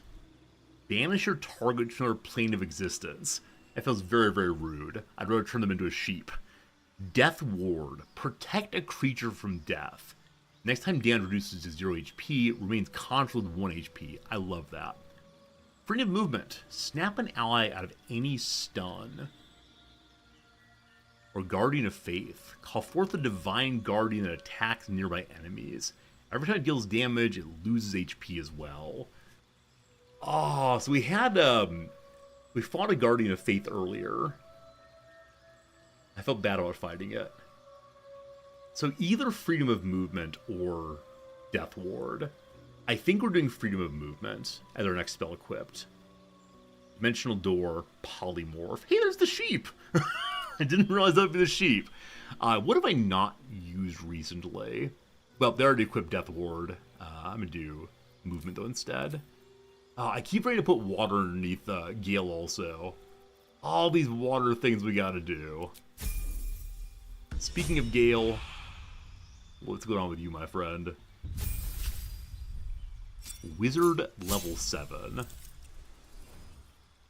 Level 4 spell slots. So here are the level 4s we know already. We can learn more, most likely. Invisibility. Fire Shield. Wreathe your body in flames that shed light, provide resistance to fire or cold, and retaliate against melee attacks. Everard's black tentacles sounds horrifying. Dimensional Door. Go to a place you can see. You can move up to a medium-sized ally. Minor Elemental. Infusion. Blight. Or Banishment. Or Ice Storm. What helps my magic missiles? Enclose a target in a sphere of shimmering force, blocking all incoming damage and spell effects. That sounds amazing. But I don't want Gale to be defensive. I want Gale to be pure offense, I believe. I mean, I could pretend to be a no mage and polymorph at the start of fights.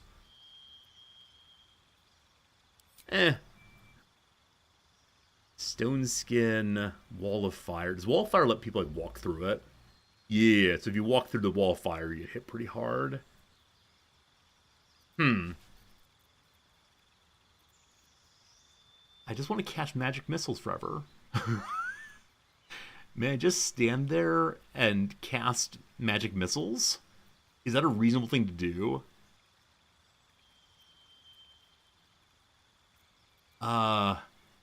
We already have like the giant fire explosion spell. But sure, let's take Ward of Fire also. To prepare these now, I guess. I never use that. Here's Wall of Fire just in case. I get level 4 magic missiles. Hey, that's what counts. Endless magic missiles. Gotta put water on the ground though. That's the one thing I always forget about.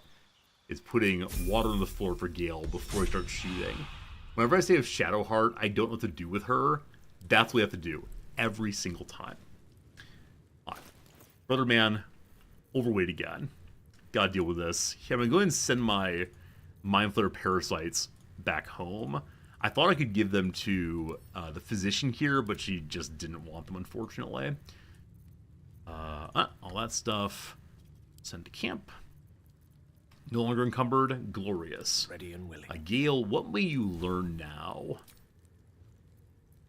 Elemental, Dimensional Door, Black Tentacles, Greater Invisibility, and Stone Skin. Many things we were offered previously are now ours. In case we ever need them, we can switch them out. Everyone here is good and empty. A book called Broom and Buckets. Does that have anything to do with like knowledge of the proper Gith leader, Orpheus? Story about Kobold and Baldur's Gate. Yeah, we're These good. things have stayed interesting. We're good. Alright. Let's If all not hop over, down if we then through. can. I'll run back politely. That works. I guess there are things in here to check out anyway that we didn't check out early game. A little bit of cash. And don't really find anything too world reshaping in here, as this is an area we could have gotten to the very beginning of the game, of course. Yeah, not much to it. Okay, open the door. Lovely. And the other side we'll check out, but first let Lae'zel pop upstairs. I'm recognizing we should long rest here, but I'd like to get out of this area first, and I guess head to the Goblin Camp is the next place to go. Had I gone to the Goblin Camp when I first saw it along the road here, would Lae'zel have abandoned us? She suggested if we didn't go to the creche immediately, she would be very displeased at the least. And I do wonder if she would actually abandon the party to head to the creche. Wasn't there a character up here? Huh. There's an archer up here. I guess not. Alright, back downstairs again. Looking ahead. Okay, open this door. I believe this was a prison area we went into previously. And we found a downed person. I believe we actually went ahead and read their mind, talked to their dead form. And I think she just said she's been tortured here. They believe that she had some knowledge of where a relic was hidden.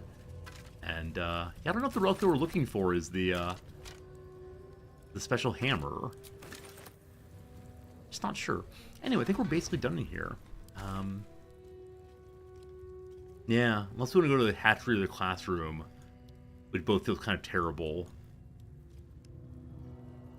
What's this door? I guess this is where the mountain pass continues. How did I miss that? Did I miss that? We've not done the Goblin Camp yet, Reese. That's absolutely right. Yeah, I ran right past it. I'll give it a shot. Huh. How did I miss this? Okay. Because I turned this way, not this way. Wait, we've already killed the Goblin Camp? Oh, so the Goblin Camp on this map, not this map, but the Mountain Pass map is the same one we saw somewhere else? I'm not quite sure how that works. You have to tell me more about whether the Goblin Camp is anything new. The one I saw previously. I can go point it up in a minute here. I'll take that. I guess we just fly there and fly back. Okay, what I mean is... Where is it? Where is it? Where is it? Where is it? The Trail to Crags? Crags, possibly? Wait, where's this? I don't recall his name at all. Yes, on the trail. So, this, right? No. Yeah, this is the start here. So, I believe when we started going this direction, heading down... Oh, little earthquake here. Tiny earthquake, no huge problems, just something to mention. Yeah, I think as I headed up this way, there was a, do you want to go to the Goblin Camp? Sure. Yeah, there was something Goblin Camp, and then these undead creatures. That's what it was. Huh. I don't want to be here, because I don't have any spells. How do I order a full retreat? Flee combat, enemy too close. Run! Run, all of you! Run! The little earthquake has stopped now. Don't you worry, team. It's all fine. Okay. Can you flee combat? You can.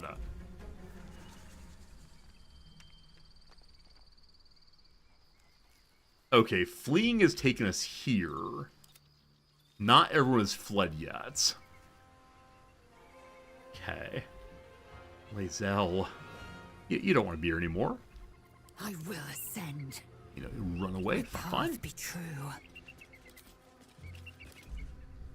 I hope we don't lose any experience points or dispirit our fellows for running away.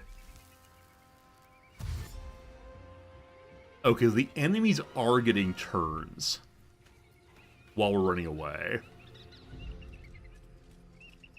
Oh, I want to fight you all so badly. Now that we have the big old mace, it should go very, very well, but... Okay. If we try to jump, we'll take an attack opportunity. Saved. Can't slow down. Because this calls Oathbreaker, you mean if the the activity of fleeing was considered ignoble, possibly? Going.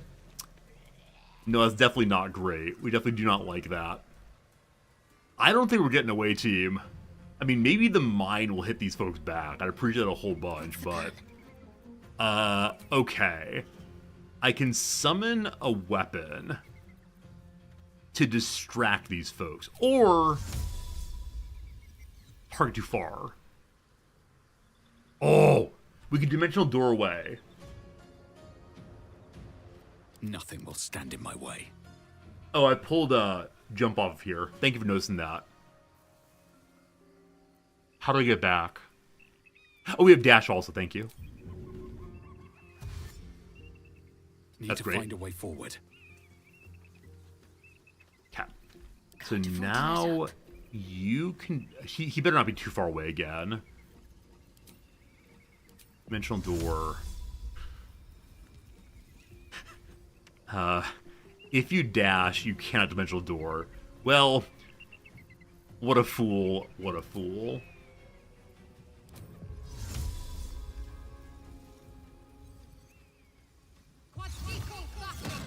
Yeah, Bingo's on his own now. We'll go ahead and re-equip this now. So it's Spellbook. Whoops.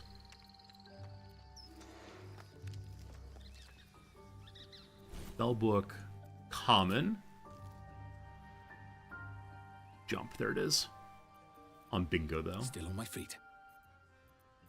Common. Jump. Thank you. And relock that, of course. Alright. Misty Step! We still have Misty. We have so many fleeing abilities. We're all safe. We're all safe. We're all safe. Everything's fine. We're all safe. Alright, good job, team. Have to keep going. We should probably go and take our long rest here. I see that someone wants to talk, though. And Pupper does. Hello, Pupper. The dog wags his tail, a Hey. small bag clenched between... Let him keep it. Wait. The dog wags his tail, a small bag clenched between his teeth. I don't want to order him to give it to me. But I need to know what it is. I'm sorry, puppy. He gives in and surrenders his find to you. Oh no, I took a salami from him. Scratch's tongue lolls out. Oh, buddy, you're a good boy, but I took your meat. I'm sorry. Also, talk to the animals is off for some reason. Well, whichever way. That was the only conversation for now.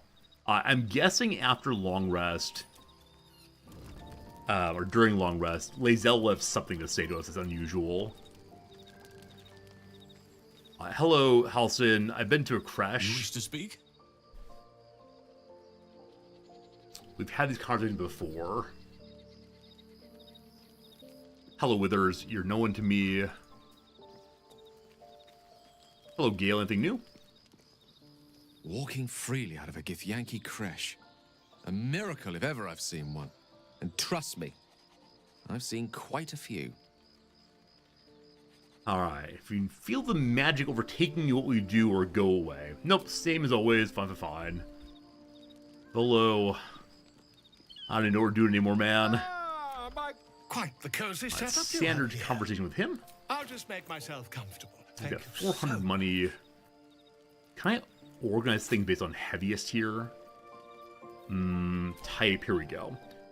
What is the heaviest thing we have? This Knife of the Undermountain King. I can't imagine I'll ever use. But I don't need lots of money right now, so I guess I should hold on to these things. Maybe. Do you have any, tools? Breaking and entering tools, possibly? Oh, what a mess. Okay, I don't see any breaking and entering tools right now. Very well. Oh, I clicked value instead of weight. Hey, thank you for noticing that. One more time. There we go.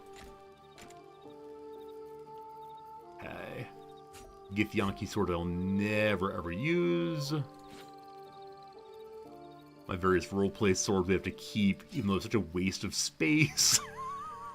my basic toxins. Snugglesome green shirt. Oh, I like that. That's a much nicer shirt. Also continues the Shrek roleplay. And really at some level isn't what this whole thing's about. Convincing people we're not Shrek while probably being Shrek the whole time. Okay. Lae'zel's a bunch of old armor.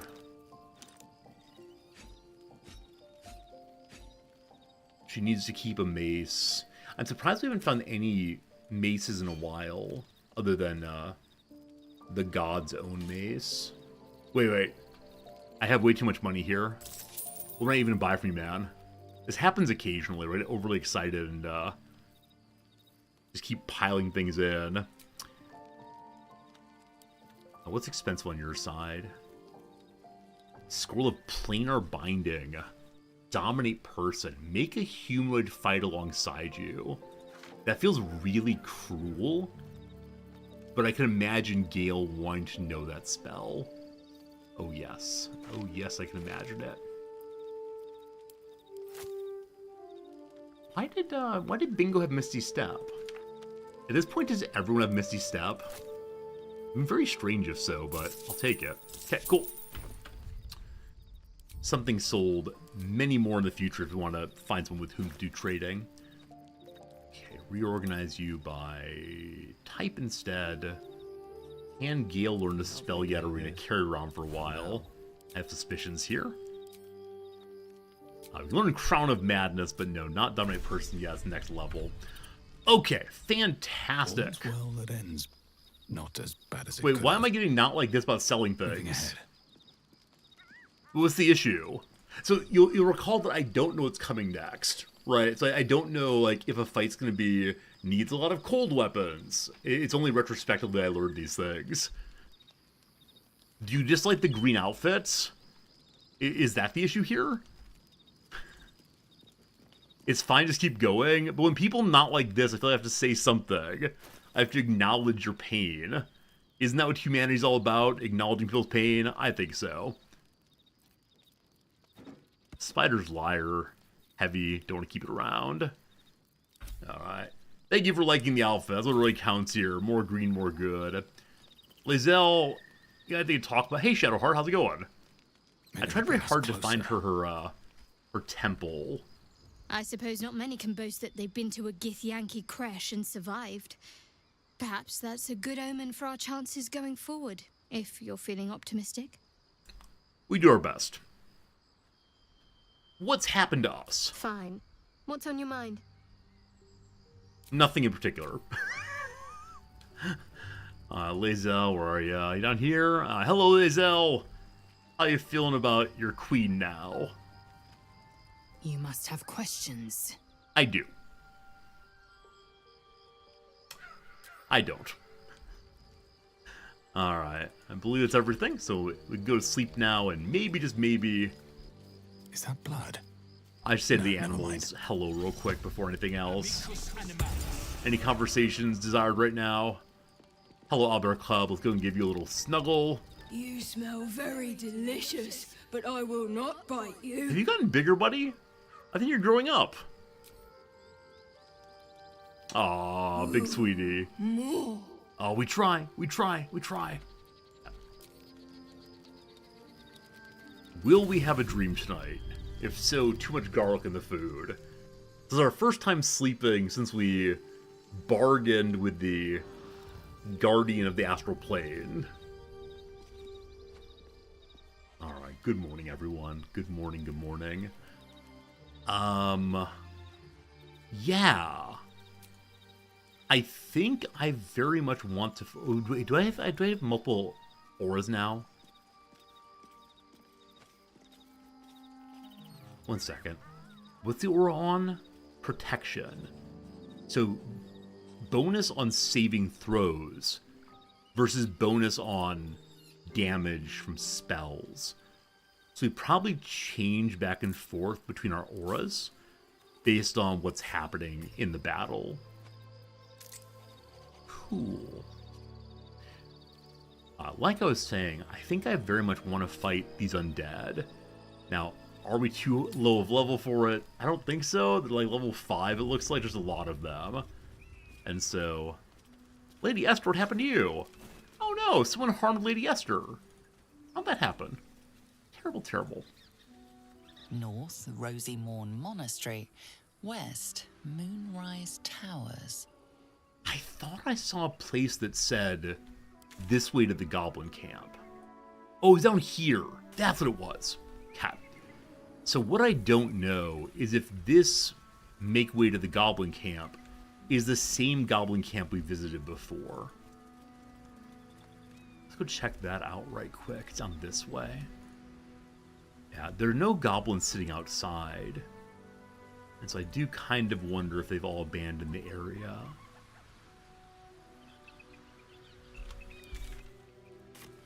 I thought we can go into there? I guess not. Huh. Oh, there it is. We got it nice and close to it. Oh, we didn't cast any of our spells. 1 second. 1 second. I guess I'll just ask directly so we don't waste our time. If I go through there, will it be the same goblin camp we've seen previously? Or is there anything special or different about it? I'd love to know. Level 4 aid now. It's just the Act 1 Goblin Camp? Alright, very good. Not worth doing then. Thank you. I thought it might be with magic. Some other goblins lying in wait for us. Hey, we can cast 4 spells now. Thing goes out of range. Loathsome, loathsome such and so. Okay, do one more of them. Then. Is that all the spells? That's all the spells. No Okay. one's stopped me yet. So, Wonder if the gods are watching me. my question now is, I believe that this leads to the mountain pass. It looks like this also leads to the mountain pass. Is it worth exploring both of these places or no? Should I pick one or the other? Or is it worth following the various paths together? Because I want to be a completionist, but I'm slightly tired right now. To be totally honest with you, feeling a little tired. Actually, that's partially because it's 1 p.m., my friends. Tomorrow is a Saturday. I can't decide what we're doing with Saturdays these days. If I should, if I should play some random weird game like we used to, or if instead I should play Baldur's Gate tomorrow to keep the story going. I don't know. The marker for the crush was a way different way out of the monastery. Alright, cool. There are multiple ways out. I can go kill more Gith if I want to. Nah, I think we're fine. Well, whichever way, we're gonna have to save it for today, I do believe. I gotta get ready for class and so on. So, it's really good being back to this game. Like, I'm really enjoying myself. We're 60 hours in, and still working on Act 1. That is very, very silly, but also very, very great. So, yeah, tomorrow maybe more Baldur's Gate. Tomorrow maybe some game that we don't normally play. I'm not quite sure how I'm feeling. We'll figure that out tomorrow morning. I said tomorrow morning, we have a Wrexham match at 4 a.m., so I'll be fully awake by stream time. Should be a good time. For now, though, I want to say thank you. I appreciate you. It's always nice hanging out. Thank you for boosting my mood. And we'll see you again real soon. Goodbye, my friends, and thank you.